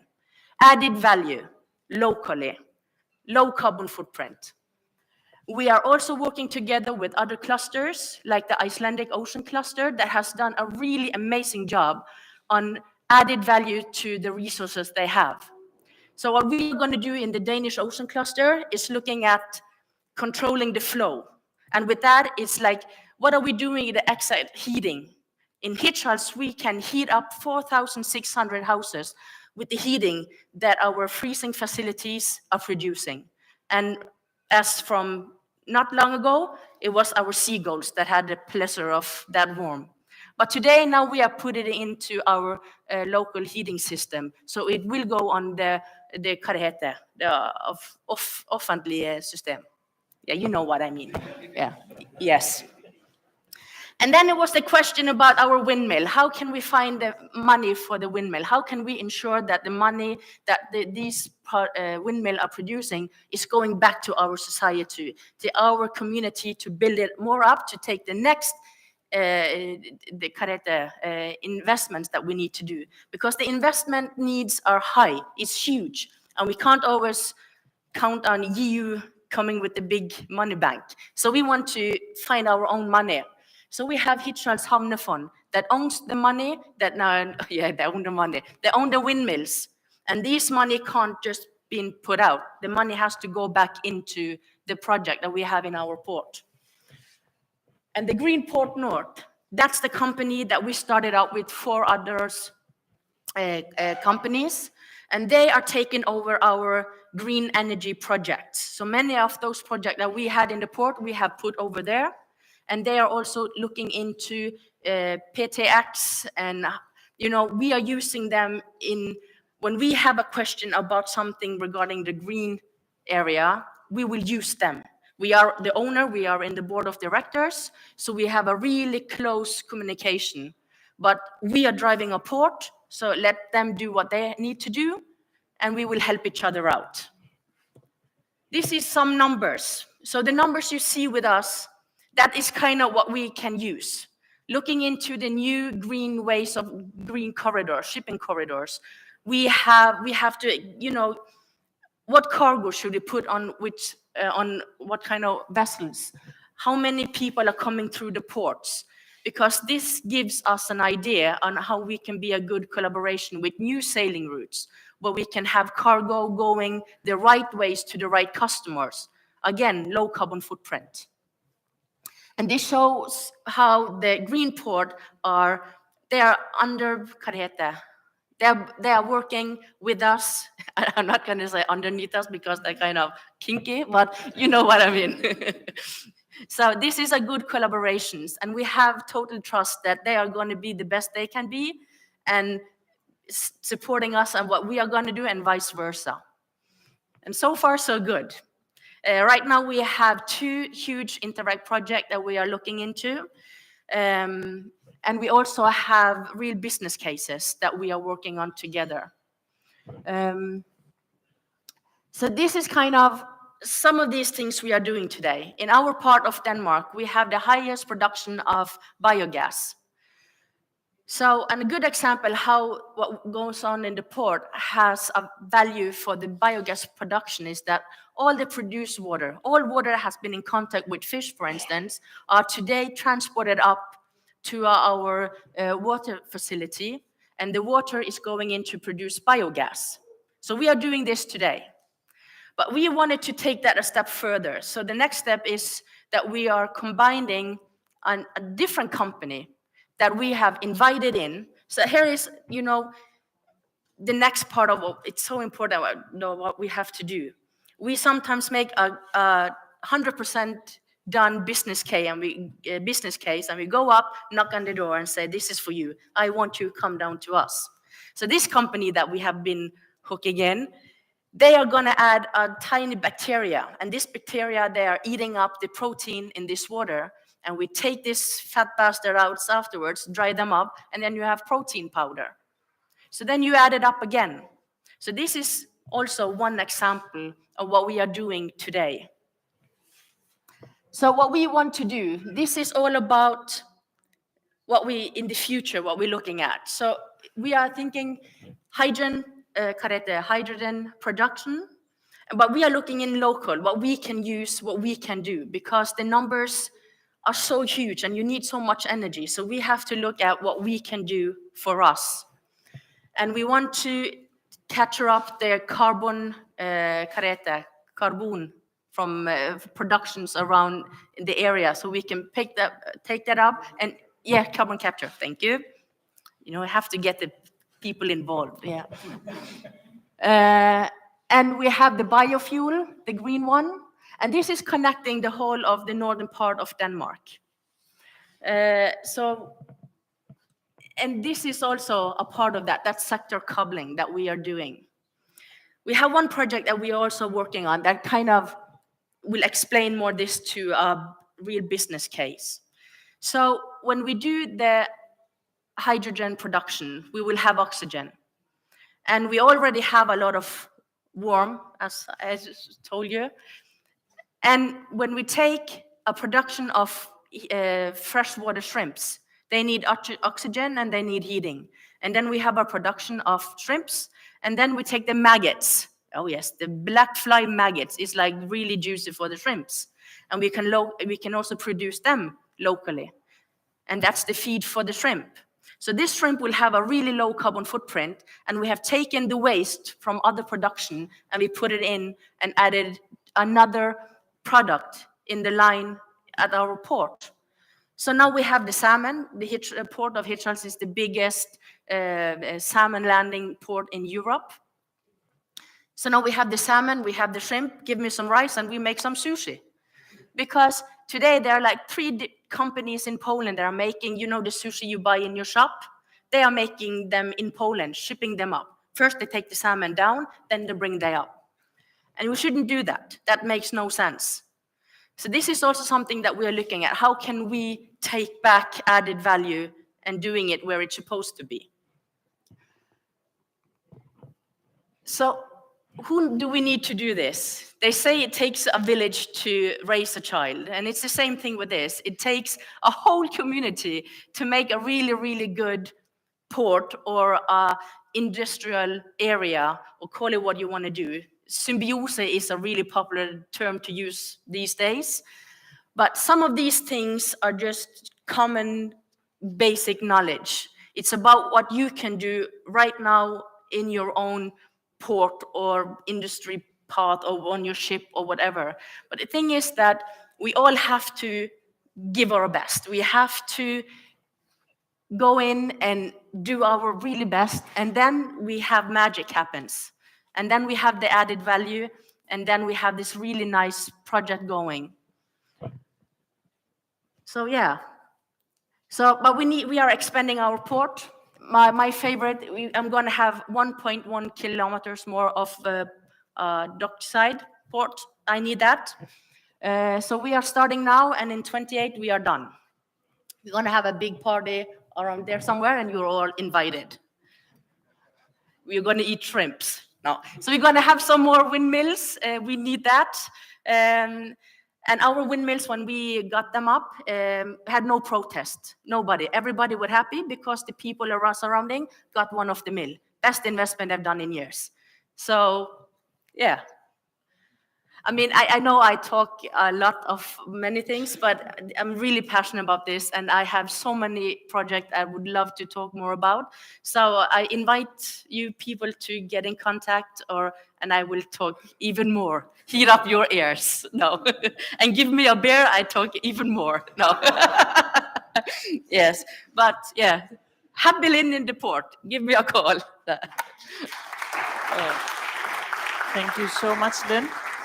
Wonderful presentation. Thank you. Is there any questions for Lynn's presentation? Yeah, this one there.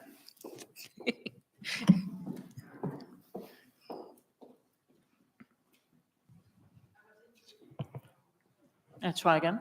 Try to speak again. No.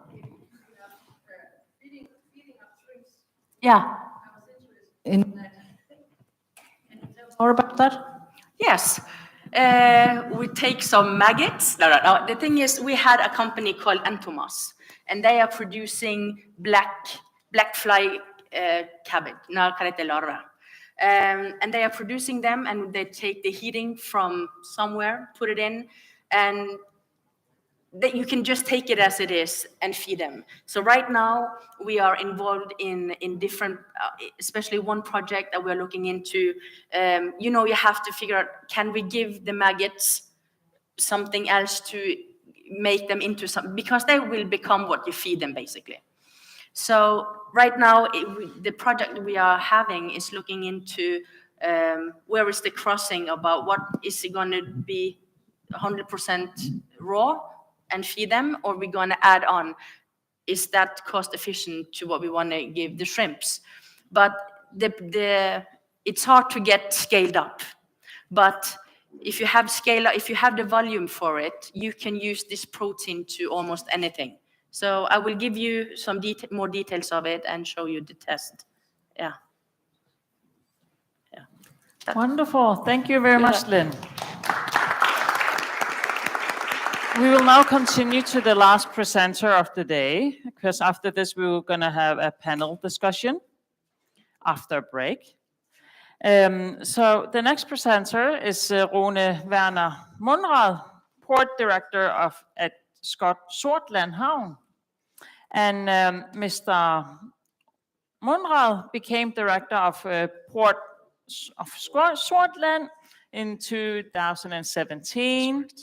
And he is educated marine engineer and holds an MBA in strategy, which led him to having technical and commercial positions focusing on shipping and oil and gas. And in his spare time, he, guess what he does? Sorry? Some sort of sport. Yeah, he does triathlon. Triathlon, that's correct. Yeah, and he does hiking as well. And you used to be a boxing coach. I am a boxing coach. You are still a boxing Yes. coach. Okay, wonderful. Welcome. Thank you very, very much. Thank you very much for that introduction. As you said, my name is Rune Werner Munrad, and I am the port director in a small city called Sortland in the northern part of Norway. I guess you haven't heard about Sortland. That is quite okay. I have a map in a couple of minutes. I will show you. But I do think that there are some similarities between what we are doing and what you could do here as well. Huge topic, this one, the green future of maritime operation. I've chosen a small one, called it, the presentation, the making of a clean green machine. The reason for that is actually quite simple. We are building a new port in small Sortland. And it's a huge port as well, you know. And you can ask yourself, why are we building such a huge port in such a small city as Sortland? Well, as you can see up in the left corner, that's in the red square there. This is my area, and I have targeted Sortland here on the map. Up north, we have the city of Tromsø, and in the south, in this map, we have the city of Bodø. Those are the two largest cities in the northern part of Norway. We are situated in the middle here.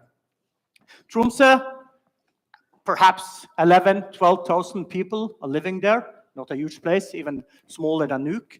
But we are the capital, or the regional capital for the Vesterålen Islands, who are a group of islands just north of the Lofoten. And what we do have a lot of is fish and fish farms, just as you guys. In 2021, the catch in this area, the wild catch, was 717,000 tons of wild catch. You can see on this map, there's a lot of red dots. Each dot represents an active fish farm in the region.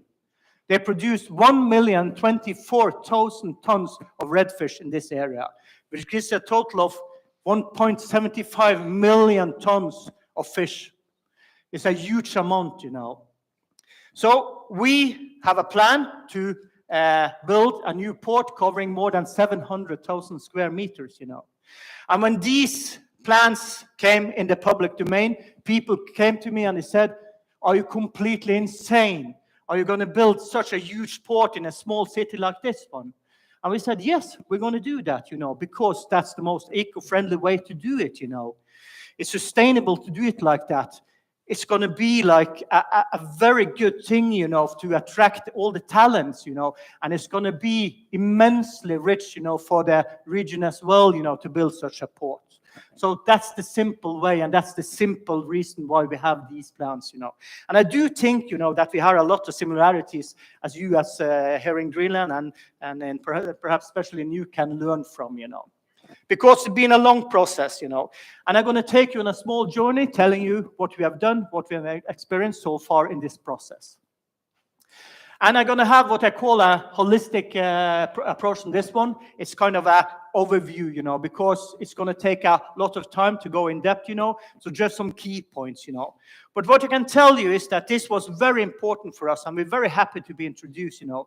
So important that actually the chairman of board, Mr. Bjørkmo in the Port of Sortland, is participating here as well today, you know. Very happy today about that. And we will also be very happy to talk, whoever wants to talk to us later on as well. So a holistic perspective. And it all starts with the philosophy. And the philosophy is kind of the basic of how we did the strategy later on, you know. Because having these rich fishing banks just outside Sortland, we thought, you know, why not land, process, store, and ship directly from the region where most of the cargo is farmed and caught. And I think, you know, that is something that you can do as well, you know, because that's the most eco-friendly thing to do. We transported the shortest way to shore. We do everything ashore, at least almost everything ashore, and then we export it to the end customer, you know, because that's the best thing to do for the local community as well, because you leave the most money again there. So I think that's the wise thing to do. So the philosophy is actually quite simple, and I think the philosophy fits very well here in Nuuk and in Greenland as well. You have immense resources there as well, you know, but I do think you export most of them, you know, before they actually land.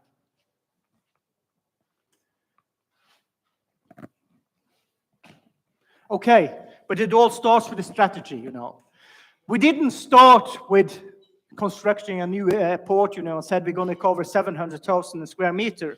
We started with the players in the business, with all the players involved, you know, with the ship owners, with the fish farm owners, with the terminals, with the cold store owners and things like that. And we started talking to them, you know, and asked, what can we do to be the best service point for you guys, you know?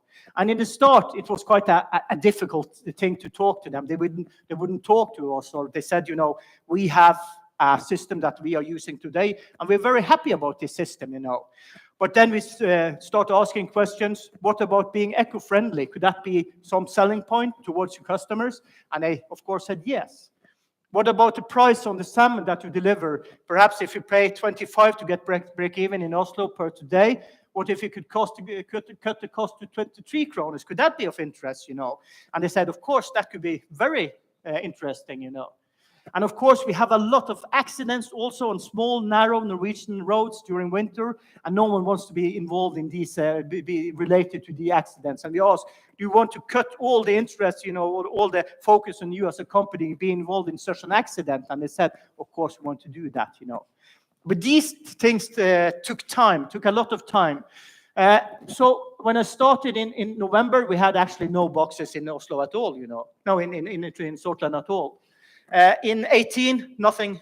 But in 19, we received the first interest. We had one producer who said, perhaps we should try a couple of boxes, because we have some problems with the trucks, So we did a couple of 100 boxes in 2019, In 20, it was 1,500 boxes. In 21, it's 5,000 boxes. And in 22, it's perhaps 10,000 boxes, So it's kind of gaining momentum all the time, this strategy, And it's all in a strategy. So we have made a strategy. We have a clear starting point where we are, where we want to go, and how to get there, So that's the simple thing about the strategy. You need kind of a roadmap to know where you are going. A part of this roadmap was the idea of actually establishing a new port as well, being a huge port, because the strategy told us, and all the analysis that we did, that we need such an area to kind of fulfill all the requirements that these people have and all the players in this industry have. Because one thing is the key front, but as Lynn said, perhaps the most important thing is the industrial development area in the hinterlands. You need that one as well. You need to place all the processing facilities, the cold storage, all the storage areas as well. Everything needs to be in one geographical area. That's how you make a good and solid cluster, And I think that is a very, very good strategy to use, and we call it a disruptive strategy. This is what we call the Blue Hub. We have 5 locations in total. So we're not building only one port. In total, it's 5. We have at the moment 2 of these. The third one, the service, as it's called, is coming these days. It's a service port for small vessels, 15 to 20 to 40 meters. They are supporting the service vessel used in the aquaculture and in the fishing industry. Because these vessels, they don't want to be situated far away from the city center. They want to be situated in the city center using all the facilities that we do have there. Fully electrified, supporting all types of vessels. We also have another one in the north there. It's a small port as well, but it's for the, we used to call it waste, but today it's resources, because there's a lot of these byproducts from the fishery, from the fish farm and the fishery, who can be new resources. So we are collecting them in a special location, because we think that's wise. So we do this segregation, and then we have this huge new industrial area as well, So in total, we are talking about 5 different locations, but we think that's business-wise is the best way to do it, actually. Okay, the business model, very important as well. It needs to be aligned with your goals, self-reinforced. The thing about the business model is that you have to pay attention to it. You have to do all the analysis, as I told you, but the most important thing, as I see it, is, of course, having the investment model there and showing that the cost side is less than actually what we can gain by doing this, And it's quite a difficult thing to do, because we are establishing a port that's supposed to live for like 50 years, We know the volumes for today, but we need a prediction model who tells what's going to happen 5 years in the future, 10 years into the future, and 50 years into the future, And it's quite a hard discipline to do, but you need to do it to show the owner that this is a wise thing to do, And believe me, it's a good business, because it's sustainable as well. So if you are considering a new port, for example, in you need to take into consideration the business model and be aware, of the investment perspectives as well. Very, very important. Just to highlight this one, need to be a little bit quick, Okay, a little bit moving on, when it comes to the ports, okay? Nature of the area. We need to look at the area and look at the port purposes. Again, future-proofing is very much of essence here, you know. We need to facilitate quite a huge area. We need to facilitate quite huge vessels. So we need to bring these vessels into port as quick as possible. That's the most eco-friendly way to do it, you know. You can't have them stamping around in the sea, you know, waiting to get access, you know. So you need to bring them into the quay alongside as soon as possible. You need a depth as well, you know, very important. You need to take into consideration that perhaps the vessels today, I talked to one guy today, he said that the vessel, the trawlers there in Nuuk is approximately 9 meters of depth today, you know. And you can think what that means, how they look in 20 years. They could perhaps be 13 or 14 meters of depth, you know. So we need to take in consideration, you know, the area and the depth that you have in the area. We are talking about 20 plus meters. We think that's a minimum that we need, you know, to be a little bit future-proof, you know. Meteorological areas as well, you have to take into consideration the meteorological situation in the area, and you have to try to find an area which is as good as possible for the future as well. A little bit about the technology, nautical support system.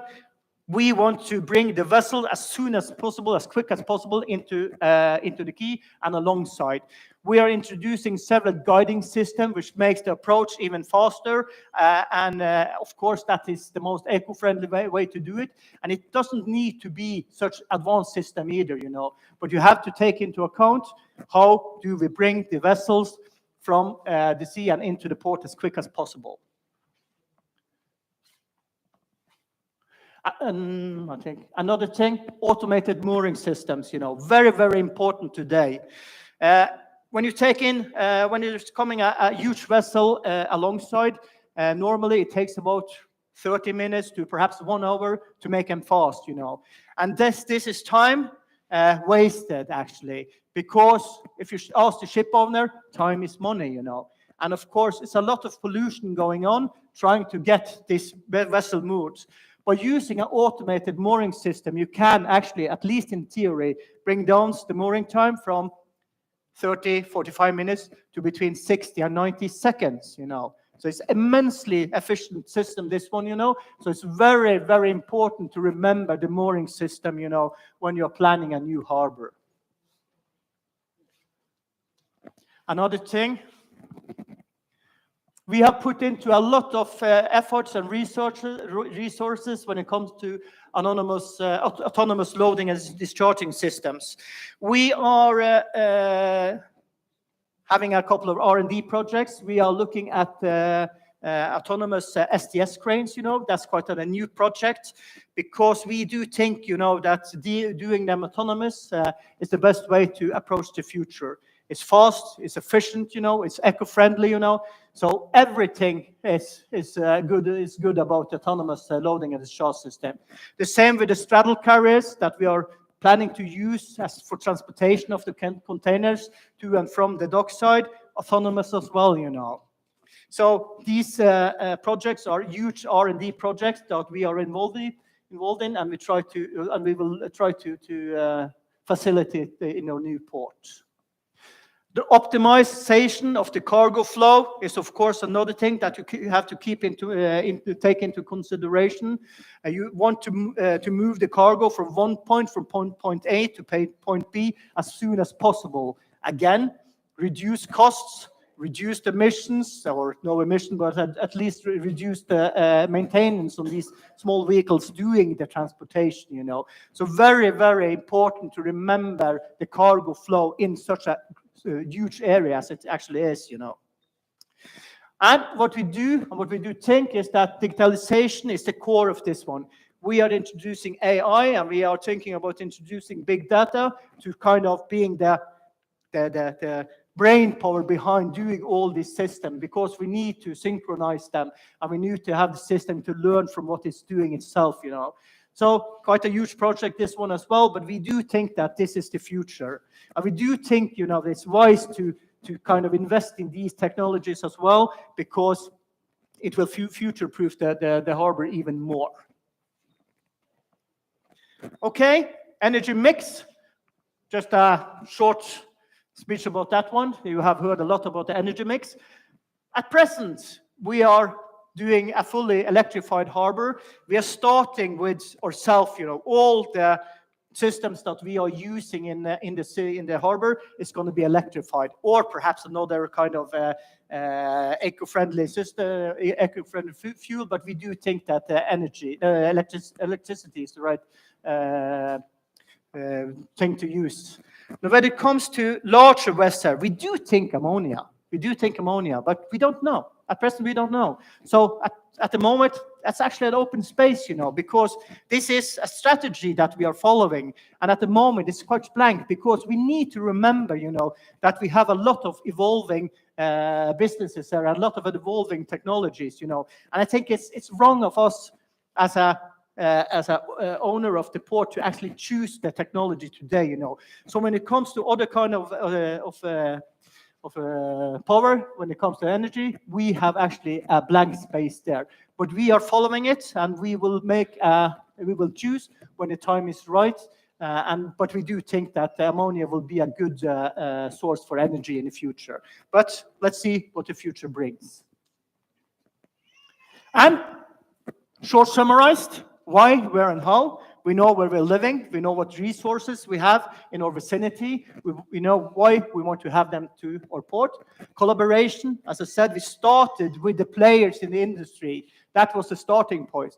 We developed a strategy based on this collaboration, and then we chose a location afterwards, where we tried to take into account all the inputs we had, Technology, the next step, very, very important. Try to put into use a lot of these new technologies, and then perhaps we could choose energy mix later on, In total, it gives us a clean green machine, as we call it.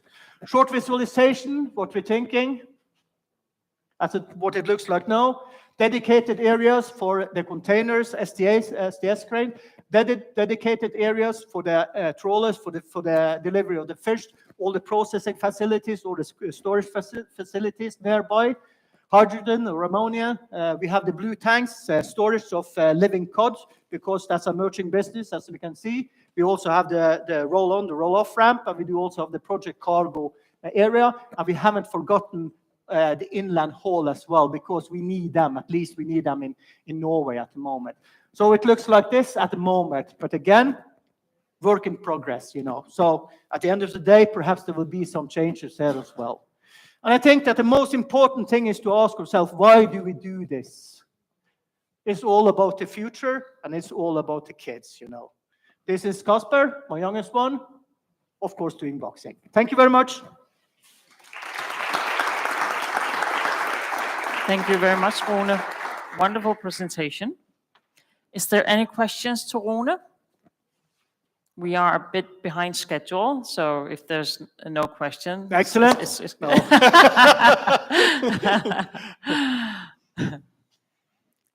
Maybe one, just one. Which lesson from your whole project is most relevant for Greenland? I think that perhaps the collaboration, between all the parties involved in the business. You need to talk to each other, You need to ask, what can we do for each other? And I think that it's a wise thing to try to concentrate all the activities and all the activities in one kind of geographic area, And try to do as much as possible here, without actually exporting the fish around.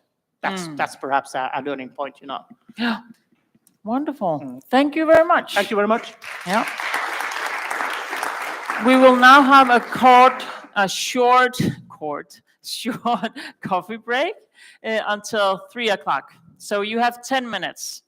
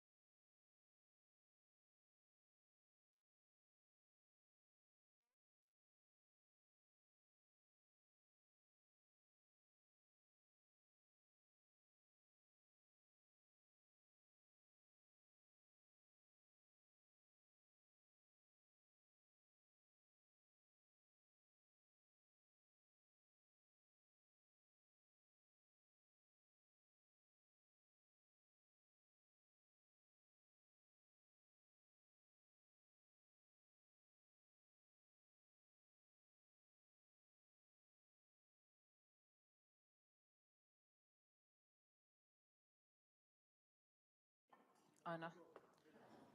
Ja. No, unasuna apakut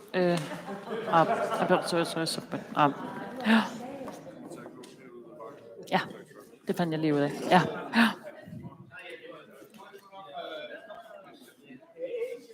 Velkommen. Ja, du sætter mig der. Ja. So we're just about to start again. It would be nice if the rest of the people can come and join.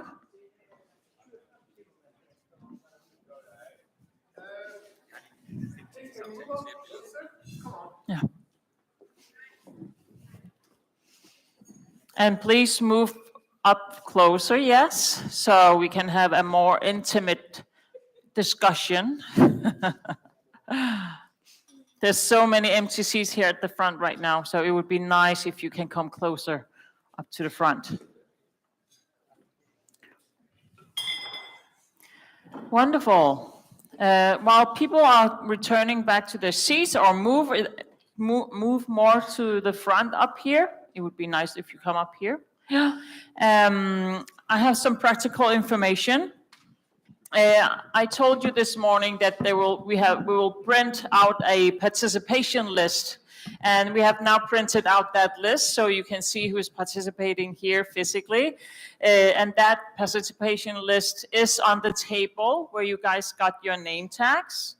It's very important that you keep your name tags on for the reception tonight as well, and bring it back with you tomorrow morning. Please don't lose your name tag here, and keep it with you and have it on again when you come back tomorrow. And at 4 o'clock, in 56 minutes, there will be a bus out here at the front of Dubilak, right here on the road, a bus who will take you to the harbor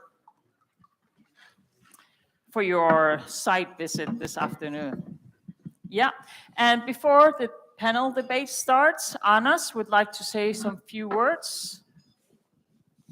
Good afternoon. It's on. Great. Not all of us will go on the bus to the harbor, because some of us, we are part of a small network, with people who work with green energy solutions for islands, net zero islands. Those of you who are part of that group know it already. I'm just to say that when the bus is leaving, please stay here in this building, and I will locate the room where we will meet at 4 o'clock. Thank you. Wonderful. Sven, you have the word now. Thank you very much, Ku, and for taking us through this day. It's been really interesting, and I think there's been a number of presentations and a lot of learning we can take away from this.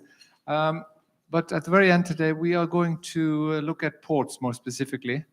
And the three of you have had presentations, not you, but I hope you had a chance to listen to the ports. Excellent. So maybe I'll start with you and ask you, what are your takeaways from today as a port director? Well, as a port director, I'm looking into different kinds of fuels for the vessels, and low or no emission fuels. And on one hand, and we're also looking into heavy investments in shore power. So will one overtake the other? I don't know. That's one thing. For us, we are blessed with green energy, with plenty of green energy in the ports, in several ports in Greenland. However, not the capacity needed to really supply shore power for all segments of vessels. If I could tick off from the top, we have in the old port area today, we have 42 power outlets, shore power outlets, facilitating smaller vessels, but quite a number of vessels actually. We have 2 large harbor cranes in the container terminal, rented out to Royal Arctic Line, and I hope you'll have a very nice trip out there. Those two are hybrid. They can run on diesel and they can run on electricity. That was the prerequisite when we built the port. Right. So when you tick off those two, yes, then we are left with the remainder of the vessels, mostly larger vessels. And bearing in mind that the hydro plant is producing 45 megawatt, and one large cruise vessel will easily consume around 10 megawatt. We just, at the current capacity, we don't have enough to facilitate anything from trawlers and upwards. But we would very much like to do that in the future. It calls for heavy investments in, just supplying the power to the port, but also in equipment to be able to deliver shore power to larger vessels. And that also calls for pricing that is, that will help facilitate this. And in that respect, I think that legislation is probably the best way to persuade vessels to use shore power at the current, at the present situation, at least. Yeah, that was it. Thanks, very, very useful. Just to follow up, are you afraid that putting tariffs and charging for services will drive away some dockings? I do think that pricing will drive away some of the cruise goals. That's for sure. So I'd like to pass it on to you, Natalia, because you gave us some interesting examples on the voyages, docking, Nuuk and other ports. So, in your opinion, you mentioned basically the volume of emissions based on fuel consumption. What would you take away as the most promising types of ships that could be becoming carbon neutral or even emission free in the fleet you described operating in Greenlandic waters? Thank you for the question. I think looking back at what we've seen in developments in Norway as an example, I think it's interesting because, of course, what can be battery electric is low-hanging fruit, and we saw that there is passenger transport amongst the islands or along the coast, and that's of course something that should be unlocked, let's say, as a potential. But then other vessels. So what we see in the Green Shipping Program actually happening is that almost all of these pilots that Anne-Sophie was showing you earlier, they are new logistic routes. So they are not based on today's routes. They are not based on today's vessels. It's quite interesting. So it's the cargo owner having a transport need. And then they are figuring out how can they make that better. So when I showed you the feasibility of fuels for the trade in Greenland, for example, that's with today's trade pattern. And I think sometimes when you look into that data, you realize for the one vessel, they do one trade per year where they require a huge amount of energy. And then that would look like it can't go on hydrogen, compressed hydrogen, for example. Or it might make it so that it's unfeasible for ammonia. But if you would take that one route out of operation for that vessel, then all of a sudden you can unlock the potential for green fuels. So I think each and every vessel would have to look at more details, what's suitable. But of course, ammonia has been mentioned as a clear potential fuel for the future, and I think that's true. It's definitely, it can be produced locally, and it can also be brought in from other places. And for Greenland, having that as an export as well, then for other markets, then we should really look at having that be a fuel for the vessels operating here as well. And I think there's nothing really stopping it from entering most of the segments that you see active in Greenland today. So I don't think we should be blinded by the vessels of today or the trade patterns of today too much. But of course, it requires a lot of new new builds because retrofit is challenging for ammonia, also for hydrogen. So there will be a fleet renewal requirement, I would say. Batteries is useful in all cases as a hybrid solution, but you need something else. And if we're looking at 2025, then bio is probably your only option because you can't retrofit ammonia very easily, and you don't have the rules in place yet, etc. So yeah, you would have to look at each vessel, and then also long term. And I think for all the vessels operating here has the potential to take a step towards zero carbon fuel. Okay, so what I take away from what you're saying now is basically that you have to tailor-make routes, and you also should look for new routes for transport. Lynn, I'd like to pass it on to you regarding what you mentioned by more or less industrial symbiosis. I would imagine that could be a good part for Nuuk Harbour as well, with the fish processing, waste heat, and so on. Could you lay out some hints on how you're familiar with Greenland, so what you think could happen in Nuuk Harbour, so to speak? Well, actually, I have a big plan. No, I'm just joking. No, I think the new port in Nuuk has a huge potential.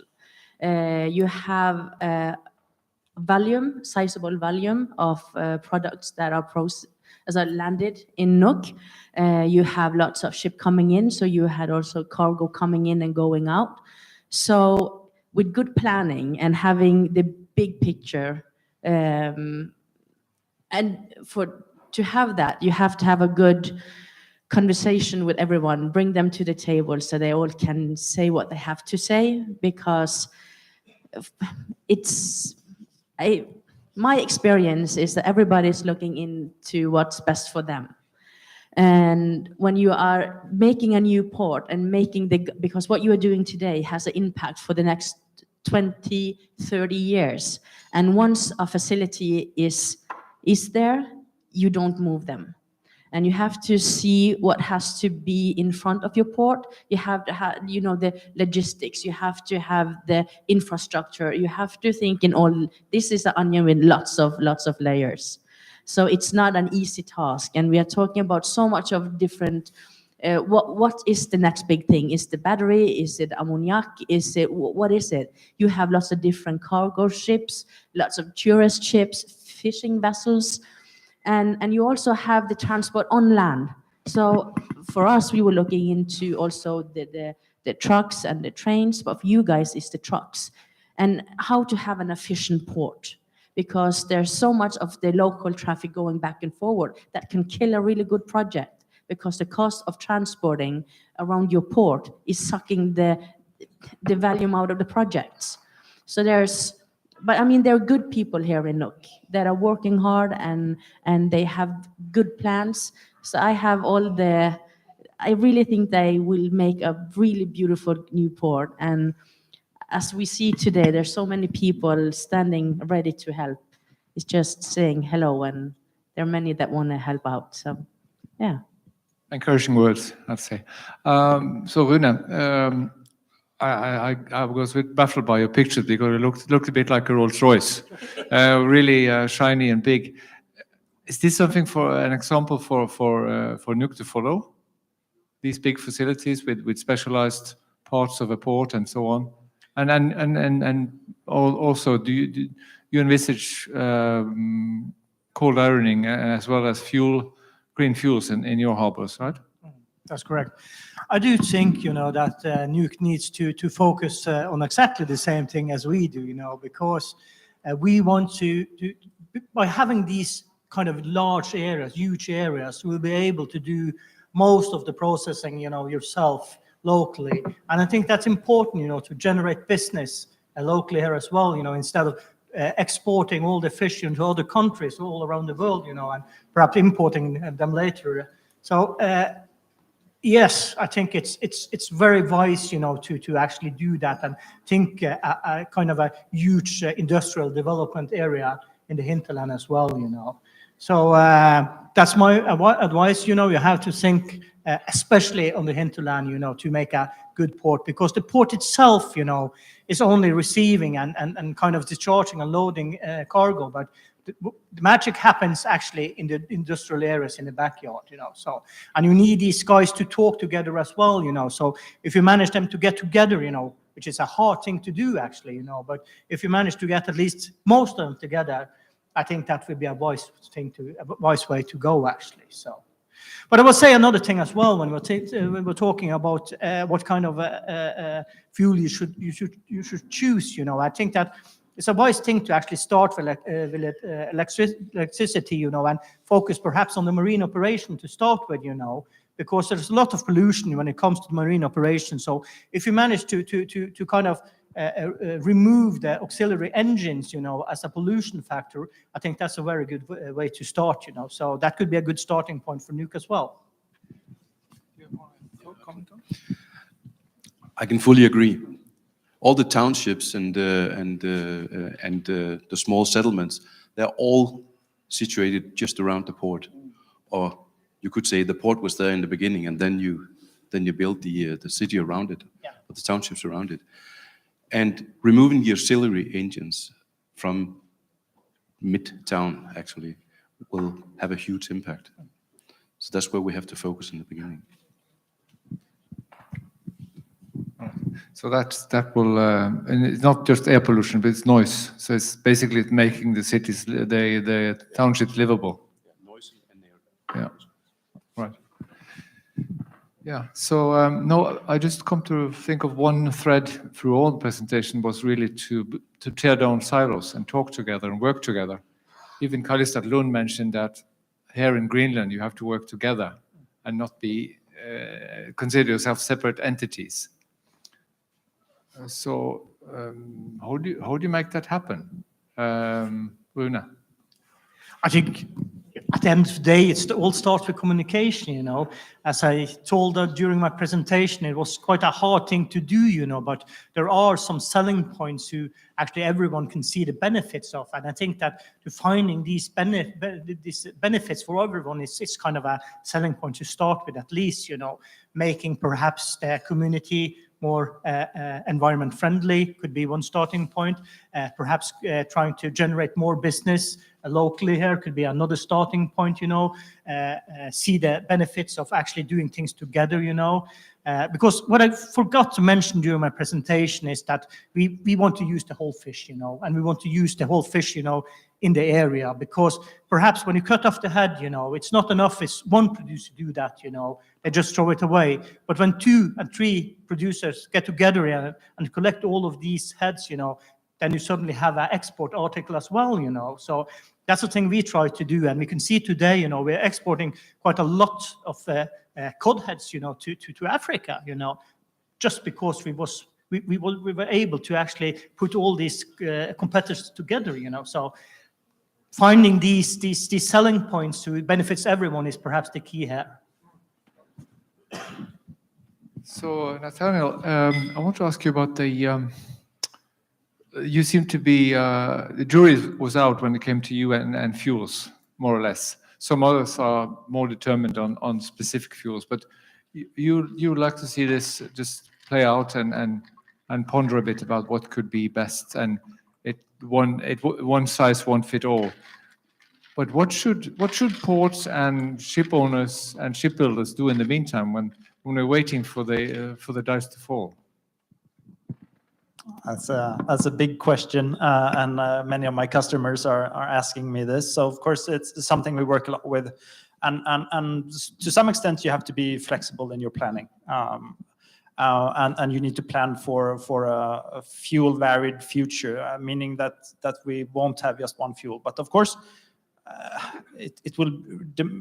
geography will play a part, right? So for example, biofuel might be on a global scale hard to have see a good availability of, but on more local scale you might ensure that you have a good availability of that, and especially maybe the Nordics. So looking at your geography and your trade, that's very important. If you are trading globally, that's a different ballgame, and then you would have to make more long-term bets. But to some extent, you would have to start piloting and trying out the new fuels, and then you need to engage in partnerships with harbors. You need to get some bunkering activities going where you try out bunker solutions. There will be a time now where there are no rules for bunkering certain fuels in place, and you have to do a risk-based approach, and etc. But to engage in those kind of projects now will give you a lot of learnings in the future, and that's what you need to do today. I think you need to get these projects going, and you need to try it out and see what fits you and your ports that you're operating in, etc. So finding some kind of collaborative environment like you did for your operations, I think, is key, and then really trying out some of these fuels. You really need to start doing that today. Yeah, because these are big investments, and you risk having stranded assets that are really big and wasted assets, and money is maybe that easy to combine nowadays, but you don't want to waste and end up with a project that can't pay back over many years. Yesterday we visited a power plant, a bit smaller than the one that they're planning and having a bid on now. I just wondered, would that be sufficient for you to start producing e-fuels, or would it only be eaten up by other needs? I'm not an expert on the plans of the hydro plant, but I believe that is one of the possibilities to produce power to X once the expansion has been pulled through. And from the port point of view, it will bring sufficient power to Nuuk to be able to supply shore power in a larger scale than today. That's for sure. Right. So, where do we go from here? So, Lynn, if you should just 2 points, or maybe only 1 point, no, 2 points you get to explain how Carl Lund can realize his big vision. What would be the two first things he should do? And I'll ask Rune, you can answer afterwards. I think it would be a really good idea to have a united industry. And I know this is a huge thing to ask, but that would really give the project backbone. And it would be easier to implement the technology and the system needed to be done because you have some user of it. And with a good collaboration, they can also help navigate on what to do or what not to do because they have a business to take care of. And they have to go hand in hand. If not, you can be left with good ideas that will only become good ideas. And the second, be proud of what you're doing and tell of what you're doing, because when you do that, you invite others' brains into it. And all science and all experience shows that when a group of people that has great ideas come together, then you will excellate and then you will level up. So it's so important to do this together and know that you don't get further to impact yourself because you're afraid of somebody stealing your ideas. Because if your ideas and your technology is not strong enough on their own, they can easily be stolen, then maybe it wasn't so strong after all. Okay, 2 selling points. The first one is that I think it's very important with collaboration because it will give you the opportunity to create also an arena for development, for R&D locally, which will attract talents, talents who will actually move here, settle down, and perhaps find it very enjoyable to live in a place like this, These people coming here, these talents will also have a partner with them, which actually will contribute in the society as well, you know. So I think that is a very important selling point, you know. Another one is that, no, I don't have another point. I forgot it, you know, it slipped my mind.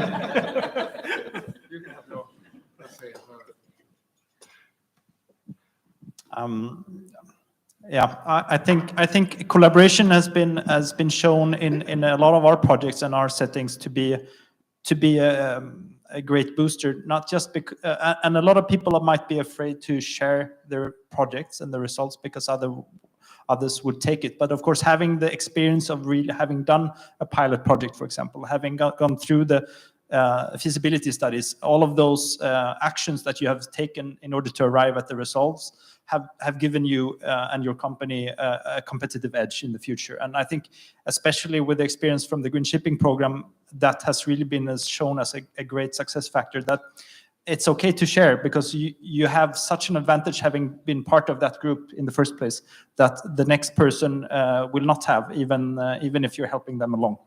So I think collaboration is great for everyone, but also for the one who starts and pays for the initial work. That is, of course, an investment, but it pays back.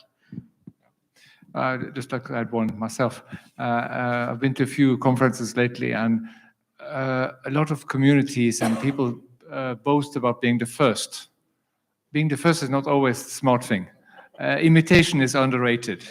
You can learn a lot from other people's mistakes, and you can save a lot of money. So I would say a conference like this, where you get other people's experiences and maybe also misgivings, is very useful for you in order to navigate and avoid going into pitfalls and having projects that are not viable. Yeah, I buy that totally. No need to invent the wheel all over. That's one point. And the other one is that collaboration, cooperation, and partnering is essential to move forwards. And it's actually quite easy to name the 10 most important stakeholders within this area. So we will move forward. There's no doubt about that. So to be a bit provocative, do you manage to collect these 10 interest groups together and they can more or less agree? Let's say most of them are owned by the same owner. But still, they can have different interests. Yeah. Yeah. That sucked me out. I must admit. One question to you actually, and that is, it's very small communities, and you have everything from the small one-man operation to large trawlers and Royal Greenland and what have you. So can the smaller ones afford this transition, or will they be into really a difficult, hard time? They already have a hard time right now due to 2 years of Corona and low prices, and so the transition will not be easy. For the larger, it will probably be easier, but we have just these years received a new trawler fleet. I think there are 5 new trawlers, very large ones, and they are built to last for maybe 10, 15, 20 years. So the transition will take time, that's for sure. But for the smaller coastal, within the coastal fishing, the transition will be difficult because it calls for new equipment. I guess we should have the ship owners here, but I just wondered how many of these ships can be retrofitted? Maybe you would have an idea. I think that's a difficult one, yes. But generally, if you're diesel electric, batteries is it's a known thing to retrofit, and you will be more flexible. But for many of these vessels going to the more exotic e-fuels, that is typically not feasible for retrofit, and especially smaller vessels, which are where every inch matters, right? So I think retrofitting is a challenge, and cost is a challenge for sure. I can see that. So finding partners and funding schemes where that makes that happen without increasing your operational costs will be key. Yeah. So in a sense, you do have a lock-in then with the new ships. You have a lock-in for the next 10, 15 years. Yes, you could say that. Yeah. Right. So what kind of support should Greenland get from EU or Nordic? What can they rely on in order to promote the ideas they have on becoming a green port?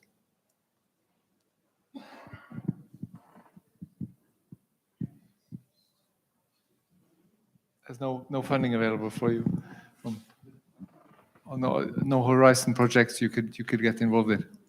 No. I can't comment on that. No, I see. Okay, sure. But one thing I noticed, the prices for electricity and the prices for fuel are more or less set, so they're not market driven. There's not much taxes and fees on fuels. Yeah. In other markets, you would argue that would be inhibiting a fuel switch. So is that some sort of a given that you have to stick to the fixed price models for electricity and fuel? There are differentiated pricing for industry, etc. For electricity at least. So there is there are possibilities. That's all I can say. Yeah. Really. What do you think in terms of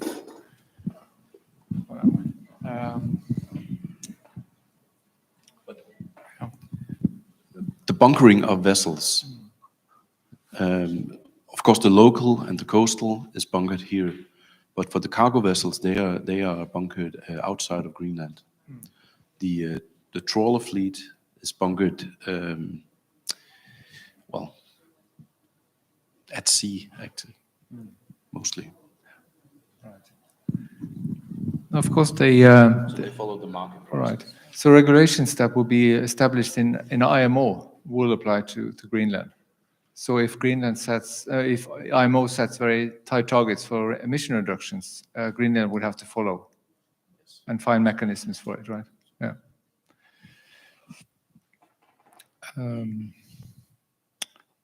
So I just want to have a quick round on ammonia. So because it came up as sort of a favorite fuel among many of the speakers. Lynn, you could start. Yeah, I think for our pelagic vessels, that's the favorite baby right now. But the thing is, if we take all the windmills, the one we have, and the 9 more that we're gonna have, in 28, we don't have enough energy to provide one of our vessels to run on just that. So, but you have to have skyrocket high ideas and plans to reach somewhere. But yes, that is what they want to have. We as a port have to look at what we can do today and plan for tomorrow. I don't know if that's an answer, but we in the northern part of Denmark, we don't have the grid to get so much energy we need to have to produce the amount so our vessels can run on it. So this is why we have to have the industry on the sidelines. So we have to, it's easy to say everybody has to go on ammonia or what other they want, but we have to be realistic and we have to have a plan to that day come. And it's going to be really expensive, and it's always a question of who is going to take the liability and the cost of doing that, because this is not, you just don't go out and invest in a facility like this. So again, it's a collaboration between many different parts in this. And again, that's why it's so important to have sessions like this, because the knowledge is also not too good out with the people taking the decisions. These are, the fishing vessels are family-owned vessels, and they are focusing in on their fishing. So getting the information out so they can take the right choices for the new builds. But yeah, I hope that they will come, but there is a lot of things that we have to do before we can say, yes, let's do that. As I said during my presentation, at the moment it's actually kept blank, when it comes to the energy mix, simply because we don't know at the moment, but if I should choose today, I would choose ammonia, yeah, that's for sure. As a carrier of energy, we were able to carry actually quite a lot of ammonia during a voyage, which will be quite good for the vessel. But I would like to mention, that we're not talking about the let's call it the fuel itself. You have to have more like a complete picture here, and you have to focus on the fuel cell. The efficiency on the fuel cell. These high capacity fuel cells needs to be kind of developed all the time as well. Because otherwise you will have a fuel that's not that efficient. But by using a efficient fuel cell, you can get up to 90%, I think it is, which actually will make ammonia quite a good substitute for actually MGO as well, at present, So we have kept it blank, but if you should choose, we would choose ammonia at present, yes. But the energy mix is important here. Electricity and the battery packs, to doing the hybrid system is also a very good, it's a thing you also need to bear in mind here. That's what I think. Yeah. And I just want to add as well, we are a port, so we are dependent on another port. So we also have to work together as ports and look at the vessels, which ships are going in where and where are they going? Because it doesn't make any sense for us to do one thing and the other one to do a totally different other thing. So again, it's so important that we talk together and kind of do this lifting together. Yeah, I guess that's also the reason behind the Cloudback Declaration and establishing roads between ports. Yeah. And also the maps you showed clearly indicates that there are certain roads that have to be prioritized and covered first. You don't have to just spread out, and if you're a port without a partner, so to speak, it's no point in trying to become the winner if you don't have a partner. So to Nathalie, you can also answer the same question, but you can also give a somewhat technical assessment of ammonia if you want.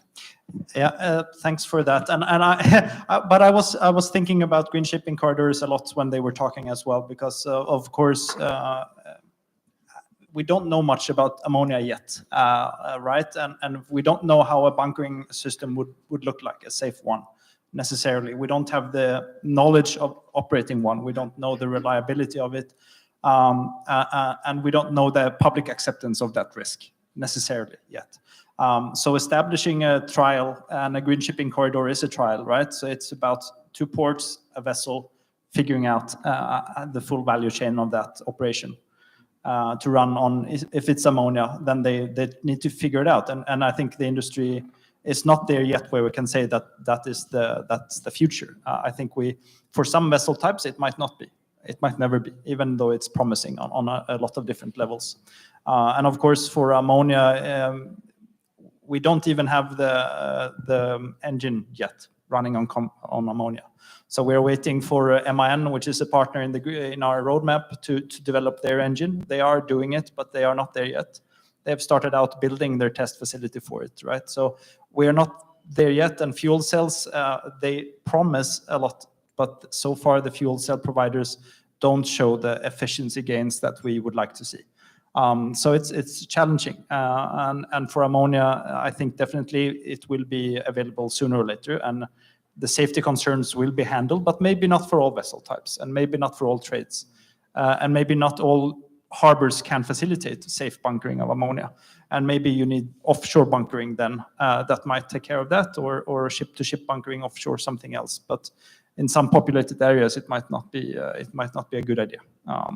So ammonia and all fuels have similar but different concerns, which is also why we're a bit agnostic yet to the choice of a future fuel. And then LCA analysis comes with their results, and they have a lot of ifs and buts. But how good is it really on a life cycle assessment? So there's a lot of things to consider, but that's where I think you need a very practical case like a green shipping corridor to try it out and to get some data and knowledge out of it. So I think that's where we need to start, and ammonia should be tried, I think. Yeah. No, I'm glad you give us this. These are rather sobering information, and I've heard some of the same on ammonia, and that is far from straightforward, but it's very promising, and we would like to believe in these promises, of course. So I just wonder one thing, when it comes to the opening speech, Carl Lund mentioned that Greenland want to have energy independence and want to rid itself of fossil fuels, basically. In what way can ports become sort of a front runner when it comes to decarbonization in Sweden, in Denmark, Norway, and elsewhere? Maybe you could start, Lynn. Yeah, as a port, we are a small society and a very small geographic spot. So, and I think that we are an interesting place to do some testing. You know, we can test it out in smaller production. We have the big vessels. For our sakes, we also look at trains, trucks, and so railroad and ships. So I think we have to look at different aspects at the same time and combine them together. And of course, that's where we are. It's the different story here in Greenland, but you have the possibilities of having the green energy put in is unique here. So I think you have the possibilities here are enormous, and it's a reason why the world are looking into Nuuk on Greenland right now, because there's so many of us working with this. We see the possibilities here as being a hub and being a good partner for the rest of the world, especially if you look at the Scandinavia and going upwards. But I think, again, we have to do this together. There's no easy solutions, because what's worked for me is a different story with you.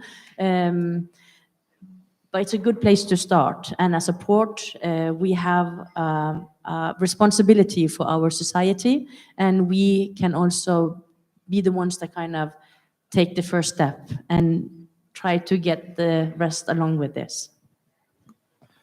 Well, very interesting question, you know, but a huge question actually, and very, very hard to answer if you ask me, you know.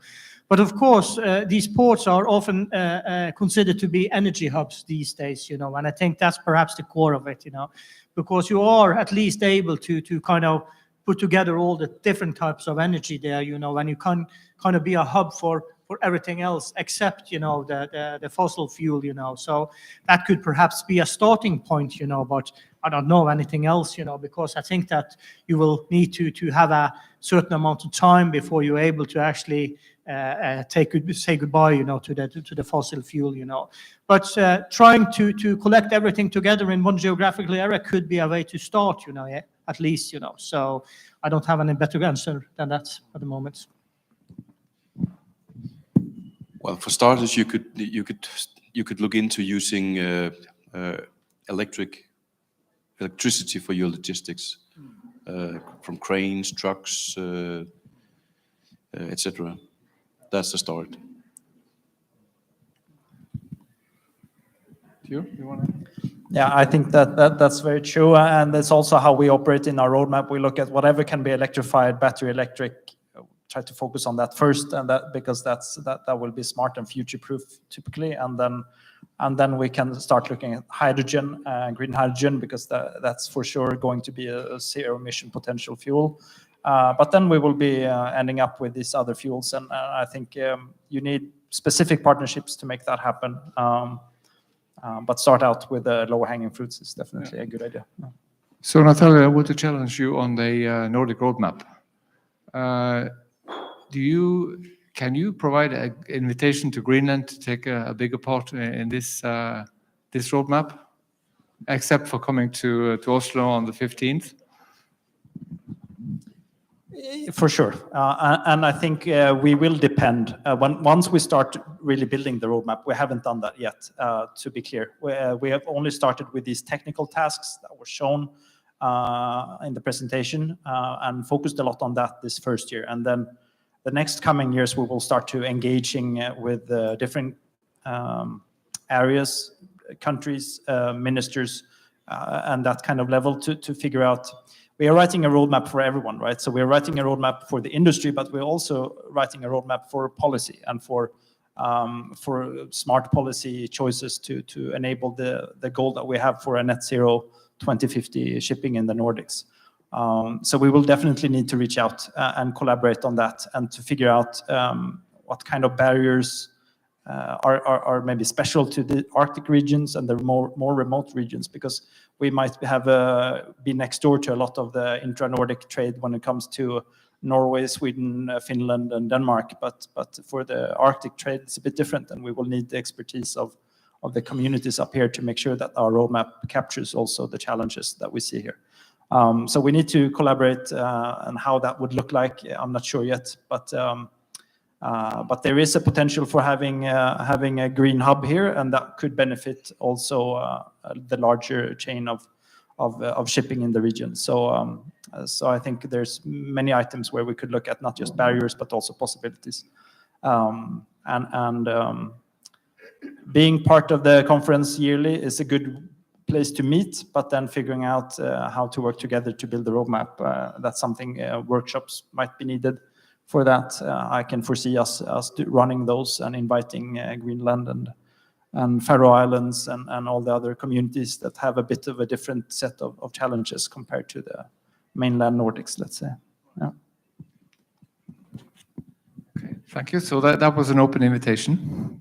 Hope you received it. And we also have an invitation to collaborate in the harbors and as hydrogen hubs, energy hubs, that we are launching and closing the application deadline on the 31st, as I mentioned. So I've had some backdoor discussions with Research Council at Greenland, so maybe we could figure out something. We'll see. I think I would like to open up for questions from the audience. And if the audience is tired and ready to go to harbor, we could offer ourselves a short break. But anyone wants to chip in a question to the panelists?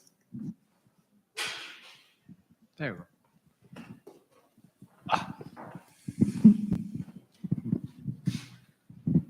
Jeg spørger på dansk. Håber, det kan oversættes. Men umiddelbart så kunne vi i hvert fald forstå herinde, at der er i hvert fald, at der prøves i hvert fald at finde teknologi på at minimere forskellige brændstoffer. Jeg tænker umiddelbart, at i og med, at vi gerne vil minimere CO2-udledning, om man har ude i de forskellige, der bliver præsenteret heroppe, om der er noget, man har tænkt på, blandt andet også i Grønland, men også ude i verden, omkring landstrøm. Fordi når skibene alligevel ligger til i nogle perioder, ja, så har man også mulighed for at måske minimere CO2-udledning i den retning. Er der... Ja, altså teknologien findes jo, men det var mere for, at det måske er den retning, som Grønland måske kan tænke i første omgang, hvis der umiddelbart ikke er plads til at retrofere skibene til at køre på andre brændstoffer.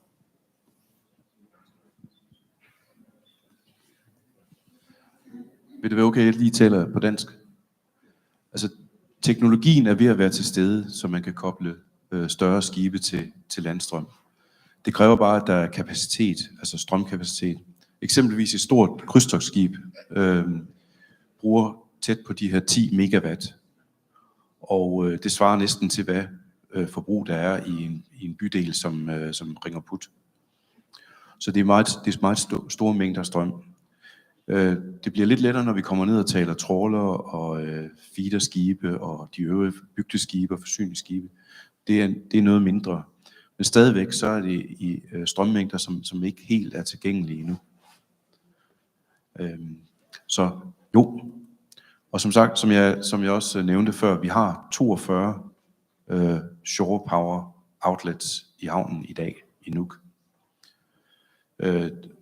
Det er så typisk inden for det kystnære fiskeri og andre mindre skibe, som bruger de her, som bruger landstrøm. Så det er undervejs, og det skal udvikles i takt med, at kapaciteten den udvides. Det er helt sikkert.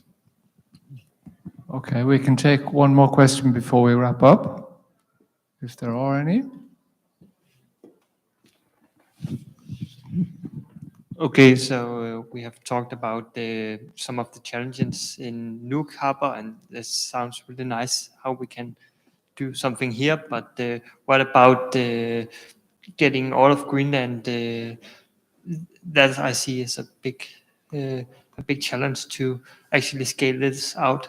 And you see the ships going from one town to another, and then maybe it's not.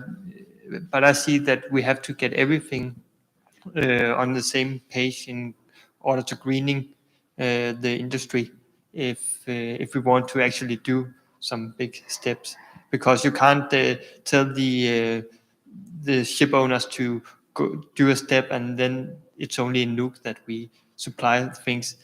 And yeah, do you see the same challenges that to doing these changes in for all the settlements? And yeah, I see that as a challenge. That is a challenge, of course.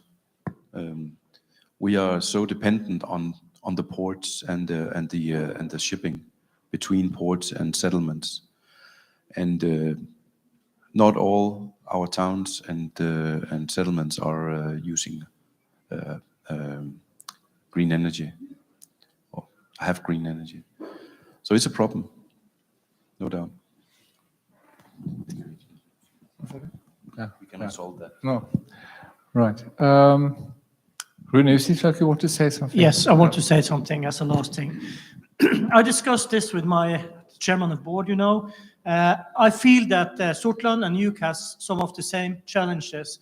We have approximately the same type of cargo or vessels, We are having visits from the trawlers, from the container vessels, and from the cruise vessels and things like that, You are in a progress, where you are establishing a new port. We are as well, So I do think that there could be more to learn from each other. I discussed this with chairman and board, and we have decided to invite you as an allied port to Sortland to discuss these matters if you're interested to do that, So that's an official invitation from us to you. Thank you very much. I think that was a perfect ending to a panel debate. I'm going to spend the last 5 minutes just giving you some of the things I picked up throughout the day. And I might miss out on things, and so I apologize for that, but in advance. All the presentations will be available, so you can read up on them again. Starting with the opening session, we had a very passionate and strong statement from the minister, Kalisat Lund, on actually experience the silence and the clean air and noticing the difference, and also a strong call for Greenland to work together and for Greenland to be a leading beacon in the world. That's what I took away from your message, and it's very encouraging to hear that you're so determined to go that way. Moving on to Klaus Skytte, my boss, he mentioned, of course, that we are the 11th biggest economy and that we have very clear ambitions to become carbon neutral, all the Nordic nations, and that we consider Greenland an integral part of Nordic cooperation, and would like to have you involved in all the programs we have. And as it happens, we have the Greenlandic board member in Nordic Energy Research sitting on the first row here. So we really want to involve Greenland. That's why I took away from Klaus. James Gray gave us a big rundown of various energy efficiency measures and policy measures, but the sad thing was that they wouldn't end up changing the percentage of emissions. So that, he ended up with a strong call for added measures and carbon neutral fuels. And not to forget, he also invited 5 academics to get scholarships for doing PhDs in UK. So that's something to follow up on for Government of Greenland, I believe. Moving on to Jakob Hauger, he gave us a rundown of the mission innovation and how that was going to be set up with targets. And he mentioned no less than 120 obstacles, not all to be solved, I understand, but having some specific targets on how many ships that should be running on being emission-free by 2030, I believe, and then also the amount of fuel that was going to be used at that time. And you said a lot of other things, but I'll jump on well, myself. I announced a research program, and if you're interested, go and visit our homepage, and you will read more about, can read up on it. Then we had some technical presentations from Maria and Julia, and Anne-Sophie as well. Very much food for thought. What I took away from Maria was basically that electrolyzers have to improve by 1,000 times. And also that if biofuels is available, that's probably one of the best options. But it's very localized, focused. And also that you should involve stakeholders. And as I said, avoid silos. I think that came from almost everybody with different words. Julia gave us a very extensive presentation of well-to-wheel and how various fuels would play out. A bit confusing, so I think you have to revisit the presentation in order to capture what was the message there. But anyway, very interesting. And she also called on policies that could actually turn this around. Then came lunch, and you all had mingling, I hope. And Kari presented a boat, marine fish farming vessel, service vessel operating on batteries, which won over a hydrogen fuel cell powered boat that was too expensive. And also he demonstrated how the Faroe Islands were very determined to build out and have a net volume of renewables from wind that they could use to balance the grid with water storage and also electrofuels. Taking me to Ove Tidemann, who presented a Photoshop picture of something you haven't seen in a Greenlandic fjord before, FPO. Very thought-provoking and interesting idea, I believe. And I think that's something we should look into more closely. So I just recall that one in the audience said, this is too good to be true. There must be some hiccups. And then Ove admitted that, safety is almost in order, and I don't have the numbers for the return of investment yet. But except for that, interesting thing. Moving on to ports. First, we had Nathaniel, who gave us a first look into the Nordic roadmap program. Very interesting and very promising, I must say, and also providing invitations to others to join, and sort of seemed like a very open program that are keen on having additional partners. Yes, and then also you mentioned I advertise one more time for your workshop. Is it in Oslo? Oslo, 15th of November. Yeah. So you're invited, all of you. Open invitation. And finally, Rune. Oh, Lynn, I'm sorry. I jumped you, Lynn. I just blew your mind. That's true. So Lynn, you had some very nice slides, and I was impressed by the thoughtfulness and also how you actually managed to build up new companies in order to get this going. Really impressed with the work you do in Hirtshals. And then finally, Rune, who showed us the plans for Sortland, which I think also should be inspiring for Greenland.